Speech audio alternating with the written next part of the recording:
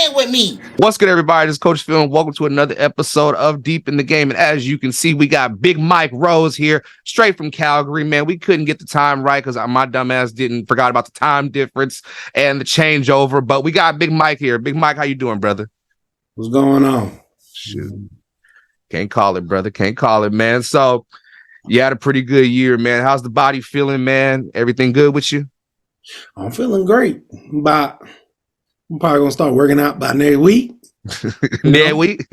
By next week, go get ready to go, man. So you gonna start that diet too next week, though, or you been on the diet? Oh no. I was a little chunky about a month ago, so I had to pull that ladder out a little early. But besides that, I've been chilling. See, brothers always want to pull out the ladder and think that's gonna sit there and make you dry. We better get one of them sauna suits on and get it done, man. But you don't need that, man. I mean, you've had a pretty good career so far, man. You've won a Grey Cup, man. You've been a 3-time CFL All-Star. Tell us, man. Tell us your story, brother. What's good with Mike Rose, and tell us where he's from, man. I'm from the 864, South Carolina, Greenville County area. I was actually born in Florence, grew up in Lake City a little bit. I mean, now you got to be really from South Carolina to know where any of them places at. But basically, I'm from the dirt road, basically. Make it tough. Yeah, basically from the country, like not the play country, like the real country. Like real country, like cows, chicken, horses country. Oh, so you was on the, like, you have a little farm or anything like that? You have No, we didn't have no farm, but I mean, I could be walking by and me and the chicken might cross paths crossing the street. You might fry him, dime, and lay him to the side and put some hot sauce on him. You never know. Yeah, you don't know. I can't call it. Sure, you've seen some things, brother, but you went to Hillcrest High, man. Where did your love for football come from, or did you have any other aspirations, sports, anything like that? Well, my first love was track and field. So I grew up running track first. Yeah, I grew up running track first, yeah. You, hold on, wait. Hey, don't make me pull up the mile stat, because I got that. Pull it up there. No, for real. Pull it up. Mm-hmm. Man, I ain't got, look, do what you do. You got a computer. Go. I'm sitting right in front of it. There you go. It's South Carolina runners or South Carolina mile stat. Mike Rose went to Hillcrest High School, graduated class of 2011. Look it up. I ran 10.90 100-meter dash. Mike Rose. God, see. Oh. Mikey Rose. Wait, no, that's not you. That's somebody. Ain't Mikey. Hey, Mikey. Hey, Mikey. There's a brother that was born in 1947. No. I need to get this. Hold on, wait. South Carolina mile.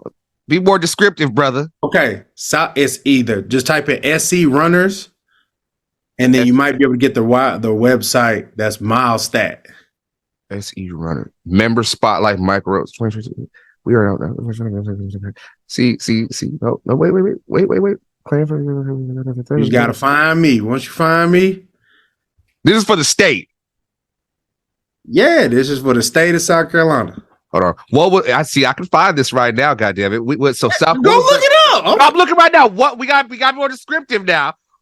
What was the association or whatever it's called? Like like the district, whatever. The association that runs all the state sports, whatever, athletics. Oh, South Carolina High School Association. South Carolina High School Association. Oh, okay. Hold on. With SCHSL. See, he put up computer. Look. Dad, gotta go look. Let me type it. Track and field records. See, now we're getting to the nitty gritty. All time list right here, boys. All time. All right. Let's see. Herbie Klein and then. Ooh! I got another one for you too. Wait a minute. Okay, so I see Lower Richland, Beaufort. No, you might be on them kids now. You know them kids fast now. Man, these are records from 1972, 68, 75, 76, 74. Yeah, look, let me find it for you. Oh, this is from 2000. Oh, see, they updated their website in a fat minute. Hold on now. Look. I'm old, man. You ain't that old. Well, I'm old enough for these records to be old. See, now we... What was the record, damn it? I found it in 5 seconds, man. Shut the hell up. What's the record? What's the record? What's the record? All right, then what we're going to do. Go to Google. I'm on Google. All right. And then type in Milestat space South space Carolina. Milestat. So I got public school education. You got to say that one more time. Type in Milestat together space South space Carolina. All right. God damn it. See, this is real, y'all. All right. Oh, SC runner. Okay. Miles split. Click on that. Okay. All right. And then go to search and then type in Mike Rose.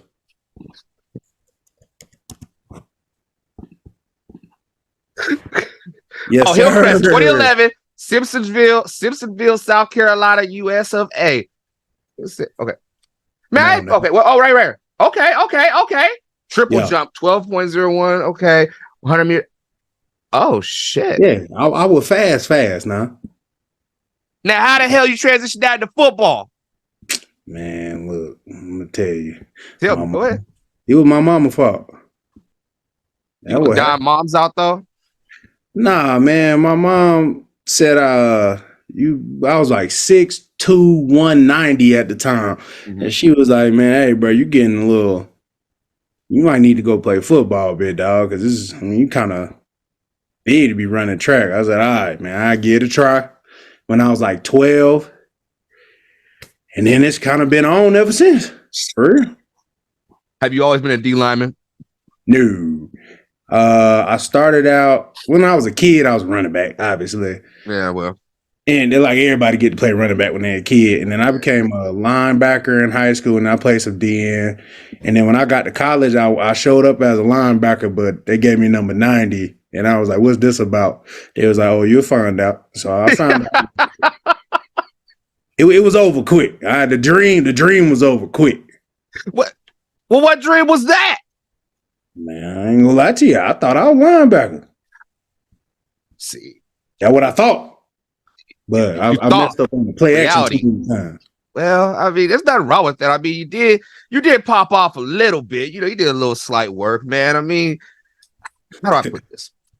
5 solo tackles, 2 assisted tackles, and 1 tackle for loss, man. And then you bumped them numbers up a little bit, man. What was it like playing at North Carolina State? We always hear so much. It's more of a basketball state in North Carolina, but they don't really give a shit about football like that. But they do got some ballers. So tell us about your time. They got some good players, man. But North Carolina State is a basketball school, man. You just see what them boys just did in the tournament, and them girls. I mean, it's a basketball school. People, you know, my former teammate might get mad, but it is what it is, man. We have some good times, man. But that's who the people really pay to see. That's who they come to see. That's just how it is. Best player y'all had coming out of there was Russell Wilson after what, decade or so. So yeah, can't be mad at it. Yeah, Russell dipped out, but shout out my boy Bradley Chubb. He ended up being a boss. Oh, I forgot Bradley Chubb even went there. That's how I thought he was just a Florida dude. But all right, go ahead, rock out. Bro. Yeah, Chubb was there. You know, we had a few NFL guys: Naheem Hines, T.Y. McGill, Justin Jones, B.J. Hill, Jermaine Pratt. We got a few in the league. Okay, I ain't mad at that. Go ahead. So then you had a nice little parlay, you know what I'm saying? You kind of went to the Giants, man. Talk about how that process and how that went down for you, man, after going undrafted. I ain't gonna cap. You know, a lot of people like to cap, you know, and say with all these things, the reasons I didn't make it with the NFL organization. I ain't gonna say no name, but y'all know exactly who y'all are. It wasn't a good fit. It wasn't a good fit. You know, Pat Graham had a way. He wanted his DNs to just run straight into people and all that and just collapse the pocket. And if anybody ever seen me rush, you have never seen me just run down the middle of somebody and just look around to see what a quarterback is. It's just not in my nature. So I think that it just wasn't the right fit. And, you know, I didn't really get another opportunity after that. So I just ended up in the CFL after that on some random stuff because there was a player from the CFL, I think Brett Jones, who he was real deal. And when he was with the Giants, and I went up against him, you know, got some good work on him.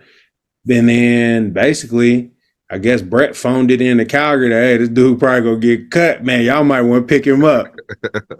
So I heard it was Brett is the reason I'm here. So Shout out to Brett Jones because Shout he out to the. definitely helped me out. I mean, shit. Said what? You've been there since 2017, man. And I look at your stats, man. Statistically, obviously, like your best defensive season possibly was 2019 with 46 defensive tackles. But this previous season, you had 24 defensive tackles, but 11 sacks. How did you get to the point in your game where you're like, man, I can easily do my thing? Or was it always a grind? Is it still a grind for you after 6 years? Man, football ain't easy. I mean, it comes easier for others, but I think that I've just gotten to a point where I know what you're going to do before you do it. I've had enough reps. I just had enough reps and enough time on the field that you ain't going to trick me with too much. And the player I was in 2019, I would argue was a better player then because, in our league, it's a stat-driven league. But real deal, like at that time, that young man he was playing the run. He was doing all that. Now I'm more focused on, getting off the rock, playing the block, being disruptive. So it's two different styles of play. I think both are really good because there's a lot of guys in this league who don't get the credit they deserve because they really be playing that run. They just can't pass rush like that. So I believe that you either got to be really good at one or you got to be decent at both. Well, that's true. I mean, with a league that's very pass happy, and especially in football, obviously, like I always say, that it's a pass happy league now. But this past season, with all the injuries that happened at quarterback, man, the running back position is alive and well with all the weapons out there. I mean, y'all had Kadeem, the three-headed monster I like to see that y'all have with Kadeem, Diedrich, and Peyton Logan. Like, and going up against them every day in practice, man, you're seeing different styles of running back. So did that benefit you in how you play as well this past season? Man, no, they're a bunch of hard heads. All of them got something different to their game. A bunch of hard heads, man. And when we play Toronto, I mean, we already know what time it is with Kadeem, so it ain't gonna be a shocker. But I mean, it's one of them things, man. Them young men, they all go hard, they all practice hard, they all do their thing. Peyton brings a completely different style. Oh yeah, I got to run a little bit. I don't like running too much. So Peyton, you may make me have to run a little bit. I don't like all that. But Kadeem, Diedrich, they more downhill, run through you. But no, that's good, man. They all having good success. So playing against them though, it's gonna be interesting playing against Kadeem. I mean, we just gotta keep him healthy. That's all that matters to him. I mean, it's and the funny thing about your team this past season that I noticed a lot of was your defense is blitz fucking happy. And maybe I'm wrong. I feel like I'm right. Correct me if I'm wrong. I have Micah on. Micah's made it seem like it's really not like y'all are blitz happy. It just y'all been playing together for a while, so you know each other's job. Is that true? I'm gonna tell you, the key is Cam Judge. That's all he look. Can't listen. Whatever we got to do, it got something to do with Cam Judge. That's all. That's all I'm gonna say. Whether we blitz or whether we not, Cam Judge is the man. Cam Judge, to me, is the best linebacker in the league. He make our defense go. I mean, there's a lot of dogs right now playing linebacker. Oh, absolutely. Don't shout out my boy Wynton McMahon. It's one of my linebackers. Jameer Thurman, one of my linebackers. Look, hey man, I don't play with some of the best in the league. Pause, but like them boys. No good. No Diddy. Yeah.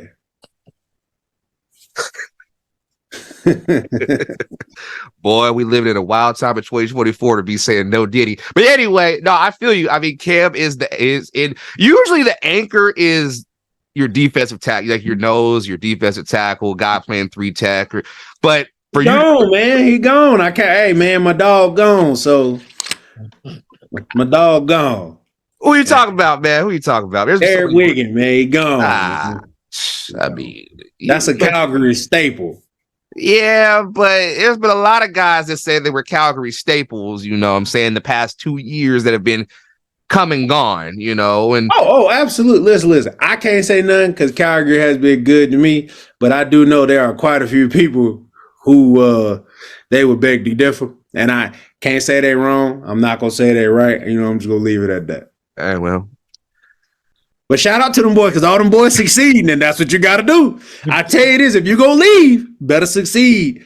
You also picked up this offseason possibly the top DB in all the CFL, Demario Houston. What is that going to be like for you guys having that at DB? And you also got Trey Roberson. You guys got a nasty defense.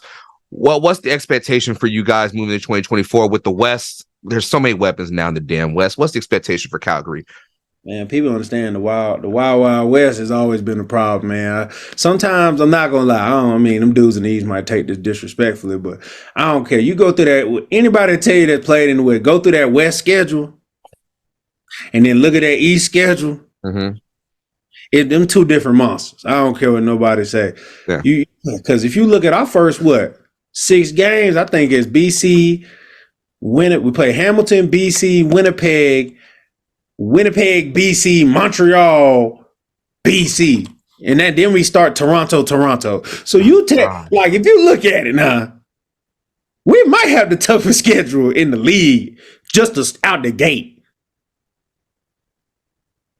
And what the hell y'all gonna do about it? You gonna buck up? No choice. We want to win. Listen, man, we either gonna win or we all gonna be swimming trying to get our jobs back at the show. That's just how that go. Look, I can't control nothing but what I could do. But I will say this: we either gonna win, or they gonna bring some people in here to win. That's how it go. That's how football goes. Yeah. Next man up. I mean, I hate to see you. You know what I'm saying, get your release papers, but you do your thing. You're gonna be all right, brother. Yeah, I don't think it would ever happen, but if it do, just know it would be hell and thunder on the way back to Cowtown. I tell you that. It would be hell and thunder. I mean, all you gotta do is do your job. That's all you gotta do. You be all right, man. You do your job at a high level, man. You be all right. What is one of your favorite experiences being in Calgary, man? And outside of winning the Grey Cup, because that's what. I ain't even do nothing for that. I know, but you kind of walked in, was like, hey, well, shit, I got a ring. Fuck y'all. But I mean, what's some of your favorite moments or just your time in Calgary? Because people only see the misconception I hear a lot of times about Calgary. Oh, they got an old stadium, and we do. They forget the long track record of success that y'all have had. Yeah, man. What's it like? Listen, man. You notice when the Patriots dropped off, we dropped off a little bit too. Look, we was living that Patriot way for a long time. It was working good, and then them young boys showed up. They playing basketball on the field. They got the RPO. And look, we got messed up a little bit. We just need to, we need to circle back. That's just how I went. I think my best memory in Calgary is probably meeting my wife. Honestly, I mean, I hate to be sentimental, but me and my wife out here is probably the best moment. I met her when I was out one night. And I was toe up drunk, and she helped me home. So there you go. Okay, well, I like the honesty. Thank you very much, man. Shit, he said, "Fuck the field. I won it." I was like, man, hey, well, have it all, but if I could have that, I'd be all right. But simple man, you a simple country ass man. I like it. So we done talked about your career, man, and we're gonna wind it down, brother. I got 5 questions for you, man, and we're going to let people know who you are, man. You ready? Yeah, let's do it. All right. What's under the do-rag? What do you mean? You need a lineup? You must have talked to Lemon or something. He the only person that I see. Hey. I got a do-rag, too. I just didn't fight putting the shit on today. Or maybe I couldn't find it. The crazy part is people know I don't got waves. So I'm just really just got it on for real. Oh, okay. I was about to say, they need a lineup or something real quick. Shit, hey. Nah. I did away with my braids. That's all. I'll let you have that. All right. Favorite kind of music, brother? My favorite kind of music. I actually listen to a lot of old school. It's either old school or J. Cole. That's just how it goes. What you think of his new little diss he did? I downloaded it. It's cool, but I like the whole project. Yeah. My thing is that if Cole was gonna do it, he threw a jab or whatever little warning shot. I think if it come down to if Kendrick responds, then it's gonna get real. But I think Cole basically was putting it out there like you really want to do it or not. it was kind of one of them disses like I mean, we could do it if you want to. You know, Yeah. I think Kendrick it's tough because of the energy and the beat behind that song. Yeah. Because he really, honest to God, he really didn't come after Cole. He was more on Drake neck. But he caught a stray because he did. Fuck the big three. It's just yeah. No, for sure. He did catch a stray, so I think that's why he responded so lightly. Yeah. You know what I mean? Because if you take away the beat and the song with Kendrick's verse, he really ain't say that much about Cole. Honestly, I think Cole responded too much. You know, he really ain't have to say that much. Well, all right. So first of all, I love the whole album. We Don't Trust You. That anything Future related, I'm all in. But first of all, Ice Attack is the best song. That the switch up of the beat. Come on. Future did that. Metro look, the whole album fire. I'm not disputing that. No. I'm saying, but from that one song with him, Kendrick, and Metro, like, are you really? It's like, you really want to? It's two niggas that can go back and forth lyrically, but I feel it's like a poetry. I saw somebody say it's like a poetry jam, and we don't really want that. Drake's gonna wait about a year. And he gonna circle back and say his. He gonna throw in subliminals. You know what he might do when Kendrick finally decide to drop an album? Drake gonna drop that same day just to piss him off quietly. He petty. Which that's perfectly fine. That's what he want to do. Like Cole, I think this is what I'm saying. I think Cole and Kendrick can lyrically go back and forth. Mm-hmm. But the problem is in today's society. Let's be honest. If you over 28, sure you'll listen to it. But if them kids ain't trying to hear that. Listen, the reason them kids like that is because of that Metro beat. Yeah. Cole has to know ain't nobody trying to listen to you over that 7-minute drill beat. If you go distant, man, you're gonna have to get that big time production beat because the kids don't want to hear ether. They want to hear stuff like that. And the beat obviously is a class. You being a person that likes old school, you know that beat. Lil Wayne used that beat on the Drought 3, so. I have that beat on my computer as one of my instrumentals. So it's like, I'm saying, man, look, he ain't fooling me. Some of them dudes, they couldn't even tell you the whole verse. They just be like, man, Kendrick went hard. I mean, because they don't listen to Cole. Cole will put you to sleep, but he will give you bars. But he for the analytical, niggas that they like. And I'm from the Carolinas. I'm gonna listen to Cole. That's just how that goes. You listen to the baby. There was a time when he was still running around in a diaper, but now that was true. So that he did. Big fact. It's big fact. Oh shit, he really liked that though. He got a little few. He got a few screws loose. I mean, his name's Kirk. I mean, what you gonna do? Anyway, the devil is a lie. Next question, brother. What does Mike Rose like to do in his free time, man? What do you do? You a gamer? You like reading? You like just smoking? Well, I mean, anyway, what you like to do? Well, I play that PS5. I be on PS5 playing, Hell Divers, the finals, Call of Duty, all that. Mm-hmm. In the off season, I get to, do some boxing, a little bit of jiu-jitsu, wrestling. And then I would say half the time, man, I'm playing with my son for real. That's about it. How old is your son? 3. Ooh. Shit. He's starting to talk back a little bit, He don't realize how big his daddy is. His daddy, Uncle Phil. That's about it. That's the thing, though.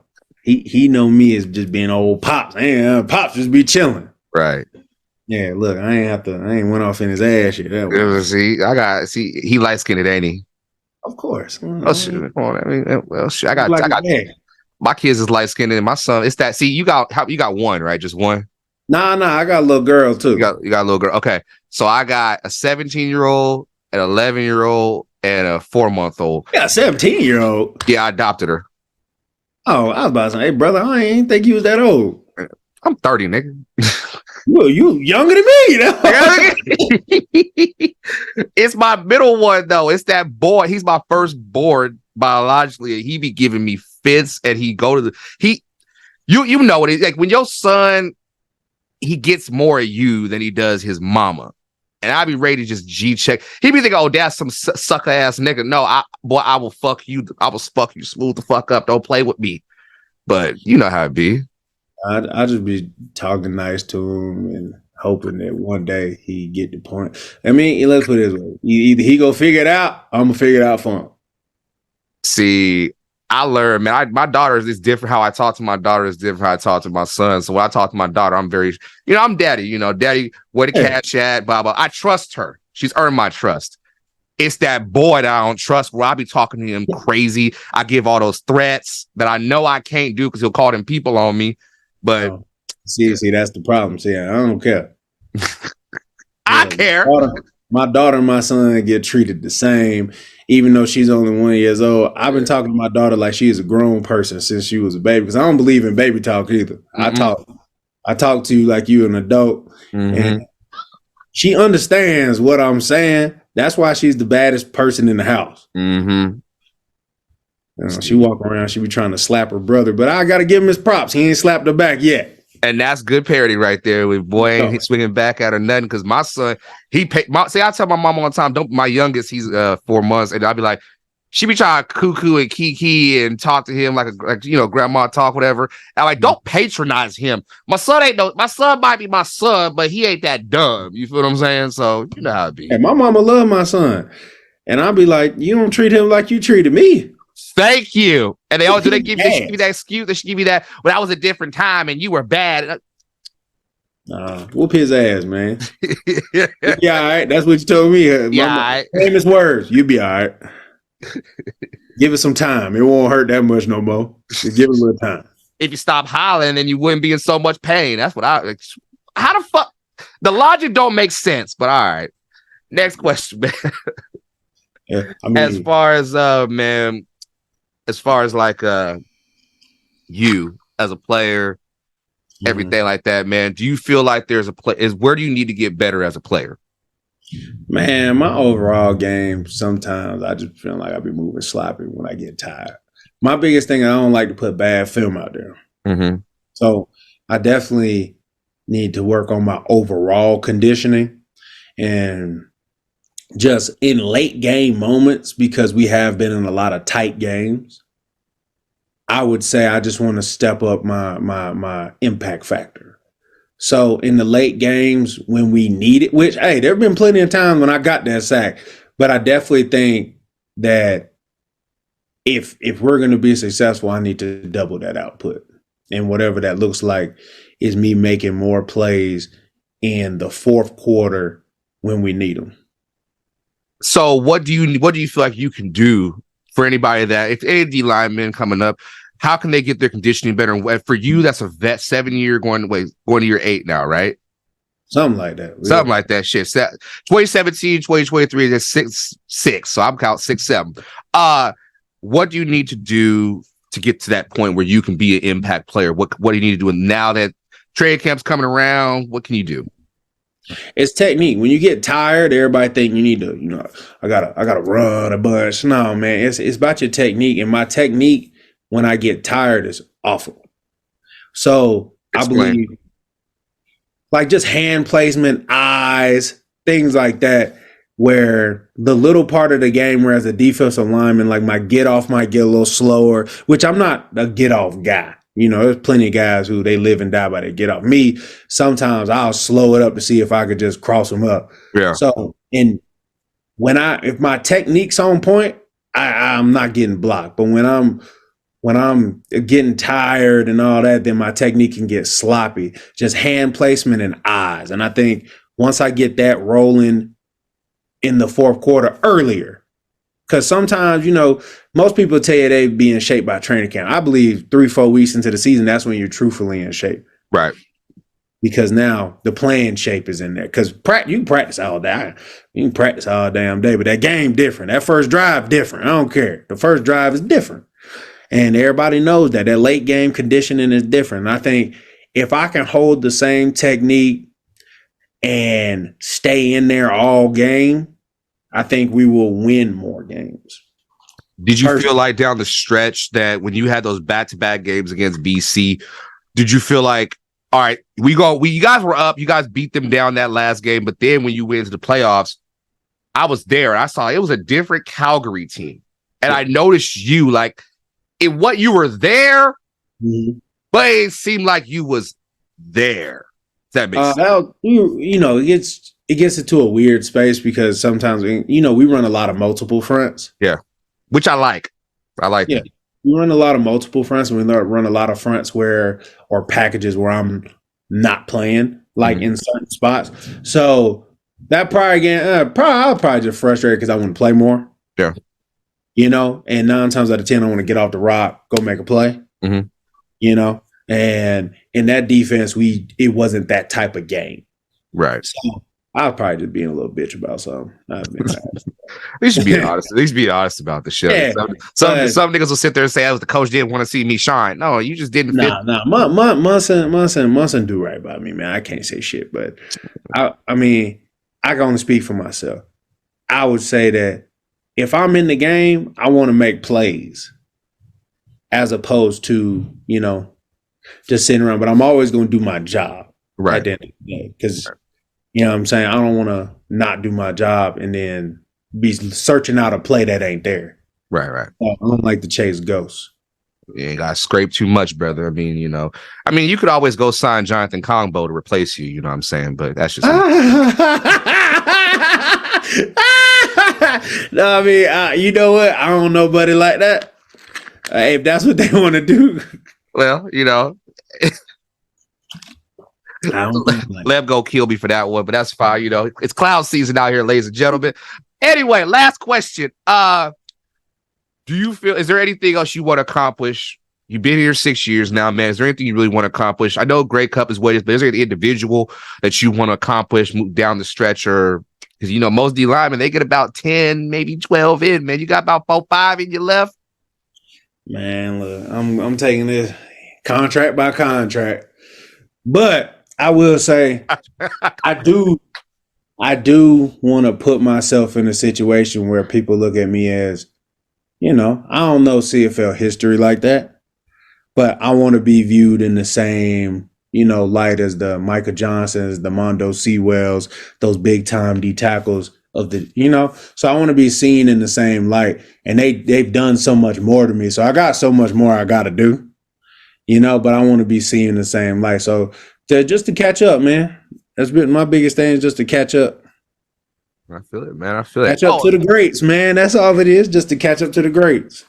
Oh, I did have one more question for you, brother, before we get out of here. Man. What's it like playing for Dave, man? What's it like? We hear different things, like he's a little Belichickian. Him and Chris Jones got a little Belichick in them, but what's it like playing for him? He's been there forever.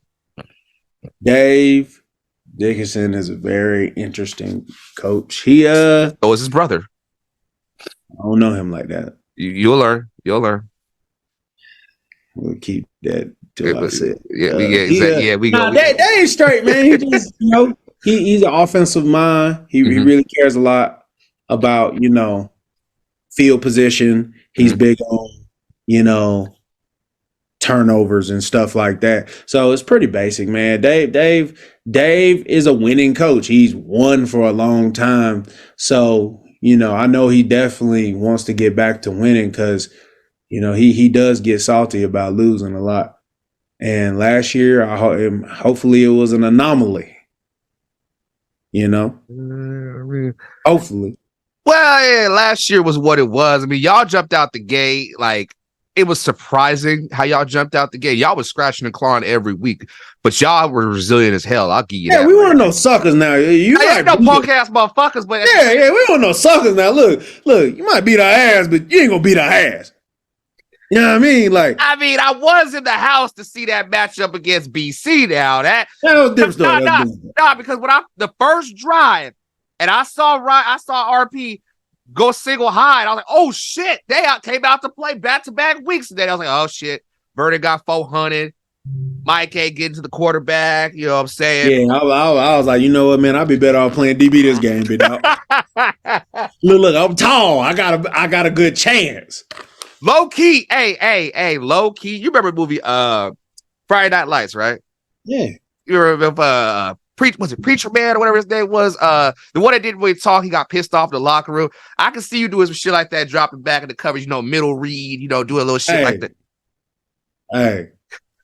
if I was given the liberty, I'd be back there at boundary half going crazy. So he said, we hit. So what we gonna do? We go, matter of fact.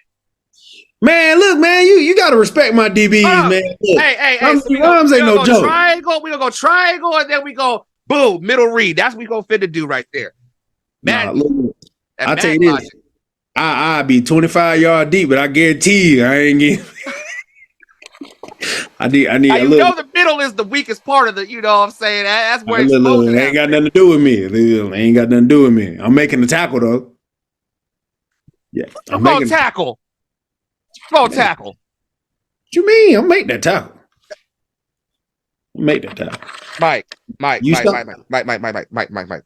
tackle. Mike, you 6'2", 265. Linebacker. I mean, you being. If they cross your face, yeah, and a nice little crossing route or a drag, whatever, there ain't no way. He in zone. I'm passing that off, player. I'm passing that off. So you gonna vacate your zone? That's what we talking. I mean, depend on the defense. Man. I don't know the structure. I don't know what's going on. Dave gonna pull you on the bench and tell you best of luck in your future endeavors. You do some shit like that. Yeah, that's a sound about right.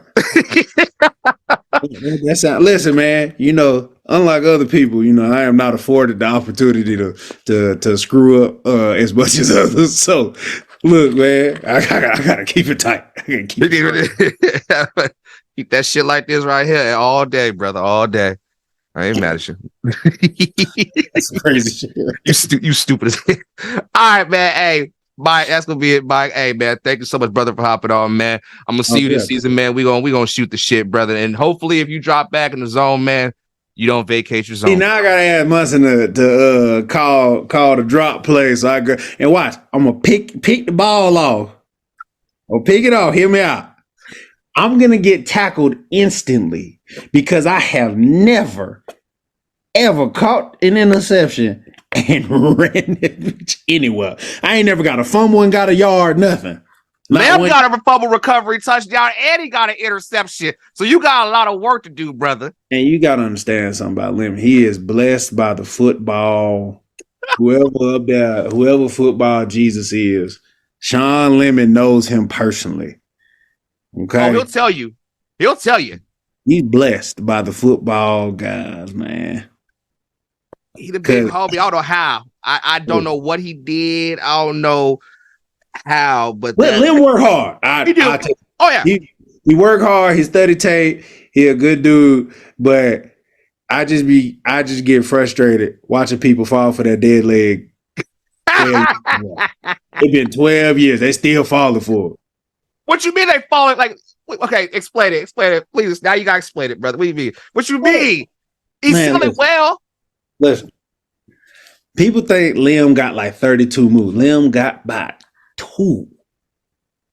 Okay, but the thing is, you know how they got the little 100% meters on NCAA. Yeah. Man, look, Liam, his chop might be a damn 100. The spin move might be 100. You look at everything else, this shit might be 50, 50, 50, 50, 50, 50, 50, 50, 50, 50. But them 200s, that's what matters. Sacks he got, that might be all 100. See, now he gonna see this, and he gonna hit me up talking about why you never talk about me like that. Well, what am I supposed to do? He got on me because when you saw the game against Ottawa, he got the fumble recovery. He was running like Fred Flintstone. Because his feet be hurting. I'm gonna get up, man. You gonna have my phone blowing up and shit. I can hear it now. Man, why you let him talk? Look, his feet be hurt. That's why he be running like that with high ass knees like that. Hey, don't even be like that. That motherfucker. See, he gonna see it. I'm gonna say it. That motherfucker even like he be moving though. I ain't gonna. He feeling like they be moving. You know the thing like a playground, like what is it? The elliptical.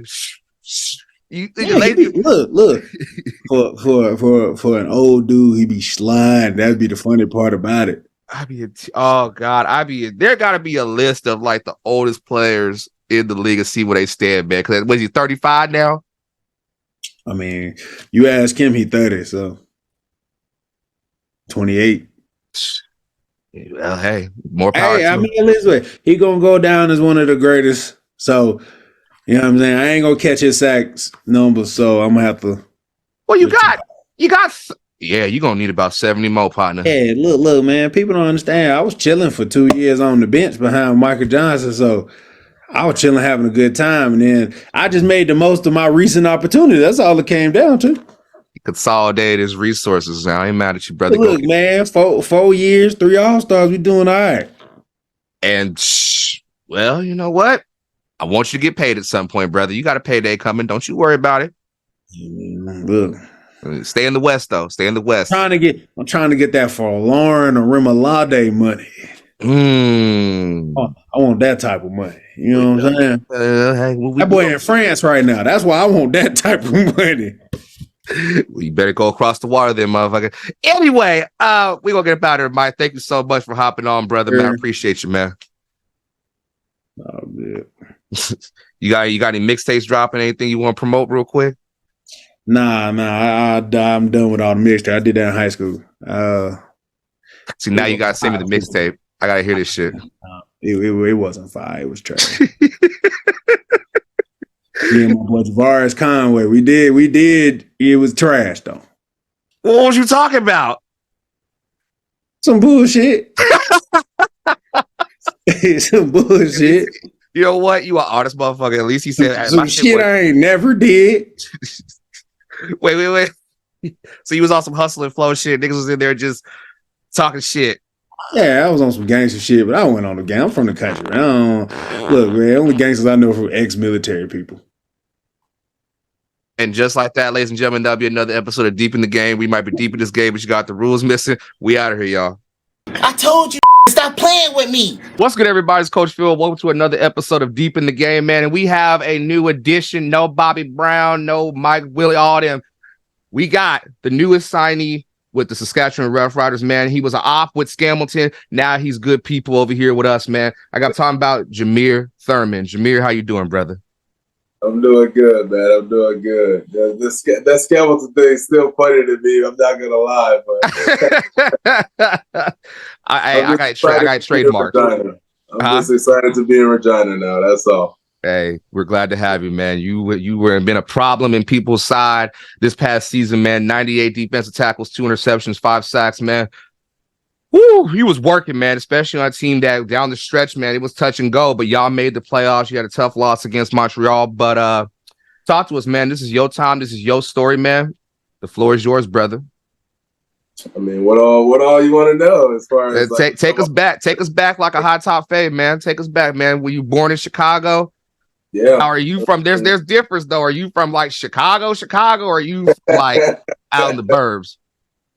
So I'm glad that you say that, because whenever people ask me like, "Are you from Chicago?" I'm like, "No, I'm from the suburbs actually." But like where I am in the suburbs, I can get to downtown Chicago quicker than people that live in the city of Chicago. It's only 12 miles away. Damn. So, but it's a suburb though. So I can't claim it, but I'm closer than people that actually live in the city. But yeah, I lived out, grew up in Bellwood, Illinois, right outside the city. With my family, I've been around the game of sports since I was born. My dad's been a coach. My brothers, my uncles played. So I didn't really have a choice of whether or not I was going to be playing any sports growing up. Right. I was a 3-sport athlete most of my life until I got to college. Between baseball, wrestling, football, before I got to high school, and then I switched to baseball with the track in high school because they say that football guys got to run track and all this stuff. So I did all that, and then I went off to Indiana State. And I think I had a pretty good career there. It's crazy how the portal stuff happens now. It's. I mean, I don't know if I would have entered it. I think a lot of people would have been on me too after my first 2 years. But I'm happy how everything's turned out in my career. I don't regret anything. Looking back, there's always things you could have done differently. I could have done differently, but it wouldn't have made me who I am today. So I'm grateful for every part of my journey, from, high school to college to the pros to, playing in 3 different leagues. I've been fortunate enough to be able to play professional football. A lot of people don't, I was just talking to guys in the gym the other day saying, like, there's so many people that, 5 stars, 4 stars, guys coming out of high school that didn't even have a chance to go pro. Right. And, I'm just thankful that, this will be year 8 coming up. And then, it's a blessing. Real blessing right there, brother. Take us back a little bit, man. You played at Proviso West, man. Now, obviously, Chicago's more known for basketball in the inner city and all that, man. Like Derrick Rose, those guys like that, man. So to say a guy coming out of Chicago playing football, man, what was the scene like for you there? And is there a big football community around there? Well, I think that's one of the other misconceptions of Illinois, Chicagoland area. There are a lot of great football players that come from here. We have a lot. We kind of get overlooked, because it's not like Texas and California and Florida and all those places where everyone's just like, oh yeah, we gotta go there because they continue. It's like there's a lot of sleepers in Illinois that get kind of overlooked because we're not from those other states. But I can say that there's definitely an old line factory that comes out of here. That's for sure. Because I went against a decent amount of them throughout high school, so I know that for a fact. But no, it wasn't like that. It was Midwest is different. Everybody think Big Ten. And then they say Big Ten can't compete with SEC, Pac-12, all that stuff. Even though the Pac-12 is pretty much now the Big Ten now, anyway. But finesse football. It's going to be interesting to see how that plays out with those guys traveling from California and then possibly got to play somebody like Rutgers or Penn State on the East Coast. I mean, I don't know how often that's going to happen, but that's going to take a toll. Oh yeah, sure. And vice versa of guys traveling out west too. But I think the Midwest is definitely overlooked, and then a lot of people from other parts of the area, as you play football, you meet people from all over the country. I mean, I've met people from all over Canada too. So it's like they don't really see Illinois as a Midwest, which is weird. They just think you're out east, and I don't get it. I think Ohio, Indiana, Illinois, and then you got like the Iowa, the Minnesotas, Dakotas. Yeah, it's kind of a you got to see between there. It depends on who you talk to, where they decide to put people and everything. But group them all together at one point and just say, hey, fuck it, we're in the Midwest. Yeah, that's how I see it. As far as geography and everything. But other people have their say of things and all that. But I think Illinois is definitely a lot of talent here. There's many examples of guys from Illinois going to do big things as well too. So yeah, I think we're still coming up on the football aspect. In due time, they them Big Ten schools gonna need some of them boys. We don't need y'all on the streets like that no more. We need y'all on the football field running these gassers and these snakes. You feel me? I feel that. But hey, so check me out. Were you always a linebacker, or did you said you played baseball, you did track and field, wrestled, but did you feel like you were more destined to play linebacker, you were drawn to it, or were you play other positions? So when I first started playing football, I was running back and linebacker. And yeah, everybody starts off as a running back, and they say yeah. But I was a running back. Like I played running back and linebacker. I played both sides all the way up. Well, I actually played both sides in high school too for the first 2 years. But then, it was just like, all right, we're not doing that anymore. But I was pretty much a linebacker majority of my life until I got to high school, because I was smaller underclassman. But I've been playing the game longer than most of the guys that were in high school. Right. So when they moved me up to varsity my sophomore year, they moved me to DB. Because oh my God. I didn't really have the size at the time. So they moved me to they played me at corner first, but then I was like, no, we gotta move him to safety. And then I played safety for 3 years in high school. Got recruited as a safety. Apparently, I was too slow. Running a 4.60 at high school was too slow. Apparently, I don't know. Hey, the standards have changed. That's what I was told. I was too slow at safety, but I still got a scholarship to go to Indiana State at safety. But injuries happen, and within the first couple of weeks, it was linebackers down, and they were just like, "We need you." And I'm like, if I could play, I'm gonna do whatever. And so I was able. They moved me down to linebacker, and the rest is history from there. So. When you got to Indiana State, man, now we all know the greatest athlete to come out of Indiana State is Larry Joe Bird. Yeah. But how do they treat the football team, man? And what were some experiences that you had playing at Indiana State for the Sycamores? The first year was tough. I'm not gonna lie. I've never lost that much in my life. Humble. We were 1-11. 1-11. Oh yeah, it was bad. New staff. The seniors that were there, they had a culture that was set before them. Right. And that left.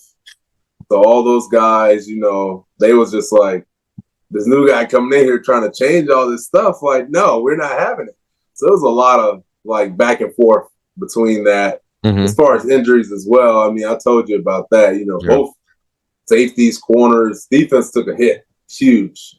And then what's crazy is that we had the guy that lost to Bo Levi for the Walter Payton Award was our running back. And he was returning for the Walter Payton. He was a finalist. Right. He was returning to be a senior the next year. I'm talking about he rushed over 1,000, 1,500 yards, touchdowns, crazy. Jesus. And then the whole staff and him, they got into it and everything, and it was crazy. Well, you can't just skip over that. Hold on, what do you mean they got into it? What you mean? Well, it was just a lot. He was dealing with injuries. They weren't really giving him the ball. They kind of changed the offense to where it wasn't how it was ran before. So him being that All-American running back, right? He was pissed off. And he voiced his concerns too. But these weren't the people that brought him in. Right. It was just, me personally, what the ballers that you have on your team, you gotta do what's best to put them in position to ball out and help their team win. And that first year it wasn't happening. It wasn't happening. But the running back name was Shakir Bell. He actually came up to the CFL and won a Grey Cup with Edmonton in 2015. He got a ring. Can't be mad at that. He did. And so, but yeah, that's how that was. But after that, we went from 1-11 to 8-6, 8-5 the next year, made it to the playoffs first time in 25, 30 something years. Jeez. At the school. Was ranked for the next 3 years after that. Didn't end up making the playoffs, but our conference Missouri Valley was pretty tough. I'm not gonna lie. With the competition y'all got, man, between Illinois State, you got obviously North, the big dog, North Dakota State University, man.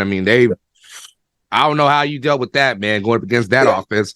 Woo! Yeah, it was a lot. It was a lot of people. I've played against some very good football players, even in college, that are playing at the highest level. So, I've played against some dogs. Yeah. What defense were you guys running at Indiana State?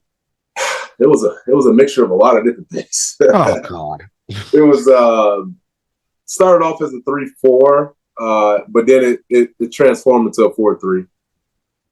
It kind of because we didn't have the people to play a 3-4, so we had to move to a 4-3. So pretty much when some shit didn't work, y'all just said, fuck it, we gonna go with a 4-3. But did you have the guys that could play 4-3? That's what I'm trying to figure out. We had the guys to play 4-3. We didn't have the guys to play 3-4. All right, well, at least they figured it out along the way. I can't be mad at that. So After your time at Indiana State, man, did you have any looks potentially for the NFL, or was it all you knew? Like, hey, somebody's got my rights. I'm just gonna go up to the CFL. No, ain't nobody have my rights or none of that. It's crazy because you know, I'm thinking like, you know, I thought I had a pretty good college career where I'm like, I can get this NFL thing a shot. So, you know, I trained for my pro day and all that stuff. I killed it at everything. Like I had two pro days, I killed it at. And I got invited to, you know, everyone gets invited to the local day for the team that's, you know, they're closest to and all that. But I got invited to the 49ers rookie minicamp and the Chicago Bears rookie minicamp. It's crazy because on draft day, like, I'm getting calls like in the later rounds, and I'm like, hold on, like, they was just making sure, you know, information's right. But like on draft day, like they used to do that ahead of time, you know, not in the later rounds, just like, this is, oh, okay, yeah, just letting you, making sure that this is the right. And I'm like, okay, well, must have been doing something right. And I'm like, now that I think about it, it's like they probably do that with so many people. It's ridiculous. Oh, yeah, they was just checking to see if the landline worked or your cell phone worked. But people don't realize the NFL, man. I heard some things, man. They know everything about you. That is the damn mafia. That is the FBI of football. They know your mama, where your mama born, what street, what time. Everything. You know, that's oof. The questions they ask, you know, like even the pro days of going up, like in front of all the scouts and everything. Like they literally like you know, I don't know if you watched the Colin Kaepernick thing where they talk about, you know, just standing in front of scouts just in your underwear and you like throwing around with your arms out and measuring it. It's crazy. You ain't about to have my fat black ass up there in my drawers twirling around for y'all like it's. I'm gonna say it. I ain't no damn slave. Number one, and number two, that shit just irks me. That it's like they say modern day slavery in the NFL, and to some degree, I get it. But you don't have to do me like that. Don't do the guys like that. You got to put your arms out. It's like what they do. Some field sobriety tests, like put your finger on your nose, and do this, and turn left, and do the Macarena, and like. But what? This has nothing to do with my measurables or what they are. Like $1 billion industry. I don't give a damn if it's 7-Eleven industry. That ain't gonna sit there and have my black ass up there just scrolling for you know what? I'm gonna shut up. That money talks, man. Money talks. Yeah, money talk, but shit, if you ain't got, well, okay, if you ain't got none, then hey, but I ain't gonna soft shoe for $1. You feel me? But no, after the draft, I mean, I went to those rookie mini camps and nothing came about. So I came back, training, you know, just staying ready. I get a call from Calgary. It was like before I guess guys were starting to report or whatever, rookie mini camp. Right. And they were just like, yeah, we're gonna sign you. This is like a Wednesday. And they bring me up on Friday. And they're like, yeah, we're bringing you up. We're gonna sign you and everything. And I'm like, okay, cool. Like, I mean, I've heard of the CFL because of, you know, I told you that running back. But I didn't know where Calgary was. Right. I didn't know anything about really Canada like that. So, but it was an opportunity for me to play football. And I'm like, cool, why not? Yeah. And I got up there, first day of practice. I didn't even know there was a such thing as 7th string. Like what? 7th string. It was so many linebackers in camp. It was crazy. Yeah. But I was 7th string. There was no 7th string. I didn't get reps. I didn't get reps. Body. You was a body for real. Oh, I was a body out there. That was it. I was just, you know, drill purposes, you know, throwing there, scout team, you know, standing right there. That was me. And then, you know, we more practice, you know, I was able to get some one-on-one reps. I was able to get some, you know, pass rushes and all that. And I kind of made the most of that opportunity and worked my way up from 7 to 3 before the first preseason game. And it was cool because that's when I think I had a great game. I had 2 sacks, sack fumble. Could have had a touchdown, but my guy Wiggs, he scooped it up from me. So I still remember that play like it was yesterday, honestly. Okay. And from there on, I just was special teams guy for the beginning of the year. They had a couple packages where I'll come in on D or whatever, but I was special teams, and I wasn't being blocked. I wasn't being blocked at all. Yeah. Honestly. And then, injuries happened, and I was able to be thrown into the starting lineup and never look back. Pause for a second on that before we get to the next destination. Because I'm a smart ass a little bit. Has anybody ever told you look like Jaheim? No. I see so you know who Jaheim is, right? The singer. No, I've never got that. Yeah, no, I've never gotten that. I'm looking at you, I'm just like, if he tells me for a woman's worth or something, start singing some R&B shit, I'm gonna end this whole thing, man. If you please tell me you don't sing either. That's actually a first. I've gotten many other things, but I've never gotten that. I'll tell you What have you gotten? No, we don't gotta get into all. No. We talking, man. We just having a little fun, man. We all have a comparison that we get. So give me. You gotta give us one, man. Who people tell you? All right, so you seen the movie Blood and Bone? Yeah. Yeah, I get that a little bit. That's wrong with that, man. I don't mean to bring race into this, but to a lot of white kids, apparently I'm LeBron James. I don't get it. Hey, I'm telling you. It's happened in Canada. It's happened here in the States as well. But it's only one specific group of people that say that. Well, they all say they do say we all look alike a little bit. I mean, shit. But LeBron James is the hairline, but he like 9 inches taller than you. And let me look at you real quick. I can kind of see it from the head structure, but nah. Can you dunk? Yeah, of course I can dunk. I mean, well, I'm just saying, but not like, I'm just saying, man. I ain't doing no windmills or nothing like that, but get up there and dunk the ball. I mean, I would hope so. Freak athlete, professional athlete over there. So that's probably the ones I get the most, especially the Blood and Bone, because everybody like so that's tank top. It's automatic every time. That's a good one, man. That's a good one, man. So you in Calgary, man, still 2018. You get a Grey Cup, man, and then you get the opportunity to sign with the Chicago Bears, the home team, man. What was it like playing for the home team, man? It was great. It was great. From the time I signed, that whole entire off season.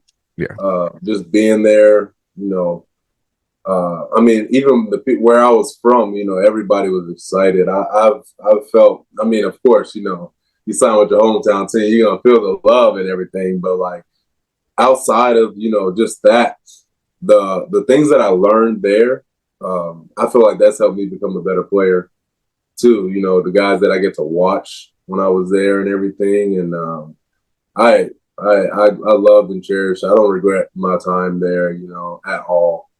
It was short-lived, got cut after preseason. But it happens, even when you leave the team in tackles in preseason, it still happens. 16 tackles is nothing to snuff at, my brother. That's 16 more tackles than most them bastards on Twitter could ever make. But hey, rock out, my boy. No, it was all good though. It was some guys that I learned a lot from those guys that was in that linebacker room, even that entire defense. I was literally just soaking up information from that organization, and then it just helped me. Whatever I took from there, I learned. I took that and tried to incorporate that into my game and help the other guys, the younger guys that I've crossed paths with as well. For someone that's played linebacker, man, I'm big on my LBs, man.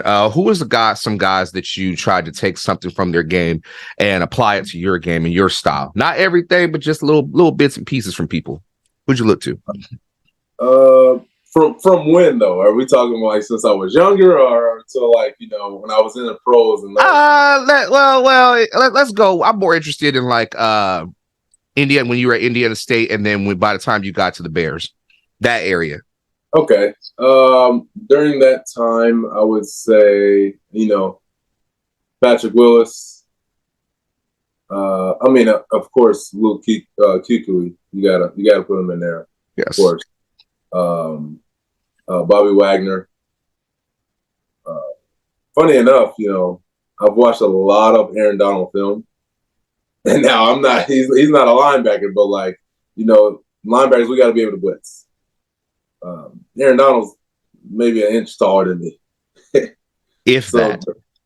So the way that he uses his leverage and all that stuff, that's something that I can relate to a little bit because we damn near the same height.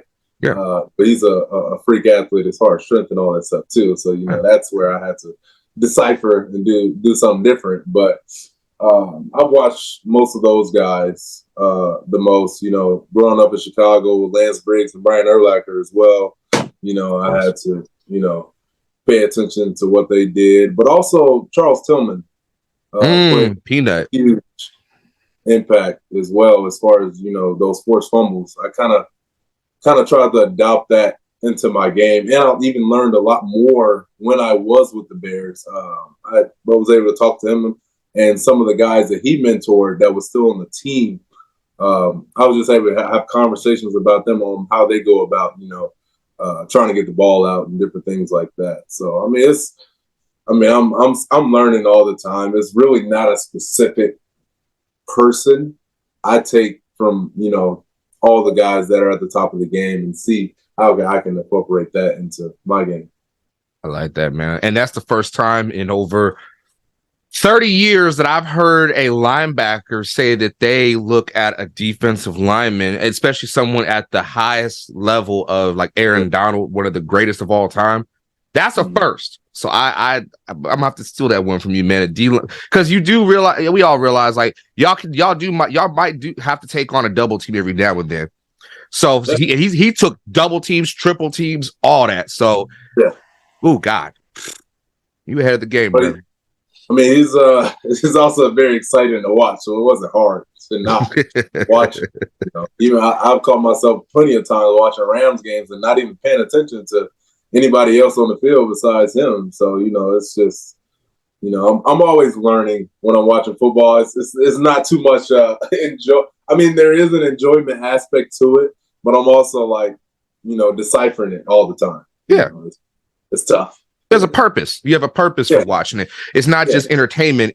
I was just interviewing Trey Robeson earlier this evening, and when it comes out earlier this evening, but he said the thing that he always did was, man, we talked about, it's this difference between watching and watching the game. Yeah. So if you're more in that watching where you can see the little things that I can pluck from here. I can do this. I might not be able to do that, but in this situation, when he does this, maybe I can use that as a counter for this, that, and the third. So that's some cerebral shit. I like that. Yeah. So even with the UFL games on, I'm still doing the same thing. And it's a nice product they got out there, man. They got stuff. See, these kids just don't know how good they got it, man. They got options. They got options. Football all year round. Hey, that's what we need, man, to a degree. Now, you did end up with the DC Defenders. Now, I did prefer the XFL over the USFL just based off of how the talent that was there in the XFL at the time, man. And with you being with the DC Defenders, man, it was all defense, man. So take us through that, man. Take us through that little pit stop.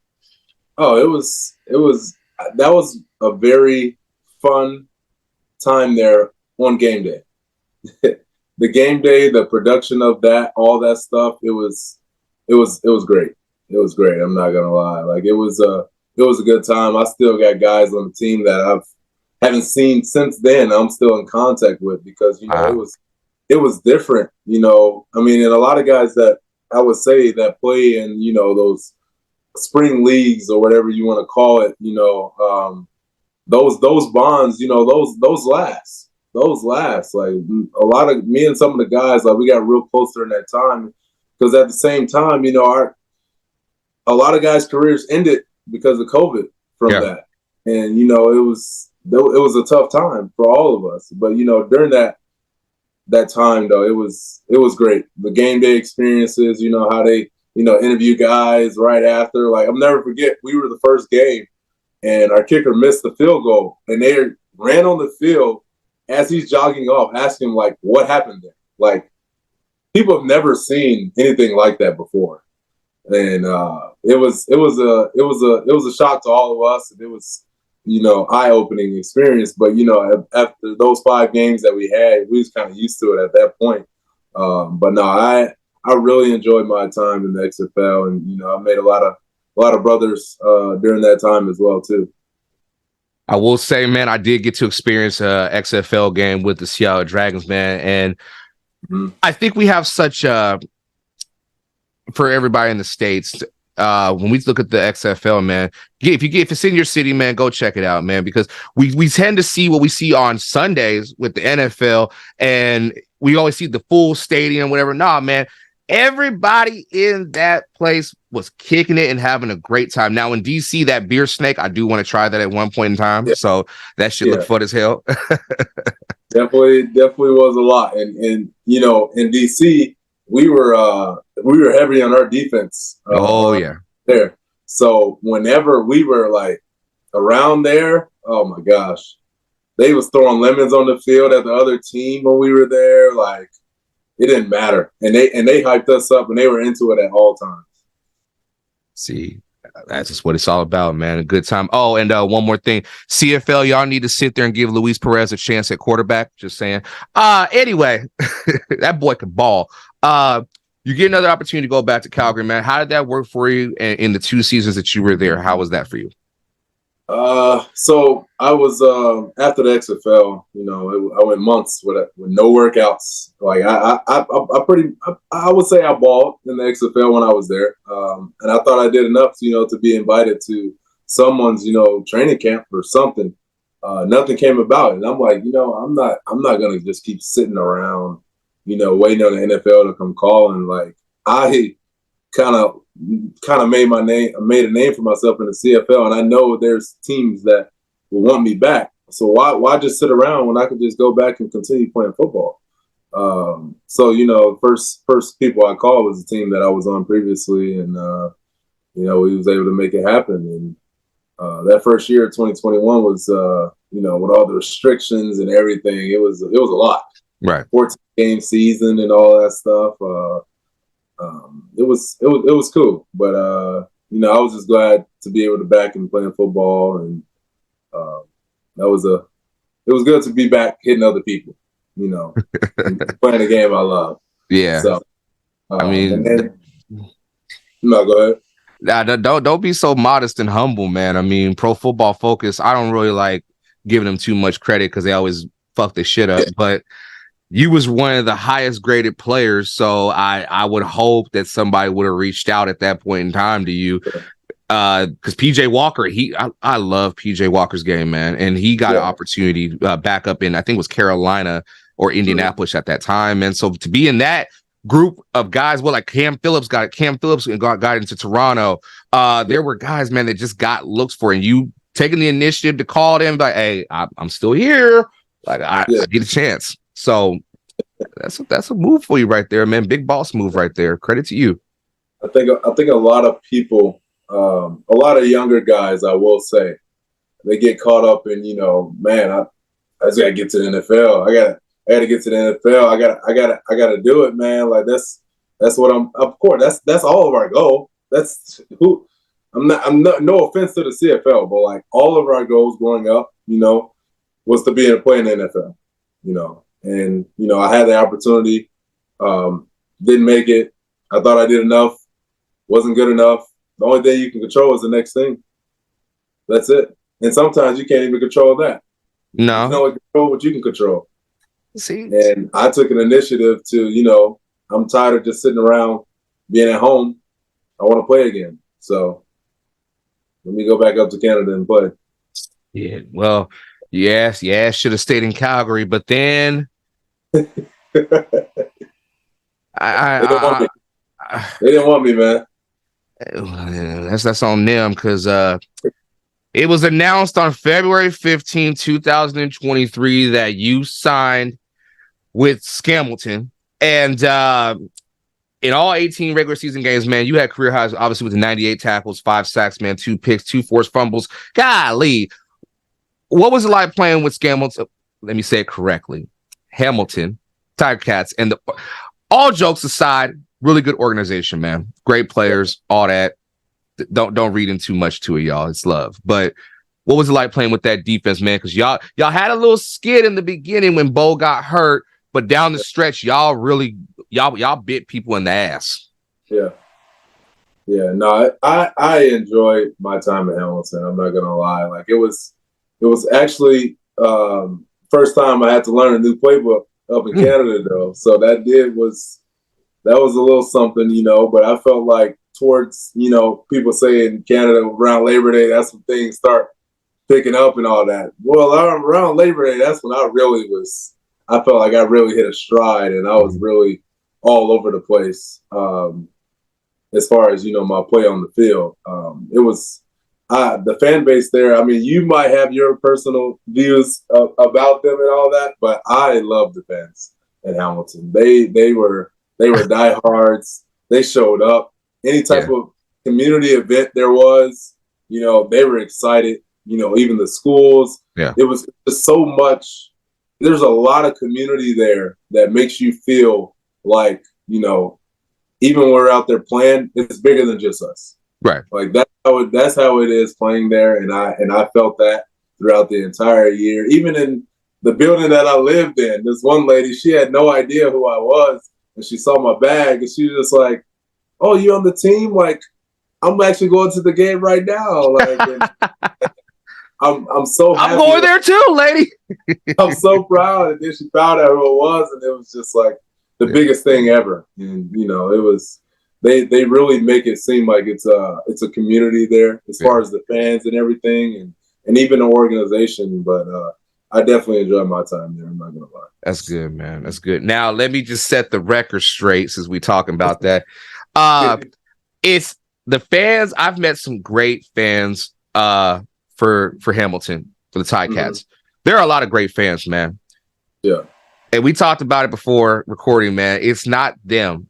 It's not. I had Coach Bowman on the channel, man. Yeah. Great dude, man. I've had Luther on now. He's going to be with you. Well, you're not with them no more, but he's going to be with them. I've had a couple Ticat guys, but I ain't with them no more. I said, no, I ain't with them no more. Now you ain't, thank God. But the thing is, man, it's like it gets kind of disrespectful at times when you could be a fan, but you ain't got to be like. There's delusional fans. But that's in every organization. No, it is. I will say Hamilton's probably are a step above. You know, I will say that for sure, 100%. Oh yeah, and it's fine. I think they'll agree with that as well. So. Yeah. Well, hey, I ain't mad at him, man. I ain't mad at him at all. But I do have a question for you that I wanted to throw out there. That last game you had against Montreal, man. I want to just. There was a situation, and I just want to. I've heard it from the other side, but I have yet to get it from the side of a player from Hamilton. Mm-hmm. What the hell happened with Chris Edwards, man? And what the hell were you on the field for that situation? And what happened? I was on the field. Okay, that. What's the true story? Things are happening all throughout the game, and you know, early in the year, something had happened with that too. So, you know, some guys, you know, you can say certain things too, and they're not gonna think nothing of it. But it's also some guys that you can't. And there was some things going on all throughout the game. You know, guys pushing late and hit each other late and all this other stuff. But if you watch the play, and I'm not taking sides on this. The Montreal receiver literally went after him. Now, like I said, there were things that was happening before, right? You know, throughout the game and all that. But that play, the guy went after Chris Edwards, and so he initiated all of that. I'm not gonna lie. Now, like I said, there were things that happened throughout the game, you know. But that's after the play, we move on. Right. Apparently, there was no moving on, and this guy attacked him. Right. He attacked Chris, not Chris. Grabbed his helmet, everything. Like I was like, when I watched the film, he grabbed his helmet and everything. I'm like, all right, cool. But he found out the hard way that is not the person that you want to do that to. So so from my perspective, so funny thing is, I was in BC for the BC against Calgary game, and they have, if you ever been to BC place, for those of y'all have been there, they have the big old screen with like 10 monitors on the wall, and I'm watching, and then I went to my seat, and they had it on the big monitor out there on the field, and I'm watching, I'm like, ain't no damn way this is happening. And then when I found it was Chris Edwards, originally I was like, everybody was like, oh yeah, they're gonna get him just off GP because of what happened in Toronto and all the other stuff. So 100%. But when I got home and I recorded the reaction, they didn't have it in the reaction. I had to dig for it, and I found it. I was like, bro, I messed up. And I would like to say publicly, if Chris ever gets to see this, I apologize, but I do stand by what I said, that when they had the clip of him going up the tunnel and he throwed up games, I'm like, I get what you're saying, and I, you know, fans, they have no idea who he is as a person, right?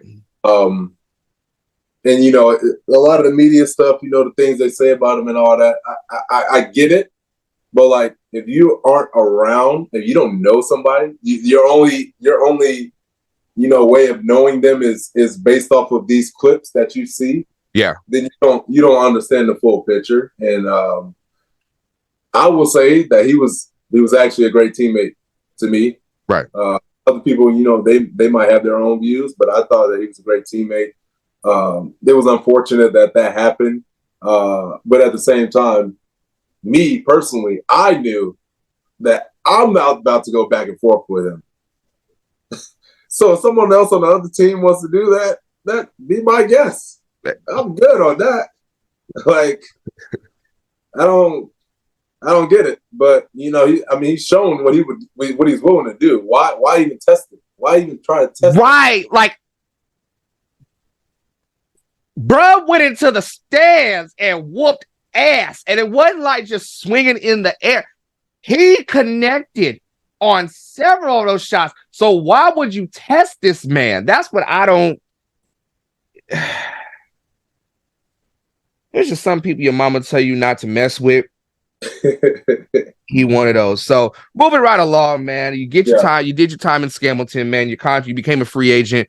Did they give you opportunity to reach out to you and say, hey, we want to try and get a deal done, keep you, or did you have other options in free agency? Oh. Yeah, take a sip because we fit to talk. I don't even know how to answer that. I really don't know. The truth. I communicated with my agent, you know, pretty much all off season. You know, I'm not the type to be like, you know, hey, what's going on? Like, let's get this done. Like, come on. I have an agent for a reason. You know, I'm gonna let him do his job. I'm not gonna about certain things and all that stuff. So, you know, the communication between me and my agent was, you know, it was pretty good. You know, I wasn't really stressing about it. But I didn't hear anything. What? I didn't hear anything. I mean, he had constant communication with them in regards to me. But nothing really sufficed from what I was told. And that was it. So That's I know there was communication between them back and forth. That's all I know. But no one talked to me personally. Damn. Well, I mean, it's business, but fuck. Oh, I get it. I get it's business, you know, new staff, new GM guys taking over and all that. They have their way of doing things. Trust me, I get it. Trust me. I get it. I've been 4 years in the place and the same way. So I understand it's a business. Did you have any other options, like anybody else reach out, or was it you knew, hey, I'm gonna go to Riderville? I mean, when Mace got the head job, I already knew that, I was a free agent.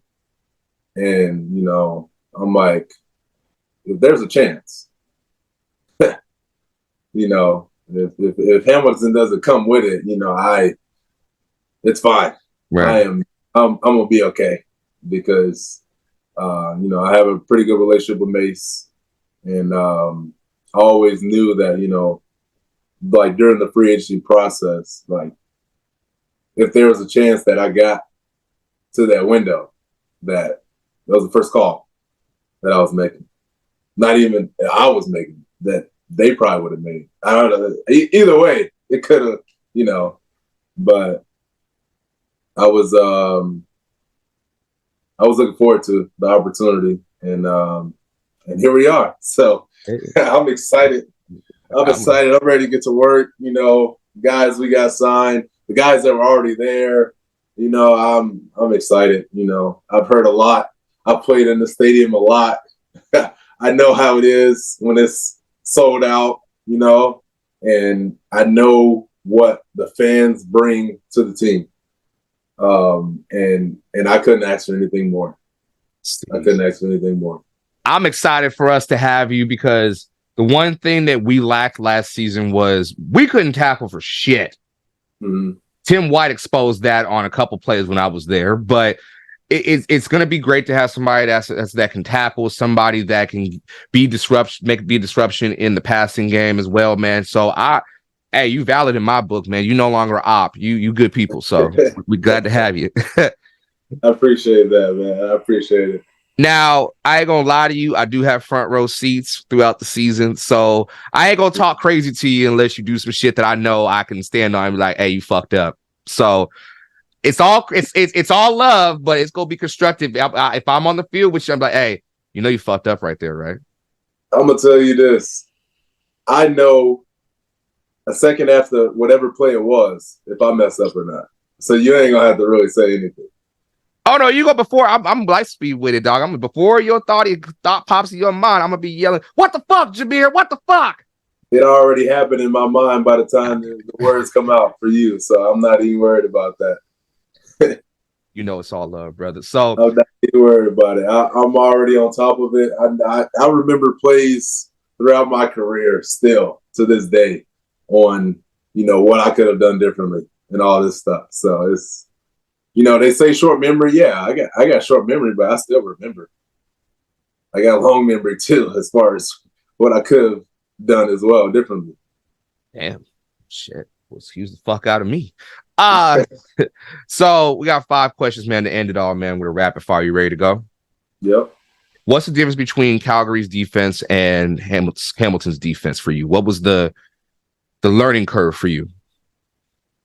Oh, it was a lot on the linebackers to in that Hamilton defense, specifically the Mike. Mike had to do everything.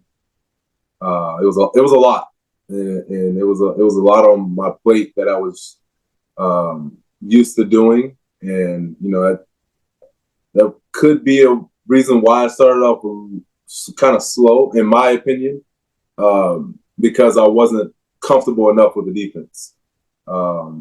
So I think that it was a lot. I'm not gonna lie. I've talked to a lot of people about it, and I've told them like, yeah, this is a lot that you got to do. Not just as far as lining guys up, but the responsibilities as well. So when that defense is on point, I will give credit where credit is due. Ain't nothing better than watching y'all fly and y'all make some damn plays, especially that secondary. It's smooth. That black and yellow striding, man. Yeah. It's I give it to you. I did love those colors. I'm not gonna lie. I did love those colors. I can't knock it. I mean, I thought about getting the combo, gray steel jersey, but anyway.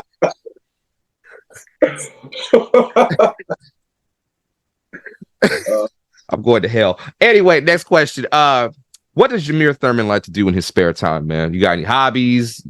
You just lay in bed all day, eat ice cream? What you do, man? I know you in the gym, so what do you like to do? I watch a lot of shows. I watch a lot of movies. I mean, you say not gym aspect, there's many different ways to say you're in the gym. It's not than just lifting. So I mean, I cook, you know, chef it up a little bit. I travel. That's for sure. I've been traveling a lot lately these last couple of years. Seeing the world, it's been great. You know, learn about different cultures and seeing different cultures and stuff. Yeah, you know, and then when I'm home, you know, I try to spend as much time with my family as possible. Going to my sisters, so, you know, track meets, spending time with my little cousins, my parents, and everything. Try to do a lot of family-oriented events and stuff in the off season as much as I can, and I also train kids every once in a while too. You know, got a little linebacker training going on as well in the off season. So, yeah, I think I'm pretty busy. Oh yeah, you a busy man. You talk about you can cook, man. So I said had the same conversation with Luther Hakunavanu about cooking. So do you cook or do you throw down? And what's your forte, man? What's your cuisine that you throw down with? My best, I would say one of my best dishes is my chicken pesto lasagna. A what? A chicken pesto lasagna. All right, I'm gonna shut the hell up then. Oh my god. Oh, that. But I mean, I don't eat out a lot, so you know, most of my meals I cook myself. So you know, yeah. I mean, I eat out a lot. Next question. I'm just playing. Last question, man. What is your? Was that 3? Is that 4? Is that 3 or 4? I thought that was only 3. All right, spot. I got one more for you. I stay with the questions, brother. Oh no, I got public school education. I can't count for shit. Hey, private school people can't count either now. You know? Yeah, well, they got money anyway. Number 4. What do you be listening to? What do you bump in your trunk, man, or what's in your AirPods? Are you talking about on game day or just like, you know, everyday type? We can do game day and also just everyday shit. All right. Well, game day, you know, really the only time I listen to Chief Keef is really on game day. I gotta throw that out there. You know, that's a necessity on game day. I'm not coming out of the locker room unless, you know, that's playing beforehand, you know. But that, you know, that's just game day stuff. That's not the only thing on game day, but that's the main. Like I got to get in that zone. But every day, you know, I don't listen to too much rap. You know, I listen to a lot of R&B. You know, I mean, I do listen to rap, but it's more like, you know, slow, you know, neo soul. I figured. You say you figured? It was either neo soul, some R&B, some I know you played D'Angelo at some point in time, so I like some of the you know, old school, you know, music in the 70s, 80s, R&B, hip hop, all that type stuff, you know. Not too much, you know. A little bit of, I don't know if you know of K Tronada, a Canadian dude. I'm about to check it out. He's a little DJ, you know, some beats and stuff, you know. I found this group on TikTok actually called The Apartment Life. And it's just some DJs that get in an apartment and they just be mixing and having a great time. And I've just been listening to that sometimes. They just be vibing and chilling. Like it was just crazy. And I just honestly just chill music as much as possible. I just have it on, you know, don't really got to listen to the lyrics, just, you know, feel the beat and relax. So you're more of an instrumental person. You go off beats, you feel it. Okay. I feel you. Same here. All right. Now, what is your Chief Keef song? Because we can go bar for bar with Chief Keef if you want to. Kobe. Okay. All right. I'll get that to you. I'll get it to you, man. All right. Now, this is the last question. Number 5, man. What is the ultimate goal for you? Actually, it's a 2-part question. What's the ultimate goal for you in your first season with the Riders? And if you have a message for any young linebackers that are playing right now, man, what will be the first thing you pass on to them? Well, I think everyone's answer for that first one is always Grey Cup. Nah, I want something other than that. I don't want that shit. We already know. We've been dying one for once since the Grey 2013. Cup, that's the main thing, But I feel like my ultimate goal, is I'm a team player. I'm not gonna lie. Like I'm not someone that counts stats after every game. Make sure I understand we all get paid off of that stuff, but like the work that I put in, that stuff's gonna come. Right. Like I'm not really worried about that. I'm more so worried about making everyone else around me better. Right. As far as D line, helping them with their one-on-ones, taking pressure off of them. DBs, being in those windows for them to make plays and all that. The guy that plays next to me, a linebacker, making sure they're, having the being on top of everything, making plays.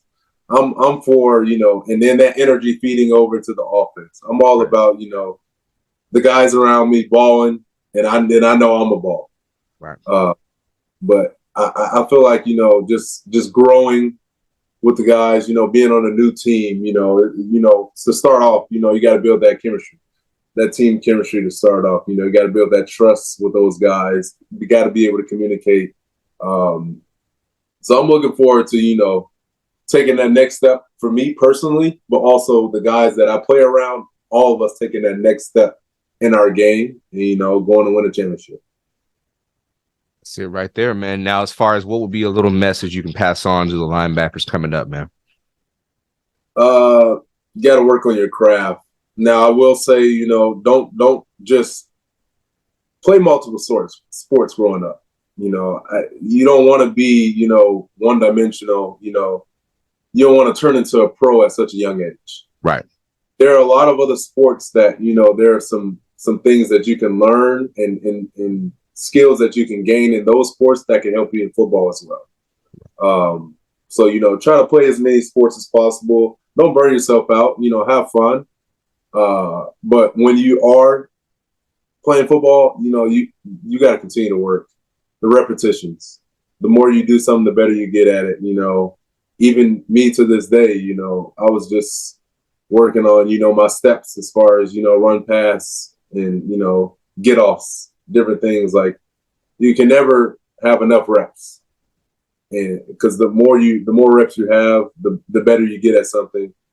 And then once you're out there in the game, live, you can put all that work you did, you put it all together and just put on a show for, your family, friends, and the fans that are there. Just like that, man. Hey, thank you so much, Jameer, for hopping on, man, joining us, and welcome to Ryderville. And I'm excited to see you do work, man. So I will see you in Scamilton for their home opener, because I'm going to be there when y'all play them. And then let's go get a ring, man. Absolutely. I appreciate you having me. Anytime, man. Anytime. So that's going to be it, y'all. It's another episode of Deep in the Game. We might be deep in this game, but you got the rules missing. I'll see you on the next one. I told you, stop playing with me. What's good, everybody? This is Coach Phil, and welcome to another episode of Deep in the Game. And we got an Ottawa Red Black right here for you, man. Now, probably don't know who he is just yet, but you're going to get real familiar with him, man. He is a defensive back, man, out of Central Arkansas, played a little bit out of Illinois State. Is that correct, my brother? Yes, sir. Yes, sir. Coming out of Baytown, Texas, we got the man, DeAndre Lamont. DeAndre, how you doing, brother? I'm doing good. How you doing, man? I'm doing good. I'm living, brother. I'm living, man. See, I'm glad you wanted to come on, man, chop it up with me, man, because you guys have had a really crazy off season, man, and I want you to be able to tell your story, man, also talk about the upcoming season, this past season, and we just shoot the shit, brother. Think good? Yes, sir. Good with that? Mm-hmm. All right, brother. So Let's do it. All right. So first thing first, man, you were born and raised in Baytown, Texas, man. Tell us, where is Baytown and what was it like growing up for you, man? Baytown is East Houston, close to LaPorte, Pasadena. It's over here by the oil refineries and stuff. Okay. A lot of people, like college teammates, used to say like Galveston, but Galveston is further on. But yeah, growing up in Baytown, it was cool, man. It was me, my mom, my little brother. We stayed with my mom's aunt, so my great aunt and her husband, my great uncle, Miss Laborde, Miss Joycelyn, Miss Laborde, rest their souls. It was my cousin Brian and then their son Nigel. We all stayed out here in Baytown. And, then my aunt came. My aunt was in like the Pearland area, and then she moved out here to Baytown too. So it was cool growing up. Me and my cousins all stayed there on like when they came on the weekends. We was all just there together. We all grew up together outside playing basketball, playing football, just playing some type of sport outside in the yard, in the neighborhood, going to the park, playing basketball with the kids around the neighborhood. I started off at Travis, then I went to Pumphrey Elementary, and then I had a year at Lamar, and then I ended my elementary years at Travis. Went to Baytown Junior for middle school, and then after that, I went to Goose Creek Memorial. Went there all 4 years, and that's how my childhood.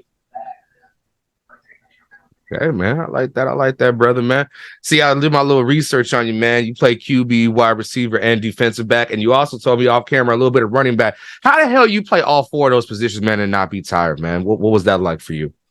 I don't know. Growing up, I always liked to be outside playing. So I guess as I got, like, when I got to high school, it just never left me. I was, just all the energy, and I could play all day. I started off when I started playing football. My first position, I started playing football in the 4th grade. My first position I played was corner. They just, you young, they just throw you out there in a position. I played corner. My first play I made was in the Super Bowl, the Pee Wee Super Bowl game. I made a pick to end the game. Crazy. Then the following year, I came back. We had a new coaching staff. Coach Cartwright, Coach Haggerty, Coach Cross, Coach Choggy. Shout out to those guys. I played running back that year, and then that's when I knew, like, that year is when I fell in love with football. Like I always, like, I watched my first football game was Texas versus USC game. That was my first football game I ever seen. Damn. But then it's crazy. And then but that year when I played running back. I went to practice. My first day of practice, I went with I had this Puma fit on, like a Puma shirt and some Puma shorts. We was running sprints, and I was leading the pack, and my coaches called me Puma. And from there, the season came around, took off. Everybody around here knew me as Puma. Got older, junior high. I wanted to play running back, but they told me I was too small, so they put me at receiver. Started playing receiver in junior high. My 8th grade year, I played a little bit of quarterback. Got to high school. I didn't know what to do. I didn't know if I wanted to play running back or quarterback or receiver.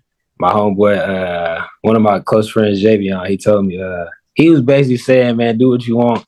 We got to practice. They basically said, go to position you want to play. I went to running back. There was nobody at quarterback. They was like, do you want to play quarterback? I said, why not? Went and tried it out. And freshman 18 quarterback. Sophomore year, I was a receiver in DB, and then it just kept going throughout high school. Like, it just moved me. I was moved around.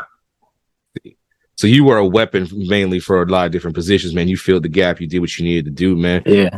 What was your first? What was like playing Texas high school football, man? You hear all the crazy stuff, man. What was that like for you being from a town like Baytown?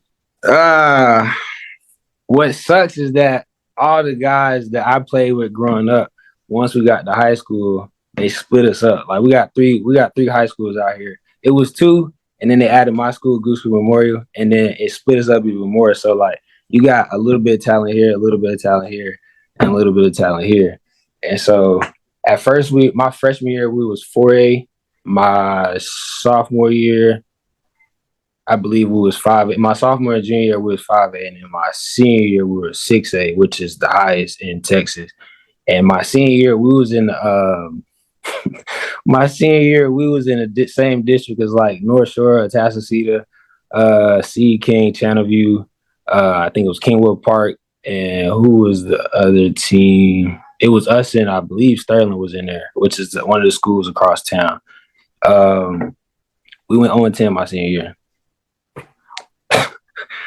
We went 0-10 my senior year. It was like, it's to the point to where we played C King. I went for 6 touchdowns and we still lost, 52-49. You scored 6 touchdowns and y'all still how the hell you lose?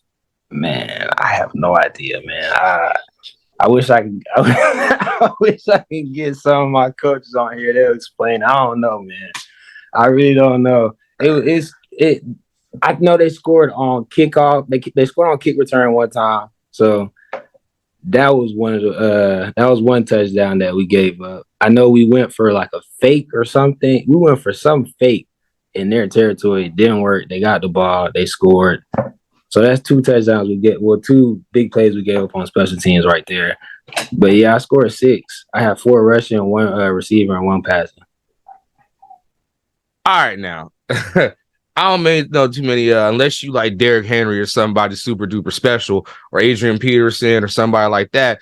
You scored 6 touchdowns and you still lose. Usually win. They take you out in the 4th quarter. But damn, y'all, man, I'm so sorry, brother. It was a tough one. It was a tough one. I can't only imagine, man. So tell us about your recruiting process, man, because you did start out at Central Arkansas, man. Was that your first pick, or did you have any other options at that time?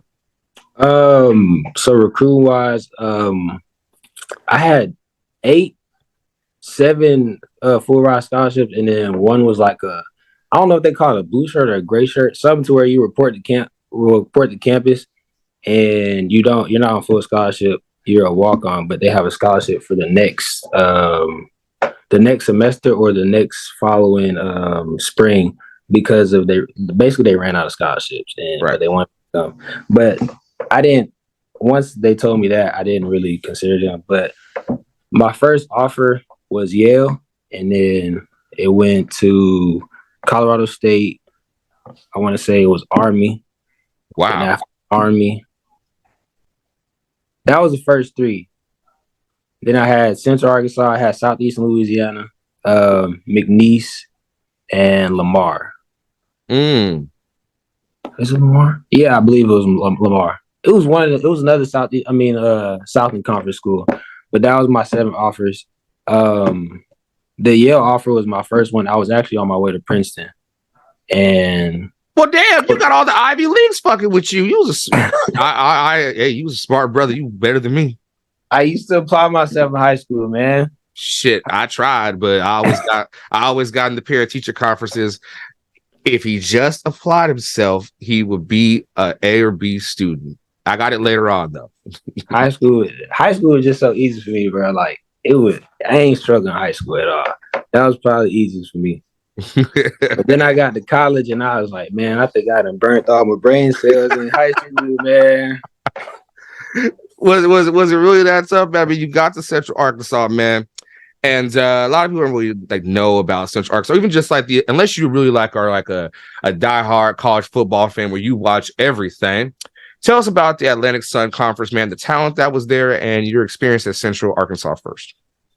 So me personally, the Athletic Sun, I was only there for 1 season. I was really in the Southern Conference, and that was with us, like I said, Lamar, Abilene Christian, McNeese State, Nicholls State, Northwestern State, and UIW. I believe that's it. But yeah, that was actually some great competition. I'm really mad at that league. Oh, and Houston Baptist, they're called Houston Christian University now, I believe. Mm-hmm. But that was actually some great competition. A lot of players it's a couple players I can think of, like 3 from my school that went to the pros, still playing right now. George Odom, Trey Smith, and Robert Rochelle. And then I know, well, I don't know them personally, but I know it was a few guys that I played against that had a shot at the NFL, undrafted, or I know my freshman year, was it my freshman year? Or no, it was a year before me. Sam Houston had a guy, PJ Hall. Mm-hmm. Then the year after that, they had a receiver. They had a receiver. He got picked up by I believe the Vikings. I forgot his name though. I think it was like 14. It was 9 or 14. One of them. They had 2 good receivers at Sam Houston.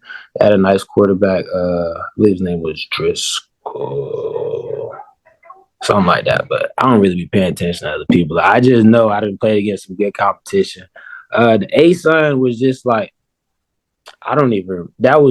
It was just a whole bunch of teams for a whole bunch of different conferences that was trying to. I think that was just a conference for teams that was trying to make that jump to the next, going to the FBS level, I guess. But the first year it was cool. It was different because it wasn't really like a solidified league or conference at the time, but that was a cool league.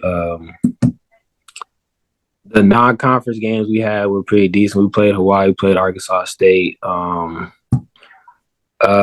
know the COVID year we were supposed to play Missouri, but that didn't happen. We played North Dakota State. That was the year Trey Lance was coming out. We had like a what you call it? I guess it was his showcase game. It was a pretty good game. The one game that he played, and that was it, and still got drafted in the top two. Man, let me get me started. He threw his first pick that game. First pick in college. Shout out to my boy Nick, man. Nick picked him off. That was a great environment to play in. I was lucky to play there again when I was at Illinois State. That was definitely a great environment to play at, man. It's something about that dome and them fans, man. They get rocking up there. Oh yeah, up there in North Dakota. Oh yeah, man. It'd be wild up in there, man. They be having because it's really it's really their pro team in that area, man. And for you, like from what and you chose to transfer to Illinois State, man, and you had balled out, man. Overall, 68 tackles, 2 sacks, and 1 interception, man. You were honorable mention, all Missouri Valley football. What was that like for you playing at Illinois State, man? And did you have any really big aspirations to go to the NFL, or were you just like, hey, I'm gonna enjoy the college ride? Nah, I really didn't even want to go another year after that last year at UCA. I was hoping that was my last year, but that wasn't in God's plan. So after that season, went home. I actually tried to go hit the portal before the Christmas break, but we had a talk, and then I was like, you know what, I'm gonna stick around. Came home for the Christmas break. I was like, I thought about it while I'm home. You got a couple weeks home. We go back to school, and I was just like, nah, it's not the same. Because I was a 6-year senior. The guys I came in with, they were gone. Most of them were gone, and it was just a new team. And I just feel like I need a new start football wise. The school was great. Everything about school was great. I love UCA. I was actually just talking to one of my teammates about that. Like, UCA was fun. I met some of my closest friends in college at UCA. But like I said, I just needed a new start football wise. It was at the point to where I had like 4 defensive coordinators at that time. I had 5 different position coaches. And I was like, you know what? What's another one at a new spot? And so I hit the portal. It was a good process. It was a nice process. I had loved the process. It was it wasn't an easy process, even though I was older and I knew how to recruit and work, but it wasn't as easy because my first offer was from one of my DB coaches that was at UCA, and I really wanted to play for him, but then it came down to like the competition. Like my goal of the portal was to go FBS. That didn't happen. I had a couple late interests once I was committed to Illinois State, like 2 weeks before I was going to move up there. But at that point, I'm like, it's too late. I already got everything situated. And so, I took that route to Illinois State. It was a Missouri Valley Conference. I feel like that is one of the best. Actually, it is the best conference of FCS and the closest thing to FBS football. And I guess you could say pro style football, the way they play in that conference, real hard nosed football. And I just felt like it was a great decision by me. It was a good decision by me. Like I said, I loved UCA. I wish I could have stayed there for one more season, but I just felt like I needed to go somewhere else and perform at a higher level, which I could say I did. See, that's all that matters right there, man. Finding that competition where you can showcase what you can do, get you some wins, get you some tape, man. You look good out there, man. I've seen some of your tape, man, when you were at Illinois State, man. And what I like about your style, man, is you're not the biggest, but you got the technique. I see you honed your technique. You're stronger than you actually look, man. You got the strength to you. And I do like how you play within the system, but you're not just the system doesn't make you. You fit well with what you're doing, man. And I like what I see, man. You got it there, man. You got some skill. Yeah. That's like one thing I try to do. I try to like get the system down, learn the playbook to where I can do stuff like that. I can be a football player, go make plays. If you see something, go make the play, not just basically like be a robot and do exactly what, you know what I'm saying, which is what it says to do. And that's how some of the greatest players are the greatest. They go out there and they make football plays. They go out there and play off instinct and make plays. And what I like also, man, is it doesn't look like you're thinking too much. You don't have that question mark over your head, like where, okay, I'm looking at every little detail of what he's doing. I see his release. I see what he's going to do right here. No, you just play. I respect the hell out of that, man. That's what we need more of that. Yeah. And that's just, like I said, I try and learn the playbook as much as possible. That way I got that part out of my head while I'm playing. I know my assignment. I know what this guy over here is supposed to do. I know what he's supposed to do. So I can play to my leverage, and I can play knowing if I want to play like this, I got help over here. If I want to play like this, I got some sort of help over here. Just knowing where everybody's at to where it helps me play better. And that way I can really just hone in on what that offensive player is doing instead of worry about the play, what I got to do, and what he's trying to do. Like that, man. I really like that, man. So then after you finished at Illinois State, man, how did you get to Ottawa, man? What you signed in April 2023. How did that work for you, man? And how did you get involved within the CFL? I was shout out to my agent, John, GHG Sports. So he sent me to North Carolina to go to do my pro day training at Velocity Sports. And my whole thing, like my goal my whole life before I started playing football was like, I want to get to the NFL. I want to play in the NFL. I want to be one of those guys that make it to the NFL and make a name for themselves in the NFL. And so, like I said, I didn't want to do that extra year of college. I wanted to come out that year, but it was best that I stayed and, you know what I'm saying, do what I had to do. But I went out there. I was training for a couple weeks, and I want to say in February, he hit me. I was working out, and he knew what my situation was like with the NFL. He was all like, it's gonna be certain. It might not happen. You might not get drafted. You might get undrafted. But with that being said, I'm gonna do my best with all these other leagues going on right now. It was XFL, the USFL, and the CFL and NFL. I'm gonna contact all leagues, and that's what he was doing. And around February, he called me one of my workouts. And he said, DeAndre, we got a decision to make. I'm like, what you mean? He was like, we just got a contract offer from Ottawa Red Blacks. And I said, damn, it's only February. We still got, you know what I'm saying? I still got a whole nother month of training to go. And I sat there, I worked out. He said, hit me back after the workout and we'll talk about it. I worked out. I told the guys that I work out with, and I was like, bro, I don't know what to do. And then so I went back to the crib, we talked about it, and I told him, I was like, man, I still want to do my pro day. I want to see how that goes, see what interest I get from the league. So we hit Ottawa back and we let them know, like, I'm gonna go through with the pro day. But I would love the opportunity if it's needed. And so they were cool with it. I did pro day. I went to pro day. I did my pro day at Illinois State. I tried to do my pro day at Central Arkansas and Illinois State. I tried to do it at Central Arkansas because they had an indoor, and it would be better for the weather-wise. And I went to Illinois State, had my pro day. It was cold. I'm not making no excuses, but it was cold. It was like 30-something degrees, and it was windy. And I had my drills was flawless.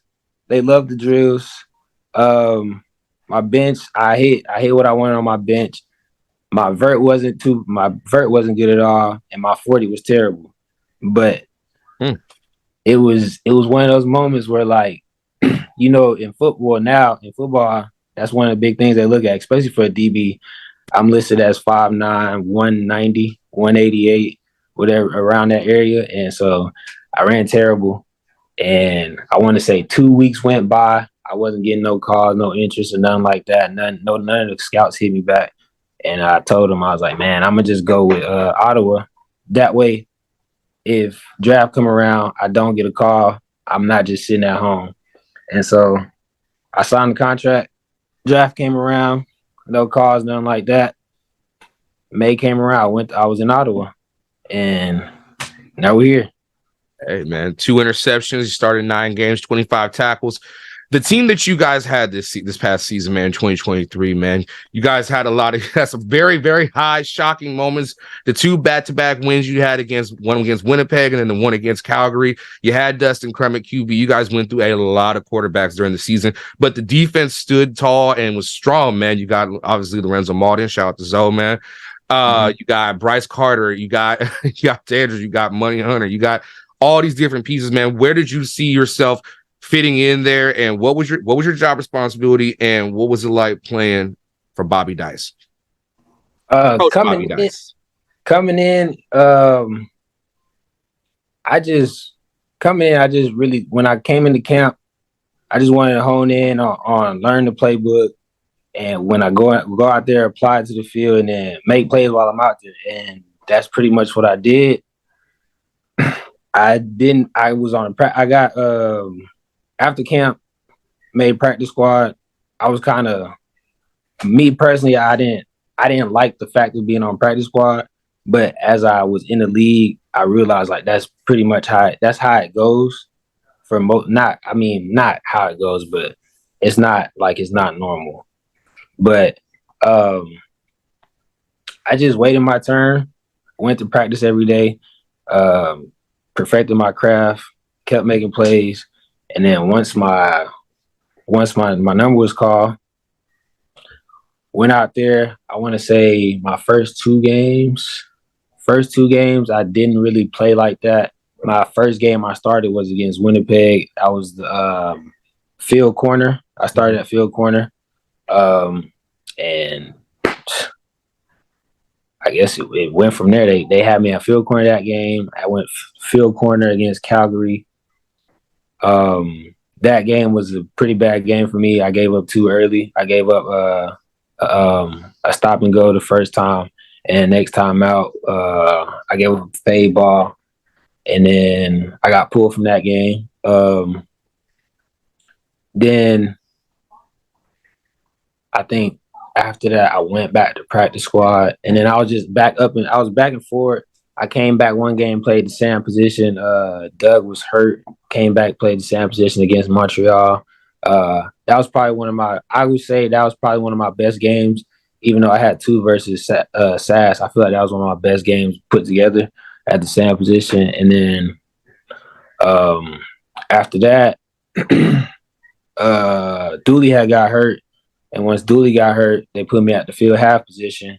And that's when I played through the rest of the season. Ended up getting hurt the second last game in Toronto, and I missed the last game. But I say all that to say my role was just they put me at the same position, the boundary half, the field half, and I had some reps at the field corner, and just learn those different positions. I was wherever needed, they'll put me in, and eventually injuries happened, and I was at the field half. And that's my big thing with me playing in the secondary. I like to say that I'm versatile, and I can play any position in the secondary if you need me to. Because in college I played the nickel. I started off at the corner. I was at the nickel. Sometimes I line up, depending on how the offensive formation was. I line up at a high safety, and I just try to keep that going now that I'm in at the pro level, just being versatile. So they got to have me on the field somewhere. I can play multiple positions, so that's one of my best attributes, just being versatile and being able to play multiple positions in the secondary.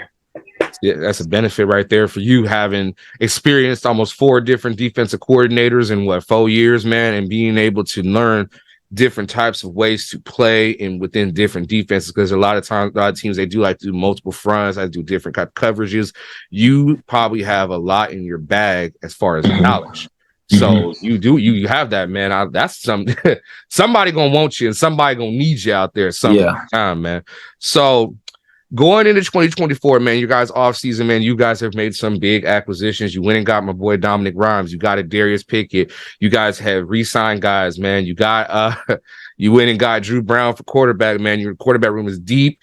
What is your expectation for this upcoming season, man? And how do you feel about your guys' chances in the East right now? Because the East is pretty open. We did make a lot of noise this offseason, and I'm excited. I'm not too like I said, it's my rookie year.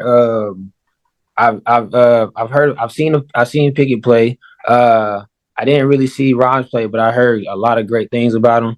And I'm excited, man. There's gonna be a lot of competition in camp, and that brings out the best in everybody, and that's what we need as a team to compete and practice and make each other better. Iron sharpens iron, and I feel like that will benefit us as a team going into the season.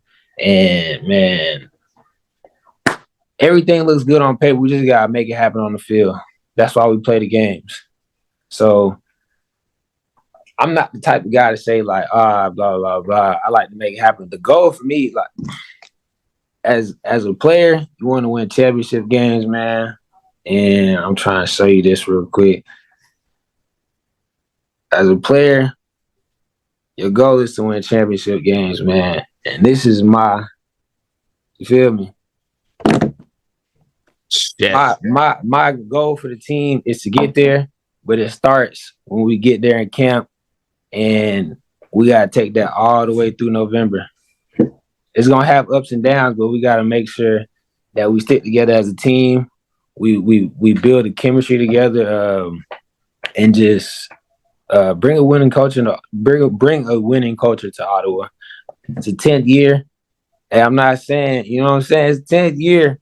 What better year to do it, man? This could be the year that we do it and change things around in Ottawa. And I'm excited, man. I'm excited. We got some new coaches in the building. We got a lot of new players in the building, and I'm excited to see what happens, man. I'm very excited to see what you guys are going to do, man. I got a big soft spot for you guys, man. The organization, the staff, obviously, Coach Bob Dice, man. Look to him, man. And I'm very excited to see what you guys are going to do, man. And hey, I want to see you spin, man. I want to see you get your reps, man, and do what you need to do out there, man. It's there. I see it. It's coming for you. Your time is coming, man. So just keep doing your thing, brother. It's going to happen for you. Yes, sir. Just got to be prepared and ready to go when that time comes. Yes, sir. Yes, sir. So we're going to end it on the 5 questions, man. It's going to be 5 random questions for you, man. You ready? Yeah. Let's go. All right, man. Who was your toughest matchup that you faced so far in the CFL, receiver-wise? In the CFL, receiver-wise, toughest matchup. Let's see, toughest matchup. Come on. I'm going to have to say Tim White or Austin Mack. Why those two? Austin, those are some dogs, man. But why? Those two? Tim was one of the fastest guys I've guarded him in my career, and I like to challenge myself with speed receivers.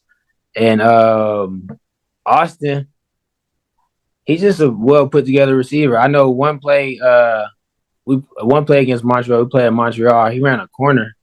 And I seen the play coming. I knew the quarterback ran. He rolled out, and I'm backpedaling. I'm like, he's finna run a corner ball. He's finna run a corner route.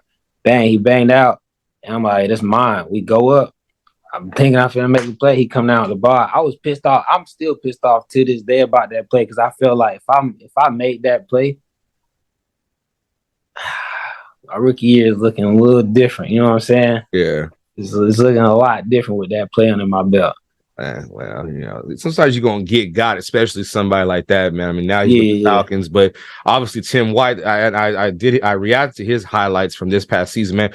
The thing about Tim White, man, he is fast as hell, but everything with him, I get the equivalent to him, like NFL wise. I see a lot of Devontae Adams, where it's nothing. He doesn't have to do all the Jerry Jeudy shit, where he got to get out of his release and try to Euro step and 4,000 or 5,000 different moves. No, he is precise. He's consistent. He knows how to get to the top of his route, and his separation ability is amazing, man. So It's okay. It's okay that you get got every now and then, man. You know, you got to get better. Yeah.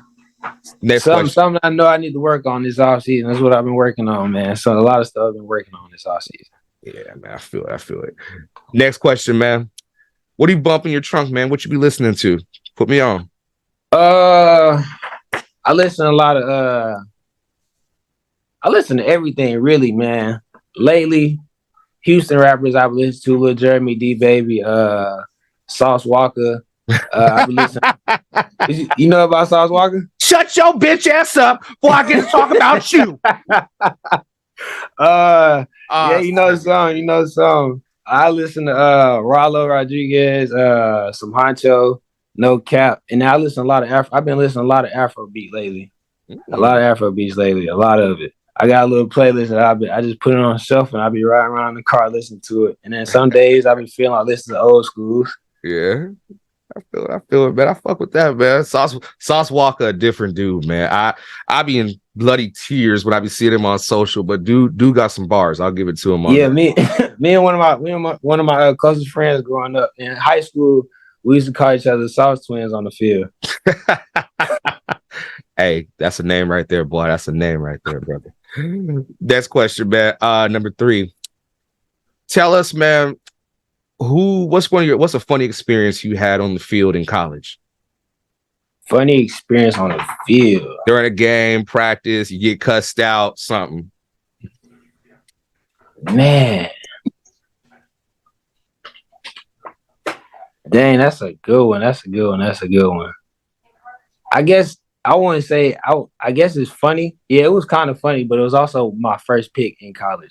We was playing Hawaii. I caught a pick, and I was like, it's crazy how it happened. I caught the pick, got up when I was getting up, my helmet came off, and I'm just like, I'm just all over the field. Like if you it's somewhere on my Instagram somewhere, but that was funny because the backstory behind it. I told my aunt, because my family came to the game, and I told her if I get an interception in this game today, if I get an interception or a turnover period in this game today, you'll give me a pair of Balenciagas. It was a Balenciaga store down the street from the hotel we were staying at. She ain't know what a pair of Balenciagas was, so she said, "All right." And it happened to me. I got the pick, and then that's why I was so excited. And my teammates, whenever I told them, they knew. They was like, "Oh, that's why you was so turned." And I was like, "Yeah, that's what it was." We went to the Balenciaga store the next day. Oh. She ain't know what it was. She seen the price tag. I was like, "You should go." Do your research first before you sit there and agree to shit, man. So you was walking around with the goddamn Quay Huncho fucking moon boots, man. Tell me you weren't. No. I had the socks. I ain't getting the moon boots. I had the little socks on. The one that look like socks. I like those, man. I just the price, man. The price be killing me, man. But I wouldn't buy them. Well, at least you ain't wearing those goddamn boots AB be wearing all the damn time with every damn fit. I know them shit. Them you've watched SpongeBob, right? Yeah. Everybody had the squeaky boots. Yeah. But that's what I be seeing with AB. And I'm like, damn, AB, like you ain't got no other Dolce & Gabbanas? All right, bro. Rock out, bro. You got it. That's his style. There's a lot of things in his style right now. Anyway, the devil is a lie. Question number 4, man. Is you a mama's boy? Yeah, I grew up only parent with my mom, so that's, you know what I'm saying? I am a big mama's boy. I grew up, my mama name is Linda. I grew up calling her my Linda. My barber, because my family's from Trinidad, so my barber in Trinidad, Nuncy, named Sean, rest in peace to him. Every time he used to see me, he was like, my Linda. And he was just like, make fun of me, because that's why I used to call my mama growing up. I still got her. I got her number saved on my phone as my Linda.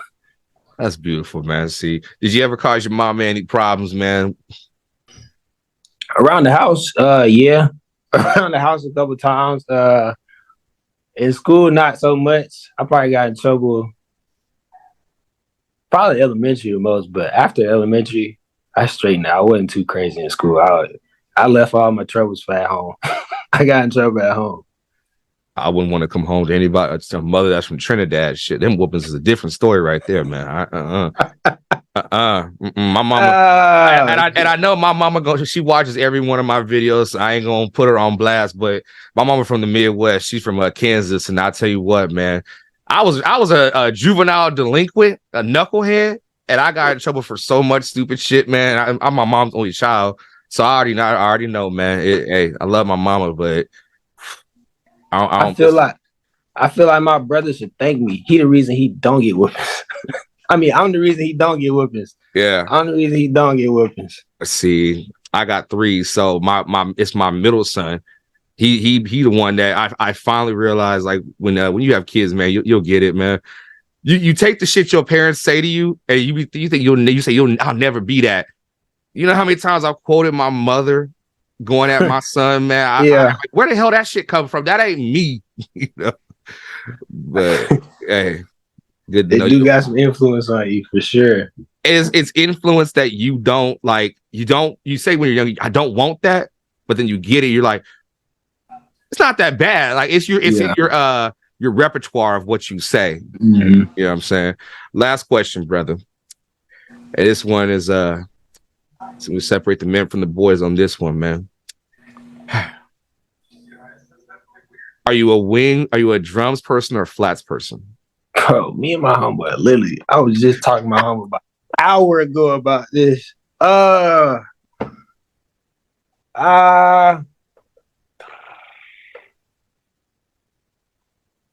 gonna say drums, man. Nah. I'm gonna say flats. I'm tripping. I'm gonna say flats. Flats. Well, that's gonna be another episode of Deep in the Game. Y'all, we might be deep in this game, but you got the rules missing. Fuck flats, dog. I can't. I'm a drum bull. It's too much. If I gotta break all these damn pieces just to get to the meat, bro. If I want to do that, I would have had some crab legs. If that's what I gotta do, but no, I can't. You ain't even gotta really do that. You ever seen? It's a video that I seen to where you get. It's somewhere to where you just go like you go like that and just pull it off. TikTok. Yeah, I know what you're talking about, but you know what I'm talking about. Yeah, but I'm a heathen. I gotta buy. I want to do that. I don't want to slide. Man, if I wanted, I get a popsicle. What is it? Otter Pop. I'll do that shit. Why? Okay, are you a Wingstop, Popeyes? What's your go-to? B-Dubs. B-Dubs overrated to me. I'll get that to you. But don't take that wrong, B-Dubs. If y'all ever want to work with me in the future, you know what I'm saying? I go to B-Dubs now. I just think it's a little overrated because it's some other wing spots out there. We got one out here. Bonfire, crazy. But to answer your question, I'm gonna say Wingstop. But I ain't gonna lie, Popeyes just dropped some new wings, and I tried them. The wings is crazy. The wings is good now, but the best wings be the wings at the what's it called spots, the hood spots. Oh yeah. Sure. Oh yeah. For sure. Oh, for sure, man. Johnny's a Lowry's. And then it's a spot out here in Houston, Lost and Found. They got I think it's 50 cent wings on Tuesday. It's crazy. Honey lemon pepper bust. Oh my gosh, those wings is crazy. Wait, are you a Johnny's or are you a Lowry's guy though? Where that's it? Where that's it? I ain't never heard of that one. He's the seasoning salt. Oh. I don't even be paying attention to that. See, you missing out, brother. I gotta put you on, man. You missing out on that slap your mama, Johnny's. It enhances them chicken wings, man. You got to do that. See, now. When I cook my wings, I put slap your mama. All right. That's the only one I use. I might use Tony Saddles, but slap your mama for sure. Yeah, I'll give that to you. I'll give it to you. You can't go wrong with slap your mama. Slap your mama is the new standard. Are you more of a yellow can, a white Cajun, the white pepper, or are you Cajun? The yellow can. All right, I can fuck with you. All right, you Yeah. valid. You valid. You valid, And bro. then sometimes I might throw it in the oven, but if I really want to, just throw it in the air fryer. Crazy. Oh, come on. See, we could, man, come on. So that's the 5 questions, brother, man. Hey, thank you so much, man, for hopping on with us, man. I really appreciate you, man. If there's anything you want to plug, a mixtape, a business, anything you got going on, man, more than welcome to. For y'all don't know, man, this is my brand right here, Believe the Hype. Hold on, let me see real quick. Believe the Hype.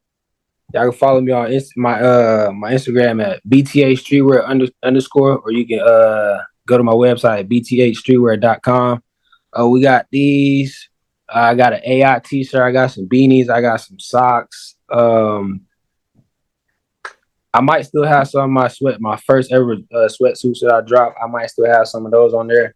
But I'm taking the time right now to craft and come up with some new merch. Hopefully y'all see me around this season wearing some samples and dropping sometime after the season. I want to say that's all I got right now, man. Y'all go check me out on Instagram, DLamont_. Check out my YouTube at DeAndre Lamont. Like I said, BTA Streetwear, Believe the Hype.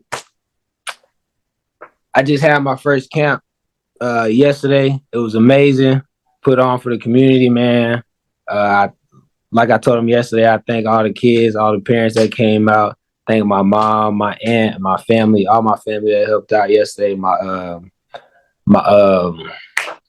friends. James was out there. James Letcher was out there. Hey, receivers. He out here training in Houston, so I shout out to him helping me out. Yeah, man, it was a great experience. I plan on doing that every year. Just doing something good for the community out here in Baytown. Growing up, I always wanted pros to come to Baytown and host camps or something like that, and it never happened. And I told myself in college, once I make it big to the NFL, I'm in the CFL, still the pros. I'll give back and host my own youth camp. And I was blessed with the opportunity to do it yesterday, and I plan on doing it every year.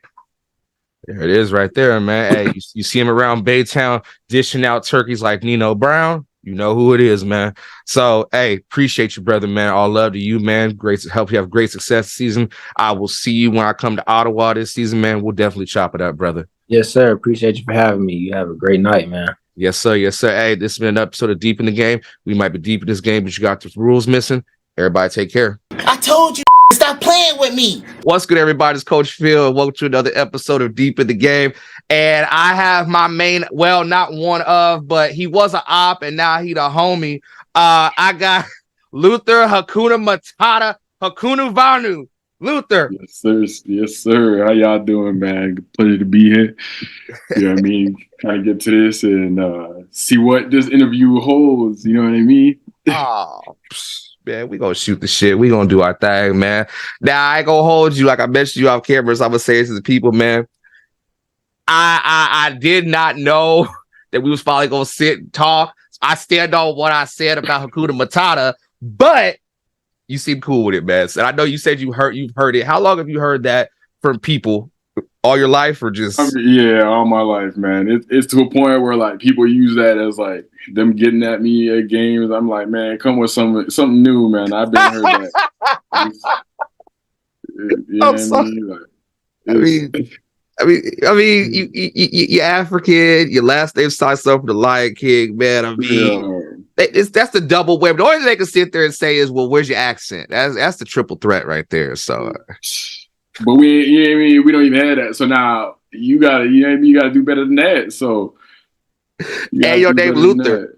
And in America, you know how that is. The only Luther we know is Luther Vandross. So you kind of set me up for it while the T-ball stared, motherfucker Sammy Sosa that shit. Hey man, you said I set you up like I chose my freaking name and thing. I ain't had nothing to do with that.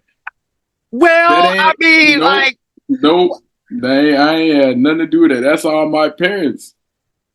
I'm gonna have to talk with pops and moms about that, man. They could have gave you a, but hey, I'll give it to you though.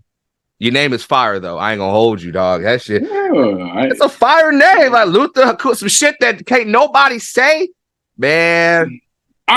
Listen, it's not even that difficult. Everybody makes it difficult. It's not.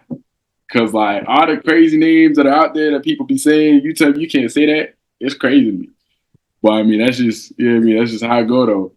You know what's funny, man? Like the first time I actually, I think you scored a touch. It was a game against, I think it was Edmonton, and I see him. I heard him say that. I was like, why did they say that? Is that his first and last name Hakuna? And then I looked at the back of your jersey, like, the fuck type of acronym ass name is that? Yeah. And I was like, all right, he got to be African.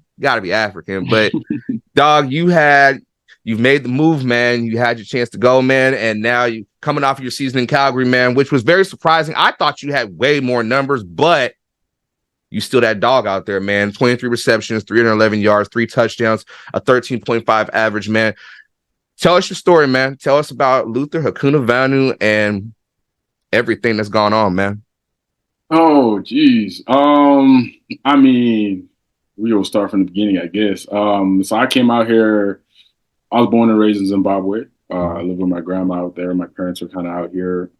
They came early. Not sure exactly the time frame in which they came first. But yeah, flew out here with my grandma around 12. Landed in Toronto. Stayed out here for, I'd say 2-3 years. I was in Barrie, moved to Mississauga, stayed out there for a little bit. And then my parents got work out in Edmonton. So ended up, packing up, went to Edmonton. And then that's where I guess that was base for us essentially. After, a lot of that movement. Sports wise, like I played everything growing up besides football. So like I played, back in Africa, I played cricket, rugby. I swam a little bit, soccer. Everybody plays soccer. And then honestly, just, as kids, just doing whatever you got to do outside of just being active. You're outside all the time. But yeah, so ended up in Edmonton. I was a hooper growing up, so that was mainly my main focus. But again, even then, I played softball, volleyball, badminton. You know what I mean? So I was kind of all over the place. From there, went to McNally High School. Was over there for basketball again. Was majority of what I was playing, and then I think it would have been ending of grade 11. Me and my boy kind of made a bet. We said, so me and my brother, he's older brother. We both play basketball together. So we kind of just, and we had a third with us. We kind of just did everything together. So it was kind of just like the three of us. Everybody knew us as the three of us. His name was Kerry. You talking about crazy names? That boy has 2 first names. Wait, I didn't hit me. Carrie? Yeah, that's it. Caricari. Same name twice. You know what I mean? Name so nice, you gotta say it twice. That's what, yeah. But yeah, so we kind of made a bet. He was like, I'll come play basketball with y'all, you come play football with me. And we're like, all right, cool. We'll get that sorted out. So it ended up, it was like the ending of grade 11. So we didn't really play much. We, showed up practice, kind of knew some of the guys, and that was the extent of that. And then the following year, that's when we actually got into that. So we played that year. You know what I mean? I kind of just went out there. I didn't know much of the sport besides watching it. Mm-hmm. And even then, watching it, like growing up, like I just watched the NFL because that's what my dad watched. But don't get me wrong, like I had guys that I like, the Larry Fitzgeralds, Julio's, you know what I mean? Like just the top tier guys at that point. But again, I'm not thinking anything of it because in my head, I'm a hooper first. So we go into the NBA. That's just how I'm thinking. And then school ends and I'm kind of playing both sports at the time. And I'm kind of like, I took some time off school in the summer coming off of high school. And I was kind of just like, whatever I get recruited for first, I'll kind of pursue in that sense. Mm-hmm. But in the meantime, I played junior football for Edmonton Wildcats, so which was crucial for my development in football per se. Just because, again, I only had a year and a half maybe under my belt, high school wise. So I did that. 3 years went in, and then that's when I got a call from Kamel Peterson. He was coaching out in York. He I guess you used to train a couple guys that were in Edmonton. So that's kind of how some of the guys that he coached were also like, oh, have you seen this guys from Edmonton too? Which, mind you, now that we're close with those. I'm now close with some of those guys too. So I mean, my last year, got the call. Was very excited. Got a couple calls, but I think for me, he stood out more just because how persistent he was, and more just very real in that aspect where it's like, what I mean, you come here, I'm not going to tell you start right off the bat. It's something you're going to have to work for, but You kept it real with you, pretty much. Yeah, 100%. You know what I mean? You're going to have to work, and if you get the work in, I trust you're going to be, you know what I mean? Mm-hmm. And I like that. So ended up making the decision to come out to York. And kind of pretty much left. I think I was here like once that paper was signed. I think I was here in July. We kind of just straight get into that work. Took that into account, and even then, there was when I say even so, I got there probably on a Tuesday. The Wednesday, I was running 200s with Roche's on.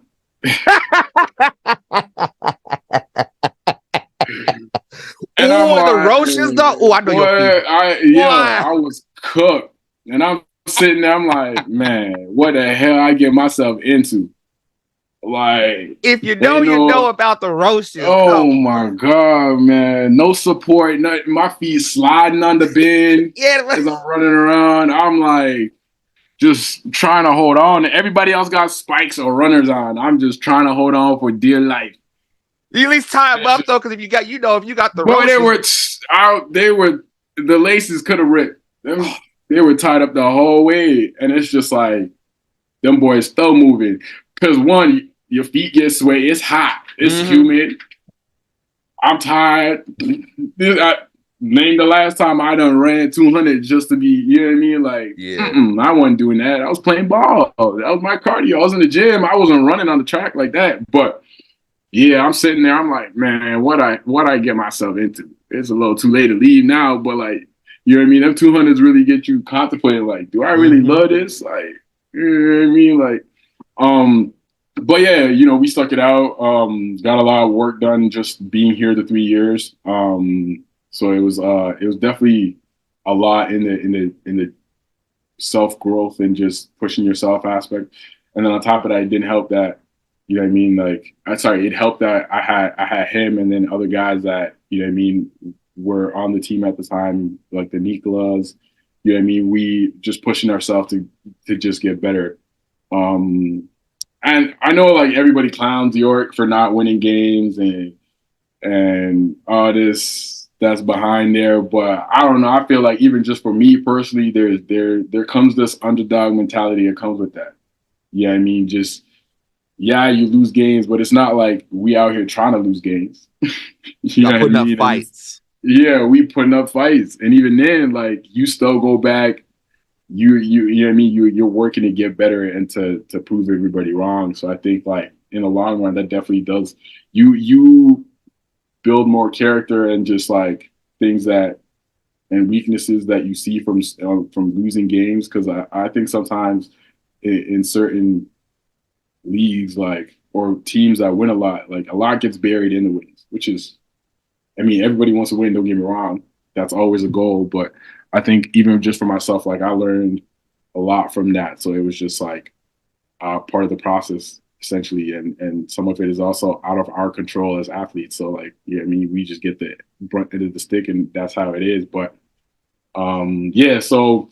But let me ask you this real quick though to understand that. As a player, dealing with not really winning a lot of games, but what was the message coaches were saying to you to keep you guys motivated? Because we always hear about when teams have a 1-2 game slide down the stretch and coach has to reset them. But when it's every damn game, what were they saying to you? I mean, a lot of it was just like, you know what I mean, just keep fighting. Like, you know what I mean? Like you guys are doing you know what I mean, you're doing the right work. We gotta, and a lot of it too is just, I think for me personally, I think I would look at situations of what I could have done better. Right. And how to help the team essentially. So like, let's say I have mistakes in games or whatever drop passes they may be. That's not my focal point to be. I got to be better at this. Because then again, it's not like we had the best of rosters. If you look at, you know what I mean, what we had, it's like we can't afford to make mistakes where other teams can't afford to do that. Right. So like the biggest thing was just like trying to minimize the amount of mistakes we make. Yeah, there's a frustration aspect to it, but then the other side of sports too is just like, are you gonna quit and then just say, all right, that's it? Like, I'm cool, like, you know what I mean? Or it's just that character side of you. It's just like, you know what I mean? We got another game next week. Let's go win. And mind you, even I think it would have been my second year at York, we actually missed playoffs by one game. So it wasn't like we were entirely losing every game. And even the games that we did lose, we were in up until, you know what I mean, maybe the last quarter or whatever it may be, or certain situations happen. But it was games that, so it wasn't necessarily demoralizing in the sense of like we are getting cooked every game and it's just like we can't piece it together. Mm-hmm. Like we had glimpses in, you know what I mean? We had moments of things going right and people seeing that we could actually get to the point where we want to get to. It's just like, how do we stay at that consistent pace of playing? That was kind of the biggest issue. But in the line scheme of things, yeah, it's just, it really comes down to how you look at it personally. Because at the end of the day, like Coach also used to say this all the time, I can't motivate you to do something. No, sir. You know what I mean, that's you and you only. So like you kind of have to figure that out on yourself. Yeah, you lose games. Yeah, you win games. But at the end of the day, that motivation aspect is still going to have to be you. You know what I mean? So that was a lot of the conversation that kind of came from there. And again, just holding each other accountable to as just like teammates and stuff like that, pushing each other. I think was a big part of that as well.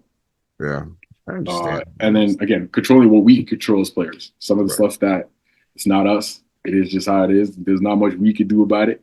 So it's like, you know what I mean? Yeah, I mean, like, you know, like, yo, I mean, like, we the first one. Listen, we the first one. Everybody want to point fingers at, but like, there's certain situations. It's just like, hey, boss. You know, if you were sitting here, you would understand. Right. Like, it's easy to talk shit from the outside, but like, when you internally, you get it. Like, you internal. You like, sit here, we looking at each other. Yeah, we thinking the same thing, but it is what it is. You know what I mean? I can't do nothing about it. I just got to do out there, do my job. Exactly. You got all the best at that point. I call it the DMX. You gotta just give the DMX response. Yo, you know what I mean? Like,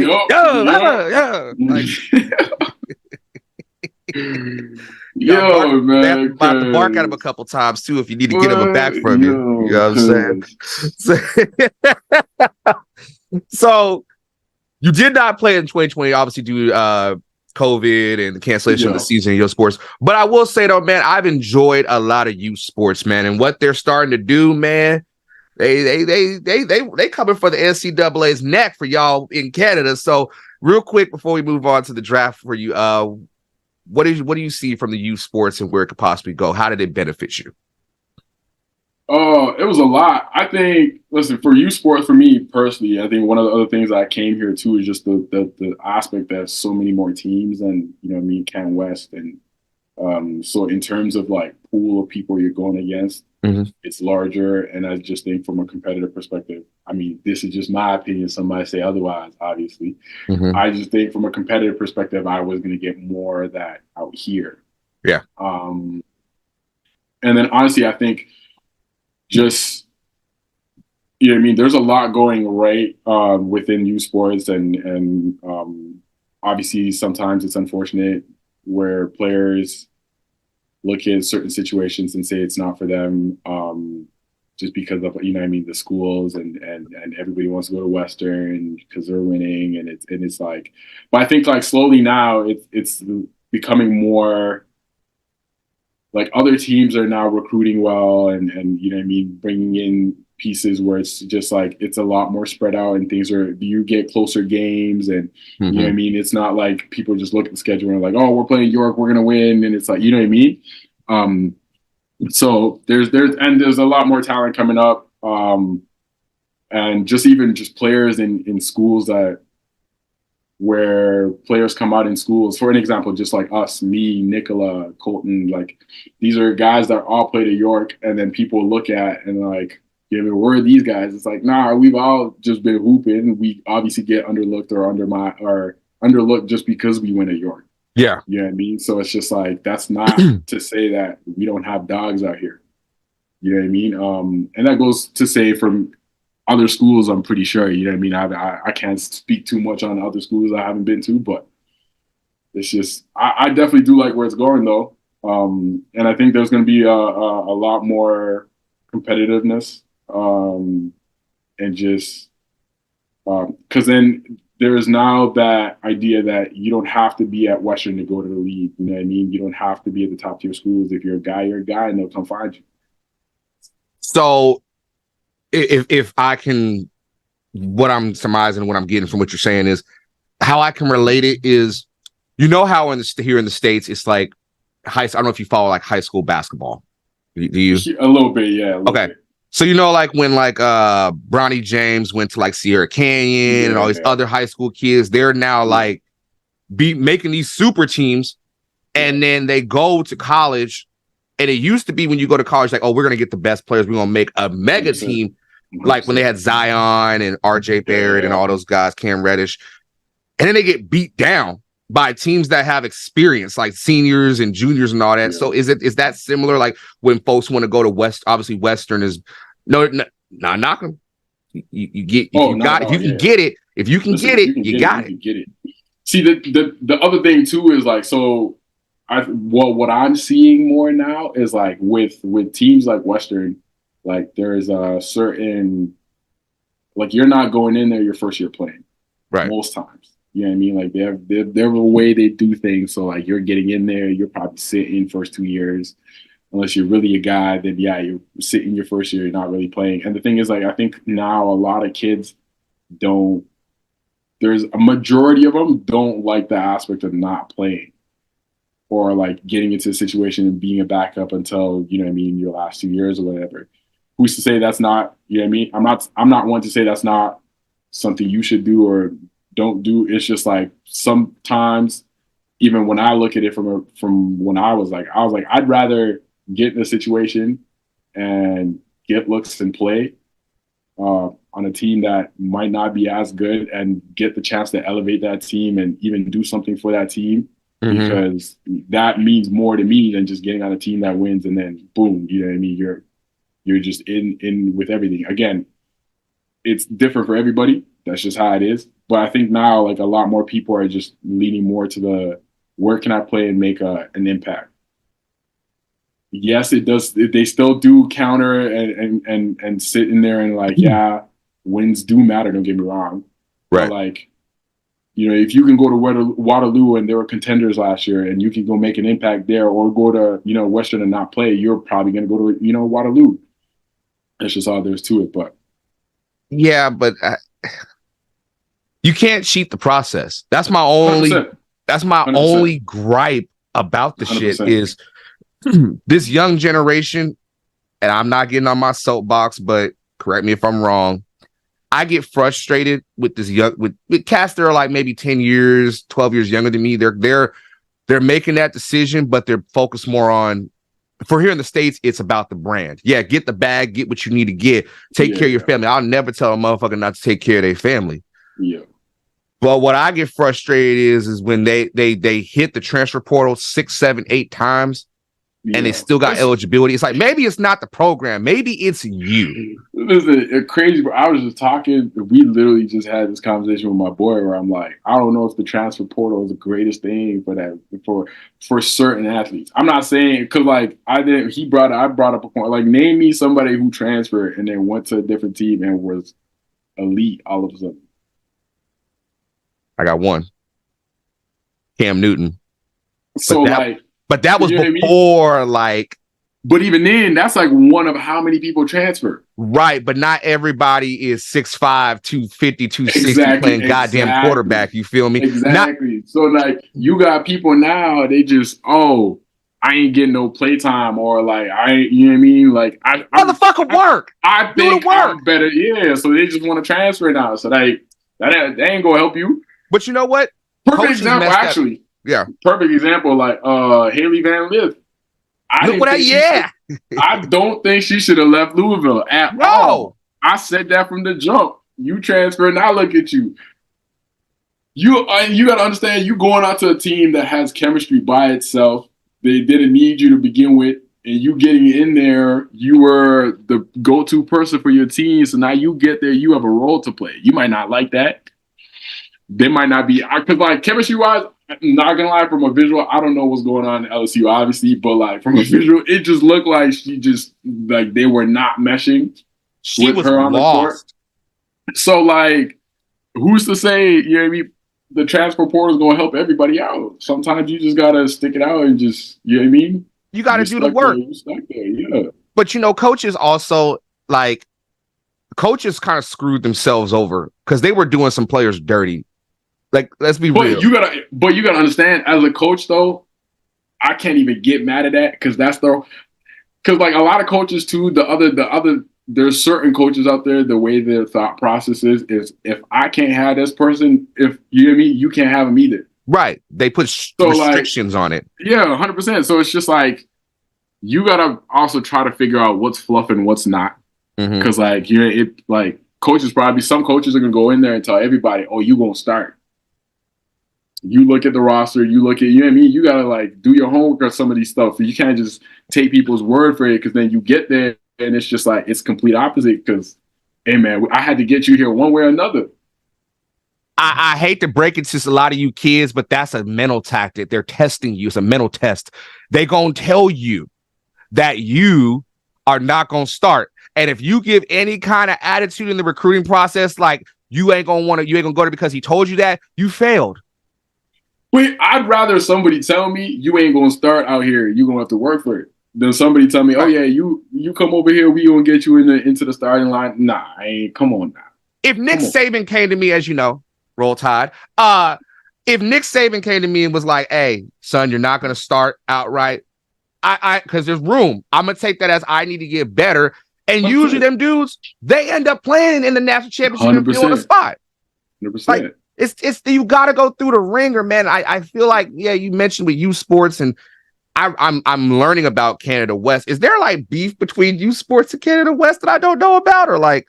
No, I wouldn't say beef. I just think, well, I mean, those that play in Canada West. Listen, those that play in Canada West will say it's better. Those that play youth sports will say it's better. Yeah. So it's just like it's not. It's just because I feel like people play there. It's just like, oh yeah, no, we the better league. So it's just I don't know if I would say it's beef, but. Do the leagues play each other at any point in time? Like a big, so the Vanier is there. You go. That's what I was trying to understand. It would be out what Can West and then U Sports or whoever. Yeah, in that sense. So damn. Well, anyway, moving on because we're gonna start a war between Canada West and U Sports and shit. You know what I'm saying? Although I will say though about before we continue, U Sports, they know how to market. They changing the game a little bit. So shout out to them, man. They doing their thing. Canada West too doing their thing. You were drafted in the 5th round, 44th overall, the 2021 CFL draft, Calgary Stampeders. Now, I had Mike Rose on. Shout out to Mike. I've had Micah on. They tell me different things about playing in Calgary, and now you ain't there no more, man. I want the truth. I don't want no politically correct answer. When you come on deep in the game, you gotta tell it like it is, man. What was it like playing for Calgary and Coach Dickinson and just that organization? Honestly, for me, I ain't really had too many issues in that sense. Like I thought, like especially coming in off my rookie year. One, obviously, you're just thankful just to be there and having the opportunity. Like I said, me coming off not having a season, like I didn't even know. And then again, the draft was online, and you know what I mean. So my stock was not the highest because of the previous season I had. So like even just from a thought process of where I was going to end up, I didn't think I was going to be. I thought I was going to be in Ottawa or Ottawa or like BC or something. Like I had like Calgary was not even on my radar when initially the whole process went down. Hold on. You in BC at that time, that was Nathan, all them dogs that. They already got enough dudes at 6'4" playing receiver. God, why would you? It was just based, I like how I was looking at it. It was just based off like the conversation that I had with the coaches and kind of like who was either like certain coaches too. I had more than one conversation with, you know what I mean? Where it's just like Calgary too. It was more at the end of the window, the draft window, closer to the draft window. So I was like, you know what I mean? They didn't. I'm not really sure. Like, so it was just like. I definitely thought more so I was going to end up Ottawa first, though. If anything, I thought I was going to be in Ottawa first. So when I got the Calgary call, I was like, no, that's crazy. Like I wasn't even on my radar at all. Yeah, but it's not that far from the crib though. So you ain't. 100%. I was I was stoked. My parents were stoked too. So it was, you know what I mean? Yeah. We by the crib, pull up. Yeah. So no, it was great. Just initially, I think. My experience, especially starting there, was very positive. I think I got a lot of help in terms of just like the vets, so KJ, Reggie, and all those guys, and then just also the coaches being a little more patient with me in that senses. Mind you, again, when it comes to like football, I'm behind compared to some of the guys I play. You know what I mean? Like I started. There's nothing wrong with that. At least you're honest about it. 100%. There's nothing wrong with that. So just like in terms of seeing the game at time, like there's still things I'm learning 100%. And it's still a process. So even just getting into the league initially, playing a position where I didn't play in university. So I played outside. Right. You know what I mean? So to me, most of my concerns are very minimal. Where's the safety? Inside, outside coverage. Right. You know what I mean? Like very minimal things. And it's just like, leverage running routes where so like now inside I gotta who am I picking up if somebody blitzes, you know what I mean? Like my eyes are there's where they're supposed to be. So it's like very new things for me. And it was just like for that process, a lot of it was just I needed a little more patience from them, which I did get. So I didn't really obviously there's a point where it's like they ain't gonna hold your hand to freaking help you out on the field. You know what I mean? Get the shit figured out. Yeah, figure it out. But it's like there's certain leeways between those things. So early off, I definitely was very appreciative of that. I guess, and even then, this is where the whole playing your part kind of comes in within that first part, where it's like, you know what I mean? I think my first game was Hamilton, which went well. And then I think I was off the roster and then came back for BC. And then in my head, obviously, I'm thinking, okay, like you could put me in the rotation. Like I'll probably be playing on and off a little more. And I think I sat out 2 or 3 more games after that, where it's like in my head, I'm just like, what is going on? You know what I mean? Like I've done everything you ask. I'm hooping in practice. Like what else I gotta do?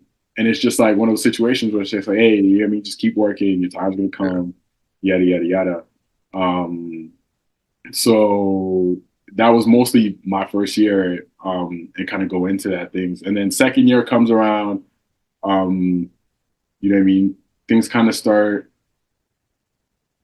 a little. It was a little slower, I would say, just from my senses.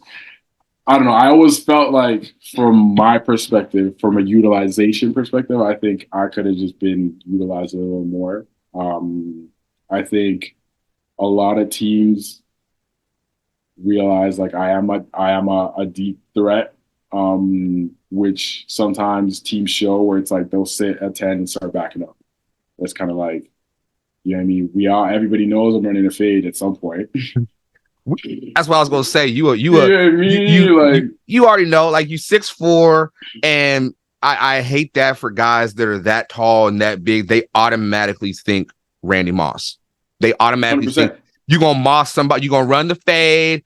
You're gonna be a deep go threat. You might run a post every now and then, or stop and go. But there's more to your game when you actually watch it. There's more that you can do. Like 100%. And that's the thing where it's like, don't get me wrong. And I've never had an issue with that being that guy in situations where we're winning. You know what I mean? Where it's like, we're winning, cool. If you want me to run a fade, I'll go, you know what I mean? whatever you need me to do. If we're not winning though, and what we're doing is not working, that's when I get a little frustrated because it's just like, what are we doing? Stop trying to force a square peg into a round hole. Like, you know what I mean? Like, it's come on. Like, I say this all the time about coaches. Sometimes coaches be so in love with their system, they don't see the talent around them, and they don't make the system around their talent. They make the system around what they see in their brain. 100%. And I think so. So that's the thing where we're like Calgary, and mind you, it's not even a dig or anything. I think because they had so much success, and the way they did things worked great before. Right. I think that's the same blueprint they use. But then the difference, especially when I was getting there, is like, one, you don't have the same vets you had before. You know what I mean? You don't have where it's like at that point you don't really have to worry about much. And if you do have rookies, it's like very minimal. You know what I mean? Like right. The vets can carry a lot of that. So it's like now, especially last year, where it's like we had a lot of injuries last year. A lot of injuries. And then because of that, we have a lot of younger guys going in. Mm-hmm. Where it's like mistakes are gonna happen. So like some of it, I think we just gotta utilize guys at what they're good at instead of trying to just out scheme certain things. Where it's just like, I think at times it was just like it looked like we were just trying to outsmart teams, and I'm just like, man, you got guys that are good at what they do, just put them in a position to do what they do. Because I'm not gonna lie to you, from a receiver perspective, you talk about you got me, you got Reggie, you got freaking Malik. Trey, you got Malik, you got Markham, like Malachi, Cole, Jalen. Like, I don't know, like on paper that is disgusting. Y'all, BC, Winnipeg, everybody's receiving core is, but those names. You know what I mean? Like at any point you can get the ball to a person and they gonna make something happen. But here's the thing also, like people forget, like Kadeem was out the first 6 weeks, I believe. Was it 6 weeks or something? Oh yeah, it would have been roughly 6 weeks. But then you got Peyton, who's a difference maker. God, 100%. Listen, Peyton, you got Peyton, you got freaking Diedrich, he running through. You know what I mean? Like, and that's what I'm saying.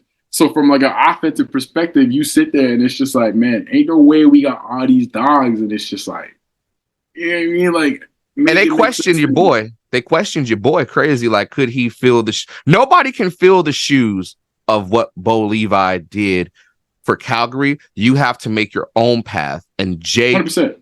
Jake had to find his way. That in adjusting to a new quarterback, he throws a different ball. He's a different style.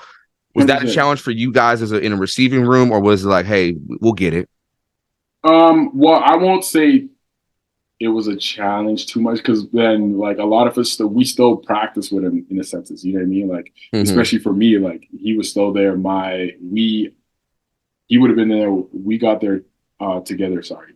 So like in that sense, it's you know what I mean? Like, yeah, you kind of understand. I think the differences there are more in how they each see the game, and how, you know, just from a leadership perspective, everybody's different too. You know what I mean? So, but like when it comes down to throwing the ball, I think sometimes people just overthink it. I think it's harder for them in the senses of like they gotta adjust to how we run, whereas like me adjusting how you throw.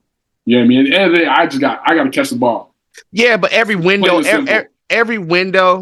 is not the same window. You feel me? 100%. But I think there's a certain level of trust that comes with it.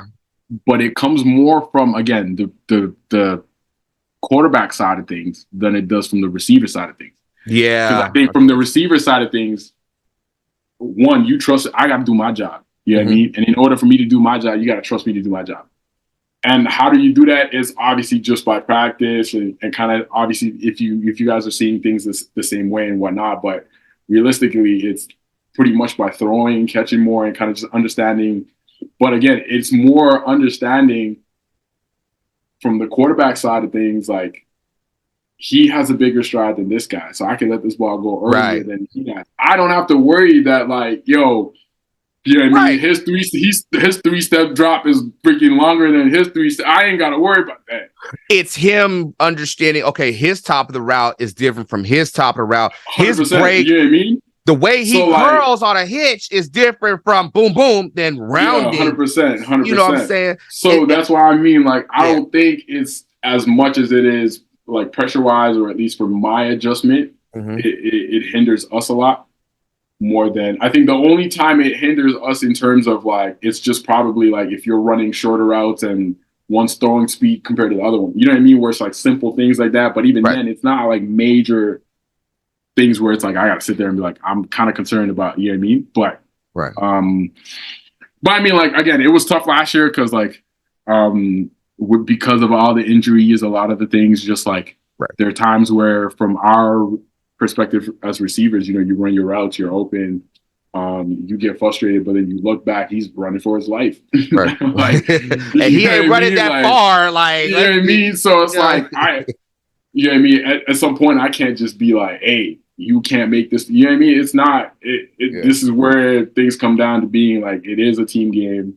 And you know what I mean? Like, at the end of the day, I just got to trust that you do your job the same way you got to trust I do my job. Yeah. And again, I think it's also different. Again, last year, again, it's his first time starting. So like, there's also complications that come with that. There's also, you know what I mean? Like, I don't even know. That's a whole different room besides it is. Right. But you got to not mitigate our concerns as receivers, and then your concerns is, you know what I mean, what you like, and yada, yada, yada. So I think like a lot of that too, and then again, the injuries definitely did not help us at all. Nah, and to go the record of 6-12, but down the stretch, it came together. It's easy to be in sync, but it's hard to get back into sync when you're out of sync for a long time. 100%. And I think that, again, the other thing is just keeping that staying in sync is one of the harder things. Because then, like, we had times where it's like we come up the gate hot, where it's like, and I think a lot of it is with younger players too, what we don't realize too sometimes is like, you can have highs and lows, but the biggest thing is to try to stay constant as a player. You know what I mean? Like, you're going to have great plays. You're going to have plays where you don't do well, but like, you want to stay as level as you can because you're more locked in within that sentence. Right. You know what I mean? You're not fluctuating because of your emotions in that. But, so even in that sense, a lot of times it's just like, you know what I mean? We get into games, we're winning, some people get lax, and then you get into games, we're losing, people get tense and try to do too much. Where it's just like, man, just do your job. You know what I mean? Like, we had games, what was it, last year? It was against Hamilton, actually, where I think we were down 2-3 scores, I think. Right. Which we ended up, that was the comeback game that we had in Hamilton, where it's just like, everybody does their job, we're going to be fine. Right. You know what I mean? It's not like, again, CFO wise, you see crazy things happen, man. Ain't that especially when it comes to, man, us and Sass went to overtime how many times this year? Like, I was about to say something. I ain't gonna. You know what? I'm gonna say it. But hey, you know how many? First of all, the first one was, you know, Switch Marshall getting the interception, you know, emptying the clip, whatever. But anyway, then how y'all gonna let them just go to the go up on y'all stage like that and celebrate, man? I was happy as hell, but at the same time, I knew they gonna spin the block and get their lick back. And then y'all went back. Y'all came to Regina, and I still don't know how the hell y'all pulled that one out. That was some bullshit in itself, but y'all persevered. Nope. We left too much time on the clock. Don't do that. Come on. Like I said, we had dogs. Everybody try to act like we had dogs, and we did what we had to do to get a dub. And at the end of the day, if it's by 1 or it's by 7, a win is a win, they say. A win is a win. Is a win. Yeah, till you get back and you say, this is what we did wrong. We never should be in this position. We wouldn't have to do this if we did this early in the third quarter and got the lead up to 10. Like, Woulda, okay. shoulda, coulda. Hey, well, yeah. Shut the hell up. So, Woulda, shoulda, coulda. hey, well, take it till you make it, brother. Anyway, get down the stretch, man. You guys had those back-to-back games in BC, man. And you had the one also against Winnipeg, which I thought y'all put up some of your best games, even though it was a loss. I think it was a loss against y'all lost to Winnipeg at home in the snow. Was it a win? Yeah. Lost that one. You had the one against BC. What? Nah, because that's the game I had to drop. The Winnipeg one. Yeah, you did. Yeah. Yeah, well, hey, I mean, it'd be like that. But you got paid though at the end of the day.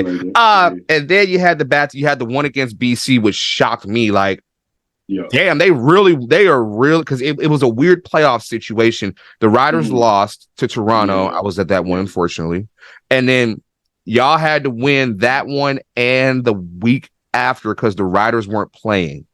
Yeah. So was it a tight situation for y'all? Was it kind of tense? Honestly, I don't like. I think in the gist of things, everybody knows like we got to win and we need to win. So like, there's obviously that side of things, but I think that's always been the outlook, just even throughout the season as well, where it's like, yo, we got to figure this out.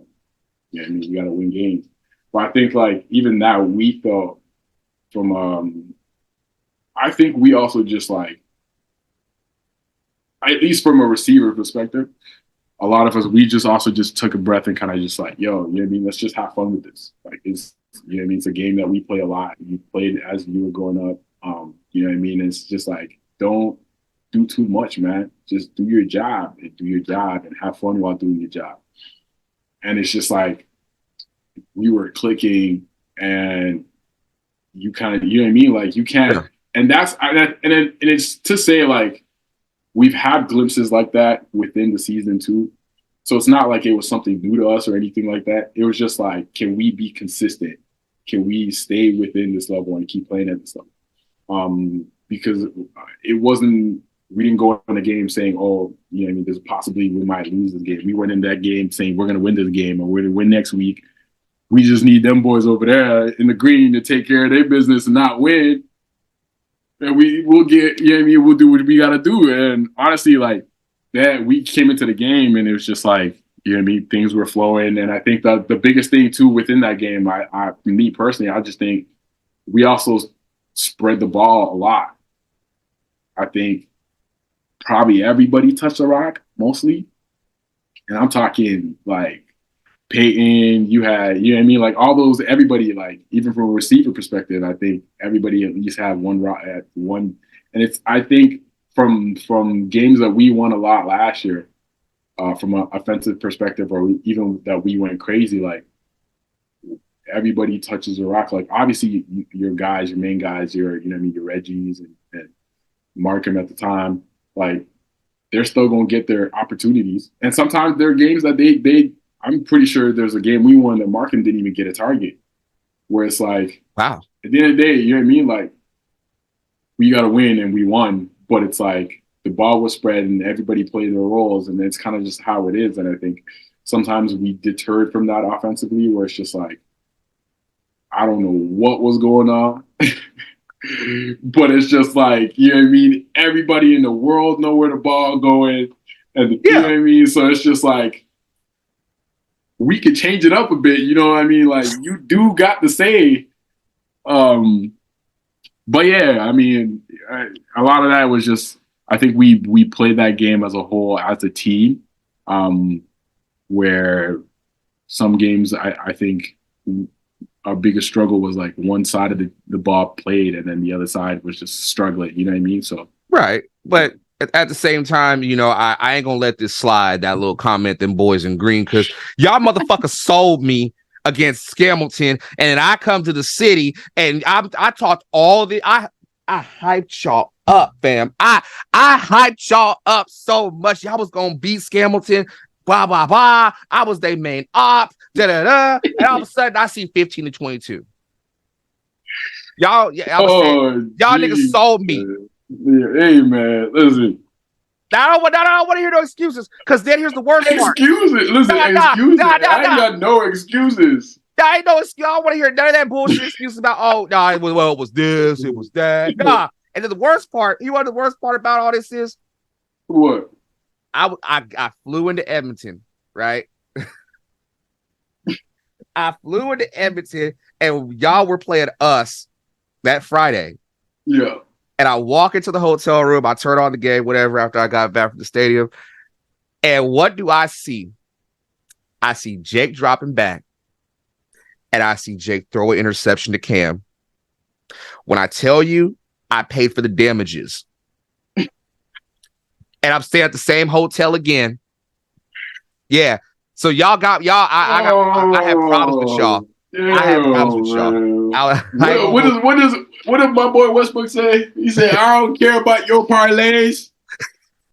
I ain't had no money on the shit though. I ain't got nothing to do with me. Y'all you got something to do with you.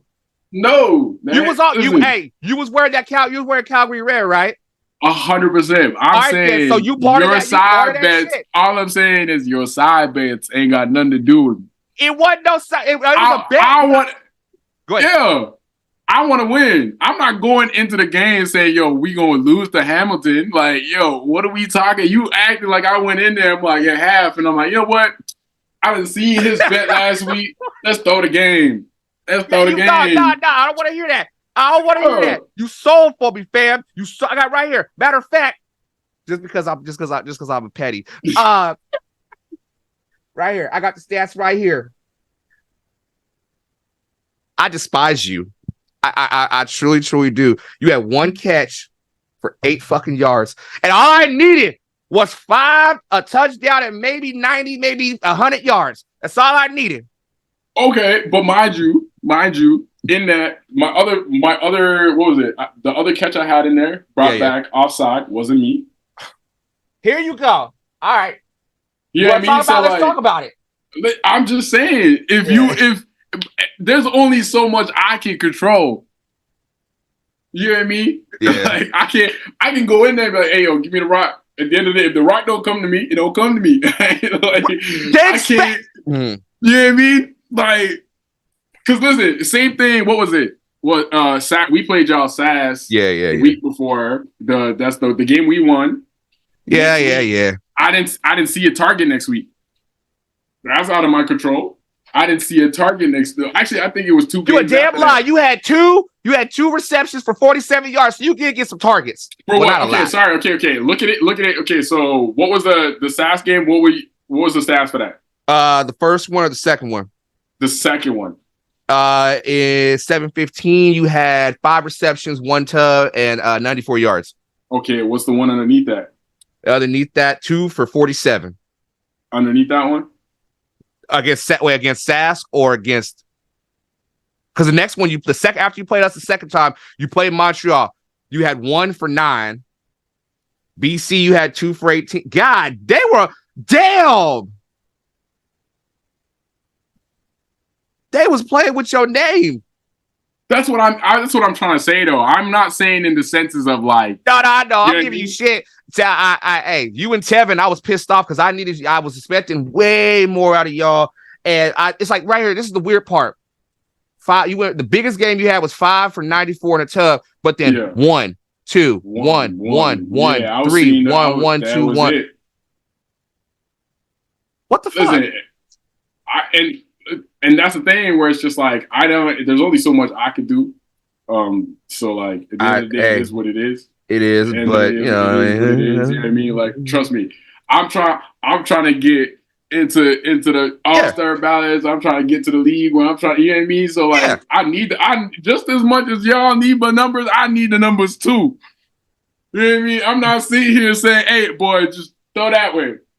Throw that bitch that way. I'm gonna go get it. I'm good. You know what I mean? Like, I'm trying to get them targets too. Everybody trying to get targets. But hey, you better run some whips. You better run some slants. Goddamn it, you better run some digs. But this is what I'm saying. I don't make the route. I'm looking at the routes tree. I'm looking at it. They say you got what you got, and that's it. So and then the other part is if 12 don't like it, when he throwing the ball, he don't like it.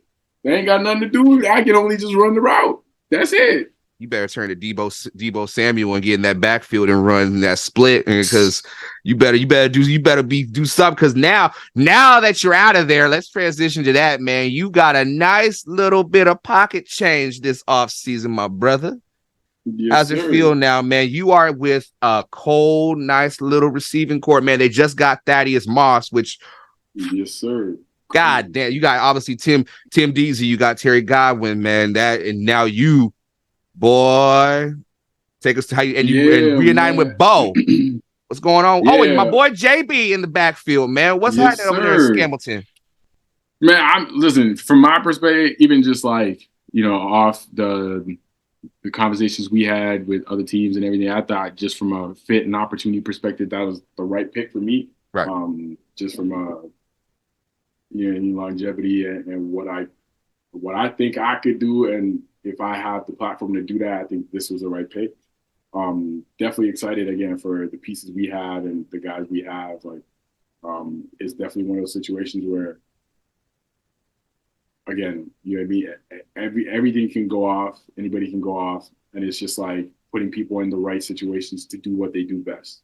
You know what I mean? And I think off the top of my head, I think from an opportunity wise, I think that's what they got here, and I think they're excited. And it also just, that extra pocket change to me, it also just shows me that, this is a place where they have a plan for me, or a plan for me within the season too. So it's just like, I'm definitely excited to see what they got sorted out, and to get into again, we back with my guy Bo as well. So like just that whole, we already have the chemistry there, and kind of just figure out everybody else and getting into that room, I think is going to be big for sure. See, I like that, man. I like, obviously it's going to be hard because I got pause, no Diddy. Huh? No, I was about to say, hey man, they doing it. It's hard out here, but shit, not like not like that. Hey, Rob, you know what I'm saying? What I was saying? If I'm in a pool and a motherfucker walking up to me talking about, you look good, daddy, like another grown man. That's wild. Bro, like I'm hopping out that water like Aquaman. I'm beating the fuck out you. I ain't gonna hold you, fam. What's going on? It's 2020. I just gotta leave at that point. I don't even know. I gotta get out of there. Hell no. No, seriously. How did we get here? But I'm saying, and the fact that he was Meek was leading, and like, boy, boy, delete. Yeah, I'm in the play. Let's talk about delete. Shit. Nah, I'm saying, shut up. You do what you gotta do, though. You do what you gotta do. Yeah, just don't include me with it. That's all I'm just saying. Hey, whatever you into, fam, that's you. But hey, that's you. Don't include me in it. I'm out. We out of here. But nah, with the pieces that y'all got, man, and with Coach Milanovic now taking over, I do like you guys' chances. Now you are an op. You are now officially an op again with me because you with Scamilton. But you got on defense, you got my boy Jamal, you got Sid, you got Casey, you picked up Jamal Peters, man. You guys they've made some moves. And the East, people are talking about the West it's the wild, wild West, which it is. It's fucking crazy in the West. Yeah, for sure. But the East is looking pretty solid right now, man. So how are you feeling about your guys' your chances right now? And you got Bo coming back. You still got Taylor Powell backing up. You got some pieces. What you feeling? No, I'm feeling great. I think, listen, with all the moves that just happened in the offseason, I think it's going to be crazier regardless, all around, just in general. But no, I'm excited. I think we have an opportunity to, do a lot out here, the pieces we have and the people that they brought in, and even just like, from a defense that was already heating up at the end of the year last year and figuring out certain things, and even offensively too last year. You know what I mean? They got hot at the right time too. It's just like we are set up to do something great. You know what I mean? And I think it's always going to be to go get the ring. That's always the vision, no matter what team any of the guys are on, and even just me myself. It's always to go get the cup at the end of the day. and I think like this year we're set up to definitely compete in there and get the job done. So I feel that's all there is to it in that vision. Go get that bread and go get that hardware. That's all there is to it, man. And get it how you live, man. No need to complicate it more than that. Nah, Luther Hakunavanu is going to be the reason why the 9,000 day streak of no Grey Cup is going to end, and I believe that. We'll do something special. It's, so we at the end right now, man. I got 5 black questions for you, man. You ready? Let's hear it. All right, light skins or dark skins? I'm just playing. I'm just me canceled. I was damn. Hey man, it's been good to talk to you. I just fucking with you. I'm just fucking. Hey man, the end of the day, if you bad, you bad. It don't matter where you come from. Right. Nah, you first bad, question. you bad. Hey, first question though, man. Are you a PlayStation or Xbox guy? PlayStation. We PlayStation all the way. I used to have an Xbox though, but yeah. I'm sorry. Was you in the Call of Duty lobbies though? Later on, I was in the 2K lobbies a lot. Ooh. Yeah, 2Ks, the Madden, the soccer, FIFA, of course. I'll beat your ass in FIFA. Gotta get in. Oh, man, you have a history of making bets that they don't go well. So I don't hey. Hold on now. My parlay's been hitting. All the fuck is you talking about? Shit, hey man, I don't know. Last time I done looked at the channel, you was wearing a whole Tycan suit. Because of what you. Do I know? You and only one catch. What do I know, man? What do I know? I'm just saying. You know what? See, it's ninjas like you that did when you all the squad. Oh, but that ain't got nothing to do with me, ass ninja.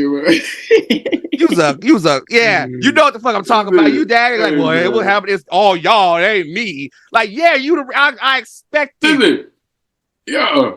I expected greatness from you, and you folded like a cheap suit. I expect greatness for myself too. I ain't got no creases in me. I'm sorry. You creasing up like some. You creasing up like some G Fazo. Shut the fuck up. Don't play with me like that. Yeah. They got Pandemic P, and then they got you. Goddamn it. Anyway. Oh, geez. Nah. Next question, brother. Shut up. What's your favorite? What's your go-to route? And don't give up the sauce, but I'm saying like, what's your bread and butter route? You know it's there. No, it's there. Jeez. I will say to the boundary, I'm going with the fade all the time. I'm sorry. I'm with it. To the boundary, throw the fade up. Especially in the red zone, throw the fade up. I'll go get it. To the field side, I do like, I think a comeback. Mm-hmm. Comeback's always clean just because, again, everybody knows I'm going vertical. And you know what I mean? I got enough body control to get out of that. So I'll say those two. Okay. All right. I'll say those two. 100 catches on the jug machine or 10 gassers? Which one? I'll do 100 catches, but I can run too. It's 10 gases, you can get them over quick. 100 catches, you can get them over quick too, though. So like, you need both. So yeah, both of them. Both of them. Survey says. The survey says, ding, number one answer. Both of them. Have you done snakes before? Like, yes, I have. Not a big fan of those, I'll tell you that. Have you? Oh, see, you're lucky you're on offense because I had my defensive coordinator when I played. Shout out to Coach AD. I know he was watching. He'll attest to it. He made us read step from the left corner of the end zone, all the way up the goal line, up the sideline. That. Boy, my read step, my ankle hurt, but my read step was cold though. Good point. Come on, do what you gotta do, man. I'm telling you. Shit, hey, do what you gotta do. Next question, man. What's your go-to meal? If you can cook anything, if you got your little lady, man, it's what's your chicken Alfredo go-to? My boy say chicken Alfredo. Hey man, Cause if that's all she can cook, Listen. fam, you go eat it. listen, but that's the thing though. Me, I be cooking. Yeah, you know what I mean. I feel like people don't know that a little too much, but I be we be Okay, in the you kitchen a cook or little you bit. throw down. There's a difference. No, I throw down. Let's say that. All right, tell me what you cook, what you throw it down. Hey, we got chicken pot pies. We got, you know what I mean, homemade fried chicken. We got, you know what I mean, you What's your name batter? what's my batter? What's your We, buttermilk or you egg buttermilk. wash flour? Buttermilk. All right. Come Now on, now. got it. Come on. You already know. Hey. You already know. It's but you know what though? You gotta add the corn, the in the yellow tub. If y'all don't know if y'all have it up there, we got here. Not corn. I think it's cornstarch. Make that. It's something about that. It's something about that cornstarch. You The cornstarch, it make it crispier. Like it changed the game. Come on now, yeah. What seasoning you throwing in the flour? You season your batter or you season? Of course. What we have. Half the time it just be I don't even be. I be in there. Whatever I got in the. You know what I mean? We go make it work because they be like, I be posting some food here and there on my Instagram. People are like, what you throwing now? I don't know, man. It's fire though. I can tell you that. It's fire though. I can't tell you measurement talking about 2 teaspoons of that. I ain't looking at all that. I'm just pouring that until my ancestors say stop, I stop. Thank you. You get that little enough, my son. Enough. Yeah. Exactly. Sometimes you gotta okay, all right, we good now. Like, you kind of can tell, like when you've been making chicken for a while or just something like, or you've been cooking, you just know, like you just know, man. Like my mom at a point where she baked with no like measurements. It's crazy. That's a man. My mama don't cook that often, but she's starting to more now. She didn't really do when I was growing up, but she throw down. I was like, man, how you do this? She's like, you just now. My mama, man. She making meat pies. I'm like, damn. Man, meat pies? My mom, yeah. Man. See, throwing down, boy. I'm gonna need that. I'm gonna need to try that at some point. Yeah, she know what she doing. I can't even. That's where I get mine from, and I'm trying to catch up. That's the crazy part, man. Mama's put you on. All right, next question, man. Greatest movie you ever seen of all time that you can just watch over and over.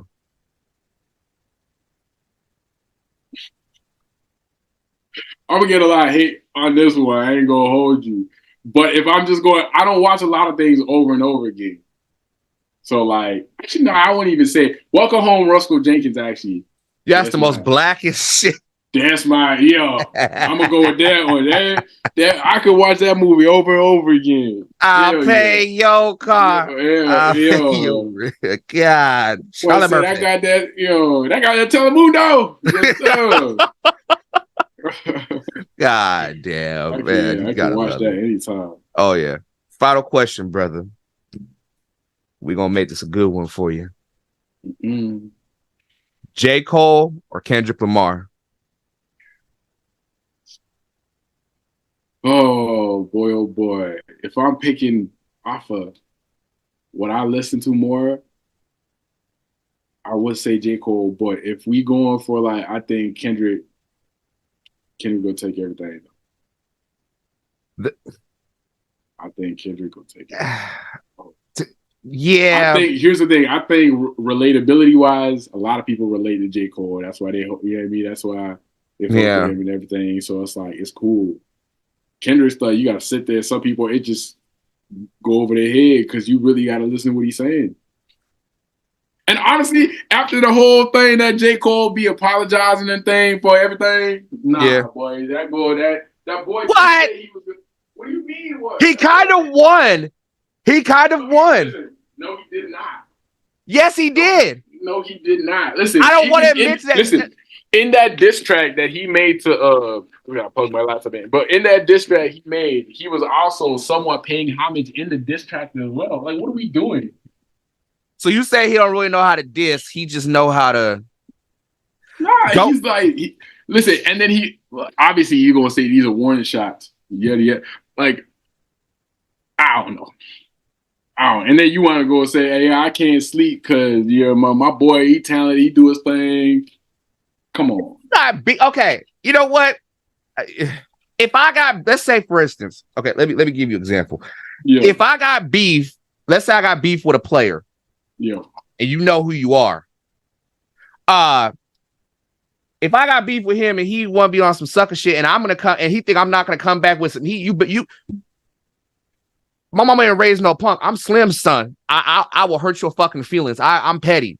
We 100%. That's how. Listen. Right. That's how it's like. You look at the whole Drake and Pusha T thing. He coming after. You know what I mean? It makes sense. That's how it's supposed to be. Yeah, it's connected. If you out here, you just throwing light jazz and you want to talk about bro, I ain't having all that. Come on. I'm swinging haymakers, and I promise you. And again, you know who you are, but he tried to cut. And it's for me. You can come at me respectfully, and we could talk as men. But when you choose the option to be like making some public stuff and be like, oh, clown this and what, bro, you could just DM me and been like, hey, let's talk, let's rap as men. If I'm in the wrong, I'm in the wrong. I ain't going to deny it. I'm like, hey, I fucked up. That's on me. But when you want to be a sucker like that, bro, it's all I'm going Titanic submarine deep, and we're gonna blow up together like a motherfucker. That's me. So fuck is you talking about? J. Cole, you could be awesome. I'm Kendrick. I'm gonna shoot the shot and I'm gonna keep shooting. Oh man, because like right now, Kendrick got an opportunity to put this boy in a body bag. We all expected it because we know it was going. Listen, it was going to happen anyway. I think Kendrick was going to put Cole in a body bag. No, because Drake is going to do some. When Kendrick drop, Drake gonna drop, and then Drake is gonna make some. He does that light skinned subliminal. Told him I was gonna take his girl and blah blah blah blah blah blah. Like, I don't want to hear that from Drake. I got to wait on Drake. Listen, I think Kendrick gonna hold it down, bro. I ain't gonna hold you. If we talk about lyricism, I think Kendrick gonna hold it down. Man. Yeah, I mean, he did say every time I spit that other shit that make you duff for cover shit that make you hop out your seat and slap your mother shit. Hey, but that bum. Yo. Come on. But yeah, so right. Brother, that's gonna be it, man. Hey, is there anything you want to say to the good people, man, before we get about you?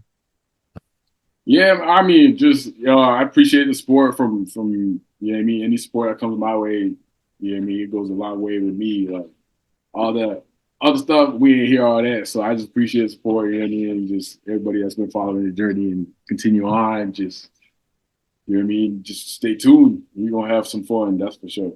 Yes, sir, man. Hey, all jokes aside, man. Thank you so much for hopping on, man. I really appreciate you. You the homie, man. And yes, sir. You gonna do your thing, man. When you're looking at, I will see you at y'all home opener, and we'll have to square up on God. I ain't scared of nobody but God, man. I ain't scared of God. I'm saying I ain't scared of nothing but God too. But at the same time, I'm cool with it. I'm with all the smoke. We can slap box. We can slap box. It don't matter to me. Right there. Hey, man. Listen, I may be laughing a lot, but hey, man, it get real dark real quick. That's it. Fuck being dark. I am dark. What the fuck is you talking about? Shoot. I'm darker than you, so I don't matter. A little bit in the forehead, but that don't matter. It's gonna be a full eclipse in that motherfucker. We slap box. I'm gonna beat Gino's ass in basketball first, and we gonna have a Coach Phil travels slap box competition. See, if that's what you just because you say that, my money on Gino. Let's go, Gino. Yeah, next go, Saturday. Gino. Come on, let's go, Gino. On his head top. He ain't gonna do shit. Me and him got bad. He ain't doing shit. Fuck all that. It's all good, brother. Hey, appreciate you, man. Thank you for hopping on, man. Always welcome to have you, man. Anytime, man. Hey, it's been another episode of Deep in the Game. We might be deep in this game, but you got the rules missing. Everybody take care, y'all. I told you, stop playing with me. What's good, everybody? It's Coach Phil, and welcome to another episode of Deep in the Game, man. And we got somebody from across the water, y'all, coming out of Amsterdam, Netherlands, man. Tyron Frede. Did I say it right? There you go. Yes, sir. Yes, sir. From the Ottawa Red Blacks, man, linebacker extraordinaire, man. He's a thumper. He's a physical player, man. And we got him here for y'all, man. Tyron, how you doing? I'm doing good. How are you doing? I'm living, brother. I'm living, man. So check this out, man. This is your time, man. Let's tell you, I'm gonna give the people a little understanding, man, of where you're from, man, and everything like that. Is that all right with you? Oh yeah, 100%. All right, man. So Thyron is obviously from Amsterdam, Netherlands, man. He played for the Amsterdam Crusaders. He played at Garden City as well, man. We're going to talk about that, man. His time and getting covered on Last Chance U. You transferred, correct? You transfer or you just up and left Garden City? Yeah, I transferred after I got a scholarship to University of North Dakota. And then went to University of North Dakota, man. So, and then ended up with the Ottawa Red Blacks. He was highly favored, man. It was a pretty good draft they had, man. And the floor is yours, my brother. Tell your story and who Thyron Freire is. Yeah, so my name is Thyron Freire. Currently 27-year-old. I was born and raised in Amsterdam, and like anybody else in Europe, I grew up playing soccer. That's kind of what we do, and it was my first love. I love playing soccer. I played for 14 years, and after that, I felt like I wanted something new, and I got introduced to the football. We call it the American football there, and a friend of mine introduced me to the game, and at the same time, a friend of my mom's actually gave me like Madden 2000 on the PlayStation. So I kind of had an introduction through gaming, which was kind of my cheat code when I first stepped on the field, because I wasn't like necessarily truly like new to the game like anybody else that would start. But that kind of set everything off, and I always had an affinity towards the States, and I knew that through football this would be a great way to do it. So I played a couple years, I think 3 years in the Netherlands. I was selected for Team World, which is basically kind of an all-star game versus Team USA under 19 with people from all around the world except Canada. So we had guys from like Switzerland, obviously the Netherlands, Austria, New Zealand, Japan, and we just formed one big all-star team, and we played against Team USA 19. That's kind of what I needed to show other places that I can play ball, right?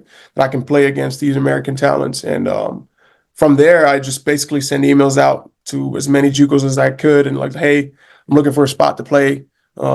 This is what I have on film. Can you give me a spot? And they were like, yeah, no problem. I mean, come on, and you pay tuition and you start playing ball. So actually, I started out in West Hills Community College in California. I played there for 1 year. And unfortunately, some stuff with the coaching staff got fired, and we didn't have recruiting. That's when I went to Garden City that second year, where I played under Coach Sims for 1 semester, and then got offered a scholarship to play Division I ball at University of North Dakota, and graduated there in 2020, COVID year. So that was crazy. Which I mean, a lot of the people know. A lot of the guys didn't get opportunities to play for the next level. Our pro days got canceled. I had a whole year of not playing football, which was kind of like a very humbling year. Wow. Also big for me to like test what I want to do in life and what God has planned for me to be able to do. And I told him then, I was like, hey, if you want football to be in my life, and please give me an opportunity to play again. So that year after, in 2021, I actually got called up for the draft, for the global draft in the CFL, and got drafted to the Red Blacks and been with the Red Blacks ever since. Yeah. Wow. So first of all, thank you for sharing all that, man. That's a hell of a place for you to have to go from home, be on the world team, all that, and then I don't know where to even start. I had bullet points, but we gonna do what we do here, man. So first, I want to ask you, man, growing up in Amsterdam, man, what was it like for you? Like, when for someone that's not well versed, knowing about the Netherlands and all that, what could you tell us about that? And who was your go-to team on Madden 20? I mean, I'm sorry, that's what Madden 2000. Yeah. So I think growing up in Amsterdam was amazing, man. I love the city. We're so multicultural. We have all these cultures coming together, bringing their own piece of the pie, bringing their own food, which is always great. Really close-knit community. It's a small country of about 17 million people. Drive through it in 3 hours. And Amsterdam is the capital and one of the bigger cities. So just a melting pot, man. And great education system. Sports is great. Just really good upbringing. I mean, unfortunately, football is not that big there, but we're starting to get there. We're getting a couple guys playing now, and it's been great. It's been great growing up, and I love the city of Amsterdam. I always have. See, I like that, man. My favorite team. I think I played a lot with the Steelers back then. Oh wow! I don't necessarily know why, but it was something about them. I mean, maybe the colors, black and yellow. I don't know, just the toughness of them. I don't know. I just liked them, but I didn't know much about all the teams, right? So I think I just went off color or something. Yeah. What did you do as a player for yourself to get well versed in the American football game, man? What outside of just Madden and all that, but what did you do studying wise? Did you have any players that you saw like, I want to be like him? I want to take a little bit of his game. Yeah, so we had a couple guys from the Netherlands that played college at the time. So they were always like kind of the guys that you wanted to look up to if you wanted to make it to the States.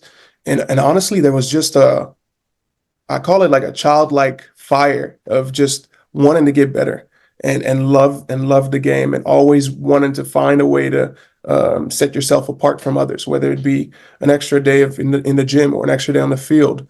Film study, it wasn't necessarily as much available there because we didn't have anybody really record as much. If you did, it was like asking a friend, like, "Hey, can you get some of this film on me?" And you know how friends sometimes we tape, and so it'd be tough. But that was kind of the things, man. Just finding ways to whether it be extra field time, extra time in the gym, and really networking, connecting, asking your coaches, like, "Hey, who do you know around in Europe that has any connections in the States, right?" Or just going that extra mile on the daily. And then when it comes to like looking up to somebody, I would always say like Ray Lewis. I mean, he was just the way he played, his physicalness, his smarts too, knowing the game. And his leadership was just something that was, to me, unparalleled at the time. And so that was something that I always looked up to. Funny though, my first college player that I ever saw was Reggie Bush. And he didn't make me want to be a running back, but I loved just how he made people like miss. And it was just that's when I really like, wow, this college football stuff is crazy. And Reggie Bush he was really like that. So to me, Reggie Bush was like the first player that I really like adored from just a football player standpoint. But as a position as a linebacker, it was definitely Ray Lewis. We'll give that man back his Heisman #1 because he ain't do nothing. He ain't. If they can make money today, man, you know we ain't even gonna get it on it. But get that man his Heisman. True. But at the same time, man, because you said soccer is such a big thing over there. Obviously, the field dimensions are totally different. When you were training over there, you were getting your skills right. What skills were you working on? Like drills or skills, or what did you do to get better? Because at 6'2", 225, man, you sure enough fit the standard of and the credentials of what it is to be a linebacker. Yeah. So when it came to drills, it would definitely be a lot of footwork drills. I felt like the physicalness I already had. I just felt like I wanted to be better in space, being able to move, and not just being like the typical linebacker where it's just like a thumper and liability in space, liability in pass coverage. So for me, it was a lot just working with the DBs. I was like, oh, yes, I'm a linebacker, but if I can move my hips like DBs do, like I just add that to my game. And then next to that too, I was just talking with the offensive guys. Like, what do you see when I do this? Like, how do you react to it? A quarterback, like when I drop here, do you see an open space here? So it's just kind of like picking other people's brains to kind of help my own game as well. Yeah. That's something that a lot of defensive guys, they're either too aggressive with their approach. I've noticed, like, tell me what you're going to do, because we still got to go up against each other in practice. So I don't want to give too much of the sauce, but for you to want to pick the offensive guy's brain and say, well, how do you react to this? How you react to it? Because there ain't no real different way than how any other defensive player reacts to plays, man. But from seeing it through their eyes and having them explain it, you can anticipate, you can, I guess you could, what's the word I'm looking for? Predetermine what they're going to do, but still have a reaction to the other reaction. You feel what I'm saying? That's half the battle, is the mental game. So understanding job responsibilities and all that, man, and you wanted to get that early on, hell, you was ready. You was ready. So you end up going, man, you get to Garden City. Let's jump to that, man, with Garden City. Obviously, last chance to you. Now, I had CJ Rivas on. He played at East Mississippi with Buddy and them. But for you were there when they were covering Independence. You were around Coach JB, you were with Coach Sims. Was that all shit real? Or was it really playing for the cameras? And what was your time like at Garden City? What did you take from your experience there, even though it was just you played under Coach Sims for just a semester? Garden City, man, there's no other place like Garden City. Let me just, in general, like there's nothing to do in Garden City, which is great because you can just focus on football. School, like that's the only thing you do. And next to that, like when it came to going to the NCAA and having all these rules of like, hey, you can only have like a certain amount of hours that's football related. You can only have a certain amount of hours of meeting time. Like that stuff, we didn't have that at Garden City. It was we gonna do the work, and how long it's gonna take is how long it's gonna take. Like we would be on the field for 4 hours. We had conditioning tests in the heat. Like it's just a different world, and I think to me that was the biggest blessing, because going there and going through that made me so much stronger for everything else. Like there's nothing that you can throw in front of me now that will be harder than JUCO at that time. Right. And I felt like that was kind of my edge going into D1, where some of those guys, either they've been at a D1 for 4 years, or they got to a D2 or D3 or whatever it is. They just always had that luxury of big support staff. Obviously, there's rules in place with the regulations and stuff, but going to JUCO is just different. It's just different, and we're all grinding. We're trying to make it out, and there's nobody really to blame but yourself. Like if you don't put in the work, it's going to show, and you will probably not get out as well. And the biggest part is not just the football; it's also the education part. Like we had the biggest 5 stars on our team that just couldn't get the education part right, and ended up not going anywhere. So I mean that those two things were just really harped on by Coach Sims. Like you got to work, you got to put in the work, and whether it's being a man in class or being a man on the field, like you got to put in the work. I'm gonna ask you this right here. Being someone that went the JUCO route and then going up to play for University of North Dakota, do you feel like guys that are coming out of JUCO, they're more hungry than guys that are already that go straight from high school to D1, and because there's always that argument that, oh, I've made the guy. Some guys they don't love football, they love the life that football gives them. Yeah. Do you feel like you have a certain opinion about that, or is it? So my opinion is, first of all, it's gonna have to come down to the person. That's the first thing. Like, how are you wired?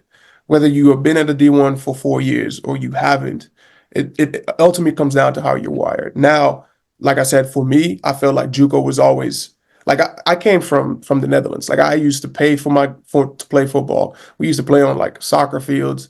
We didn't have all that nice stuff. I had a Revo helmet that was like used by 4 different people before me. So when I came to JUCO, that was like, to me, that was my D1. Like I was like, oh man, I get to play on this nice turf field. I get to play against former 5 stars. Like that was a blessing to me. Where some guys, they have their friends going D1, they have their friends going different places. They feel like JUCO is a step down. Right. But that step down will definitely propel you to like further reach. So I think first of all, it's just it has the way the person is wired is one. But again, JUCO is just nothing. You can't simulate JUCO. Like there's nothing that can prepare you for it. And it definitely can make you way hungry, because you don't want to be in that same situation for too long. I mean, you want to be cooped up with 6 guys in one house.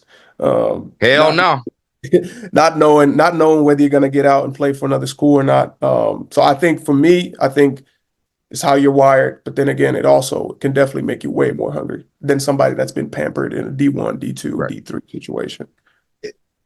So the way, like you got to seize your opportunity, and would you say I kind of hearken it to when guys come from the NFL and they go to the CFL, there has to be that humbling experience that you have to go through. Like, wow, these dudes can actually ball.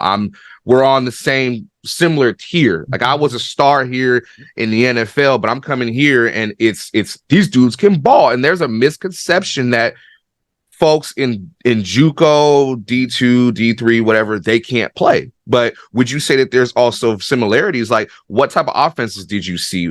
Or what defensive schemes were you guys running there? I feel like the defensive schemes were very similar to when I did in D1. I mean, we were in 3-4, 4-3 defenses. Offenses were a little bit more spread versus like your traditional like running offenses. But I think that also just highlights the player you have, like whether you have a quarterback that can really throw it, right? But I think it's very similar. The conception that people can't play in JUCO, to me, is false. Like I said, a lot of those guys, whether they had a situation come up at a university, didn't have the grades in high school, or they just didn't get looked at. Like there's not necessarily a drop off of players that I've played with many players that might have even been better than other players D1, D2, or D3, right? So JUCO players can ball, man. It's just that sometimes the situation is different, right? They didn't get looked at, the grades weren't there, or they had a situation in university that set them back for a little while. Right. See, you got it. You got that right there, man, because you saw it, you seized it, and you turned that into a scholarship to University of North Dakota. But I will say, though, your stats were pretty solid for a guy that only played a semester, man. 28 tackles, 2 sacks, and a forced fumble in your lone season, man. Not bad. Did you play the whole season, or was it just a certain amount of games? No, I played the whole season. The whole season. Okay. And it also said that when you were in your freshman year, you played a little defensive back. Yeah, I did a little bit of safety work, but it was more of a glorified linebacker. I wouldn't necessarily say a DB. It was just a glorified linebacker. You was playing hybrid. Ain't nothing wrong with that. Shoot, it kind of prepared you for the CFL game a little bit. 100%. So you get to University of North Dakota, man, with the Fighting Hawks, man. You played 11 games in 2018. You logged 23 tackles, 6 tackles for loss, and 2 sacks as reserve linebacker. What was it like at University of Dakota for you? And did you kind of, coming from Garden City, making the transition from Garden City to North Dakota, University of North Dakota, was the defense similar? Did it fit your style of play, or did you have to make the adjustment to a different position as far as being a linebacker? I feel like it fit my style really well. I mean, we were really heavy on the run. Our philosophy was stop the run, make them one-dimensional. So that transition was pretty smooth, I would say. But the defensive scheme itself was way more intricate than the one I had at JUCO, which for me it wasn't necessarily a problem. It was just meant like you had to work a little bit harder to really get the intricacies right. But I did feel like once I went to D1, it was more important to necessarily know, like especially what everyone else is doing. I feel like I was more in control at the D1 of what I wanted the defense to be, in the sense of like it went all through the Mike backer. Like I called the plays, I got it from the sideline. I could adjust the plays if I saw something that I like. When it was a formation, whether it was empty, whether anything else, like I felt like I had more control of it over it in the defense at the University of North Dakota under Coach Schmidt, who was a great defensive mind. I think he's a defensive coordinator at San Diego State right now, if I don't. And he was actually on the Washington national team too, national championship team. So yeah, shout out to Coach Schmidt. When you talk about the intricacies, man, can you kind of give us a little example of like what? Because every 3-4 defense is different. You know what I'm saying? You have obviously like Pittsburgh's defense, which was more of a zone blitz defense. You got a regular 3-4, which, hey, you can turn that into a 4-2-5 if you want to.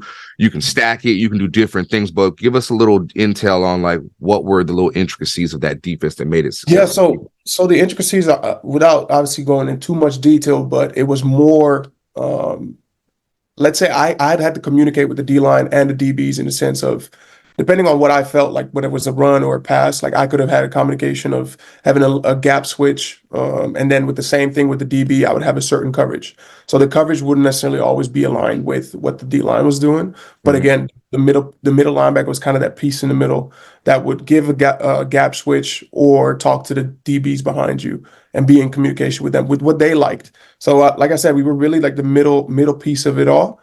And we got it. Really, we're the captain of the defense, and that's the way I like it too, because I know that I'm going to have my stuff right, and I know that I'm going to know what I have to do, so I can have other people rely on me as well. See, I've always had a love-hate relationship with a 3-4 defense, because you only have one job, and that's we got to get to the quarterback. It's better for a pass rush defense, but because you've got for everybody at home, you've got 3 linemen, you got 3 defensive linemen. You've got 4 linebackers. It's predicated on the linebackers get to eat more than just the D-line. The D-line that knows he's going to take that A gap, and he's got to take all the pressure. He's got to feel that, whether he's head up or if he's shading in a different spot. More so, he's head up on that center, and those middle linebackers, they're going to have to plug. Correct? Yeah. Well, we have our outside linebackers on the line a lot. Yeah. Which we need to. Our outside linebackers basically ended up being kind of like rushers a lot too. So yeah, so that was really good for them too. So they can all kind of eat in that sense. A lot of zone, I'll tell you right now, man. Y'all had to play a lot of zone. So in your time there, man, you had some pretty solid stats, man. 2018, you had 15 solo tackles, 7 assist tackles. And then 2019, you had 14 solo tackles with 19 assists, man. Little tackling machine out there. I see you, boy. I see you. You're doing your thing. But then you get to go to the draft. You got called up to the draft. Tell us about that experience, man, and how you got to Ottawa. Yeah, so obviously, like I said earlier, I graduated in 2020, which unfortunately kind of was a hard year for most athletes, in the sense that a lot of their pro dreams kind of went down the drain, and our pro days got canceled, unfortunately. But next year, I actually was blessed enough to get called up, and I knew that I was kind of I had a lot of interest by a lot of teams, and they contacted me through the draft process. Mhm. But I didn't have any inclination of where I was going to go, what team was going to get me, or anything. And so I was in Minnesota and just waiting on a call. Really, my family was on the Zoom with me, and eventually got the call from the Red Blacks, and spoke to a lot of police at the time, and had a good conversation, and his expectation of what he needed me to be coming in my first year. And I was just a rotational guy in special teams and trying to get some packages on defense as well. And so that process was pretty smooth. I mean, nothing really too crazy. I mean, it's kind of like any other process really in that sense. Did you get any looks from any NFL, any calls NFL wise at all? I did not that I know of. I knew I had some interest from definitely the CFL, and the NFL was going to go to our pro days, but unfortunately those got canceled, and we weren't even allowed to go to another university because of COVID and stuff. And Yeah. so no, not that I know of. Not that you know of. Okay. You played under Paul LaPolice, man. And I'm just gonna be straight up with you. As everybody know, I'm gonna be as straight as I can with this. I reacted to Behind the R. I was not a real fan of Coach LaPolice, and nothing against him. I just think this, with everything that was going on within the organization at the time, there was a lot of things happening at one time. Could you take us through that time, man? Because following, they had y'all had a 3-15 record, and then you started 2-9, and they fired Marcel. I'm not even gonna try and pronounce his last name. I can never get it right. And then they fired Coach LaPolice. But then you guys got Bobby Dice. What was that like for you as a player and also as a team? Yeah, I mean, it gave us all like well, to me, like obviously Coach Dice, I've been really close with him from the day I got in the building, because I was mainly a special teams guy, and the way he coaches special teams, it's just different than anything I've ever seen. Big fiery guy. Prides us on being physical, fast, apex predators, best special teams unit in the league. That's something that prides us on, and that's the energy that he comes with every day. He's trying to be the best version of himself. Mm-hmm. And when we found out that he was going to be our head coach, I feel like a lot of the guys on the team kind of had that same sentiment of like, well, that same energy that we put in the special teams is what we want to be as a team. And with him as the head coach, that should just trickle down through the whole team as like our main focus. So a lot of us, and me included, were very excited. Very cool for him and his family to get that opportunity to be a head coach and kind of take us to the next level for sure. As far as you guys moving forward, man, as a team, man, I was very excited for you guys this season with Bob running the show. You guys had some stunner games, man, with it being Winnipeg. Then the next week against Calgary, you guys had Dustin at quarter, but you guys went through a few quarterbacks. But for you personally, what was your role this past season? And do you feel like you grew as a player, or do you feel like you regressed in places? Okay, yeah. So my role was obviously last year I got more playing time on defense and still being a core contributor on special teams. And this year we unfortunately had a lot of injuries on the quarterback side, but also some of the linebackers that got taken out a couple weeks for injury. So I knew that my role was going to be bigger. So I knew I was going to have more on defense.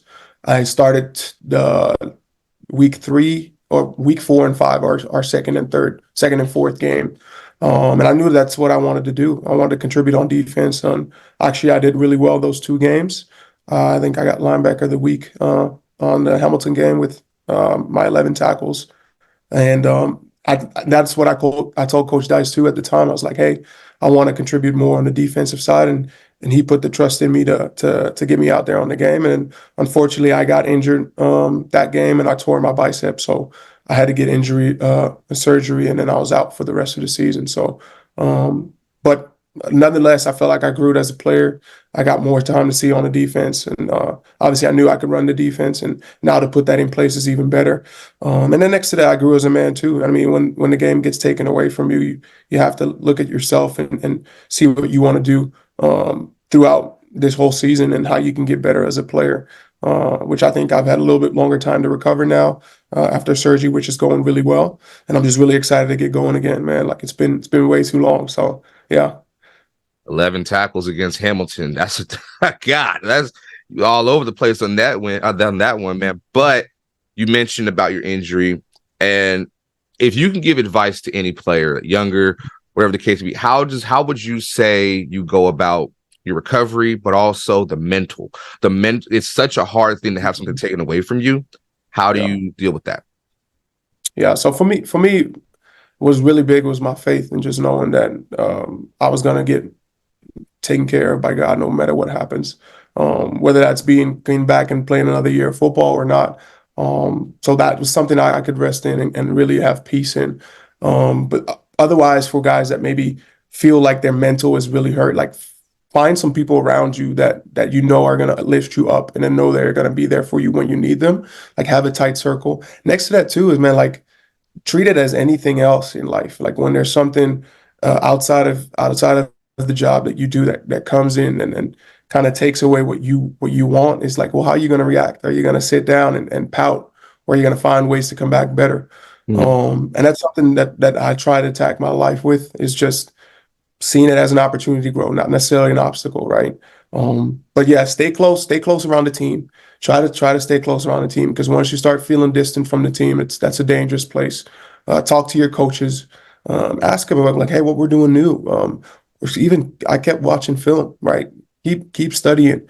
Maybe you can add something that the coaches missed or the players missed, right? And because you have a little bit more time on your hands, so use that time wisely. Or whether it be something about focusing about your next thing in your career, whether it be your schooling or whether it be a job, invest in yourself, right? Invest in yourself, and don't get down too much. Like, it's a part of the game. Like the football, it gives and it takes, and injury is unfortunately a part of it, right? So how are we going to react to it? We're going to attack it just like anything else. See, everybody comes to this game beat up a little bit, but something about the pro level, nobody leaves this game untapped. And the fact that you mentioned invest in yourself, whatever it may be, it is preparing you for after the game is over. So is there things that you've done as far as like any business things? I saw you got your degree in management. So is we looking at you managing some people down the road, or what do you like to do? Yeah, so I got my bachelor's in management, and right now I'm doing my master's online, actually, in organizational management. Next to that, I took an internship with our ownership group when I got injured in our marketing department. So I'm really trying to get well versed when it comes to just knowing the business and knowing how that all works. I'm also looking more into like investing into real estate for the future.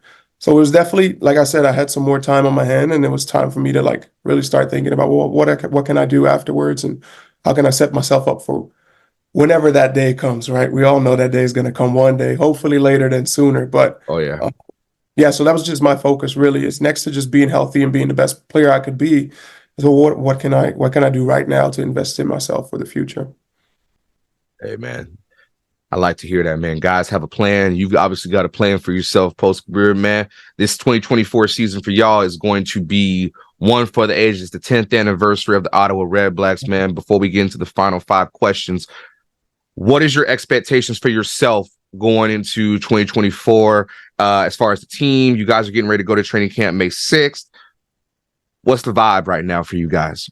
Because y'all made some moves. Y'all have made some big moves. We're buzzing, man. We're excited. We're excited. I mean, we got some new additions in free agency. I got like a lot of guys coming back that are just great players as well. So I know I'm excited. I know our room is excited. And our expectation is to win. Like, we play for championships. That's all we do. And that's how we come in, day out. Obviously for me, I want to dominate on special teams. I want to dominate on defense. Stay healthy the whole year is big for me as well. But as a team, like, I just think like we're playing for championships.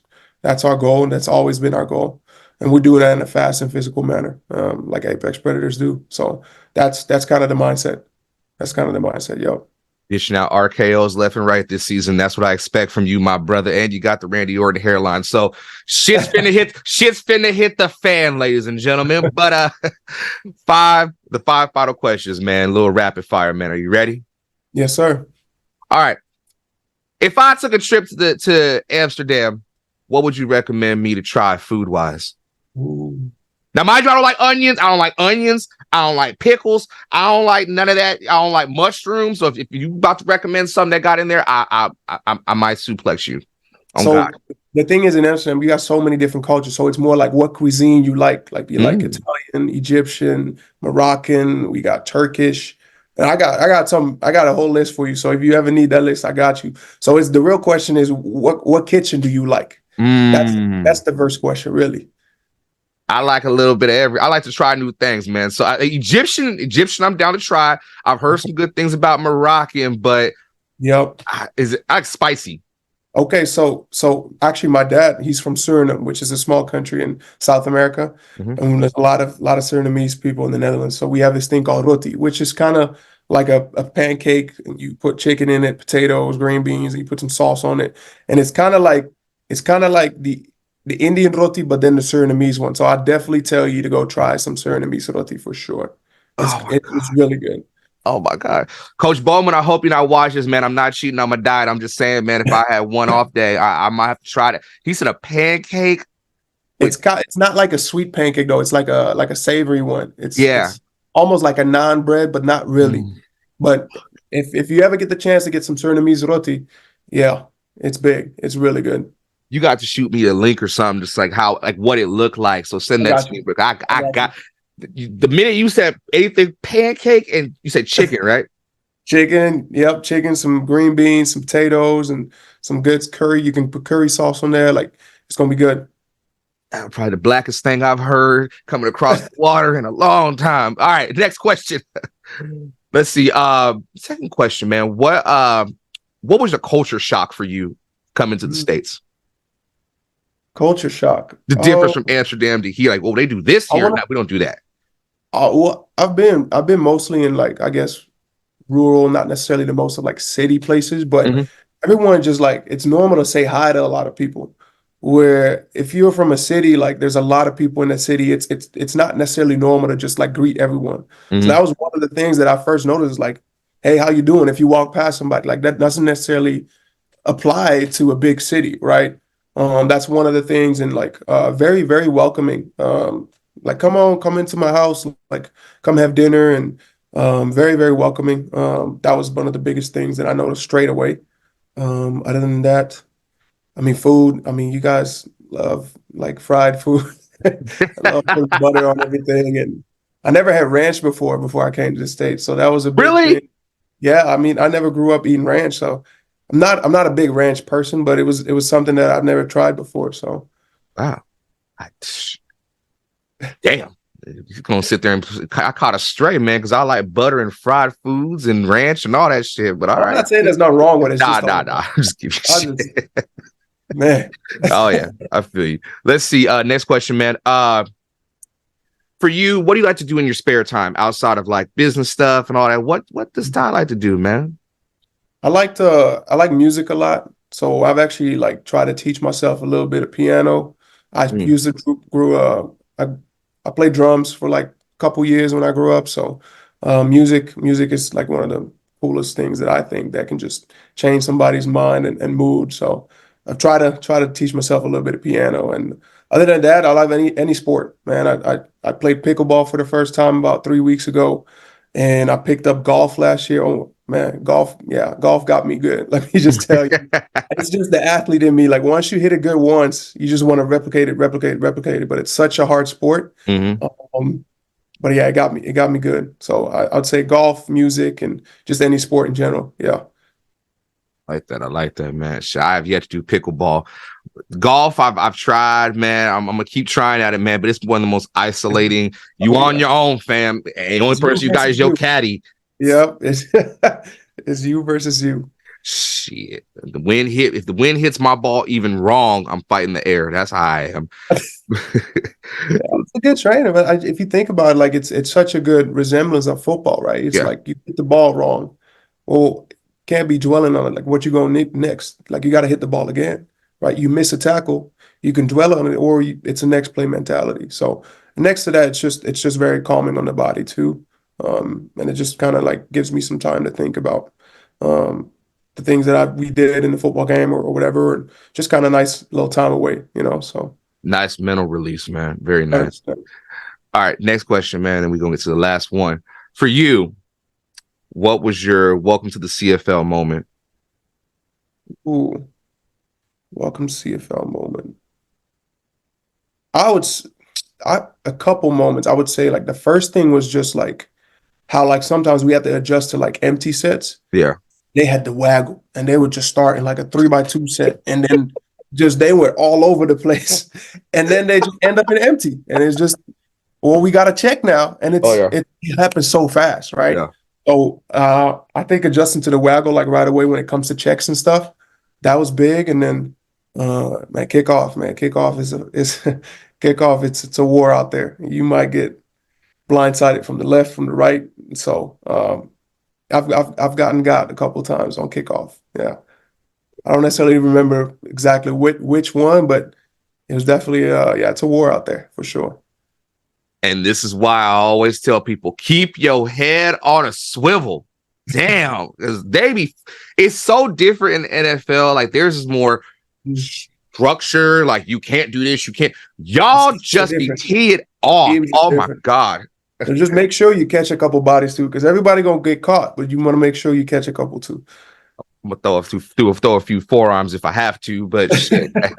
I'm not trying to tackle Mario Alford, Terry Williams, none of them in opens, because that one that Terry had against y'all, I still don't understand how the hell y'all let Terry. You know, I ain't gonna eviscerate you on that one. I ain't gonna do that to you.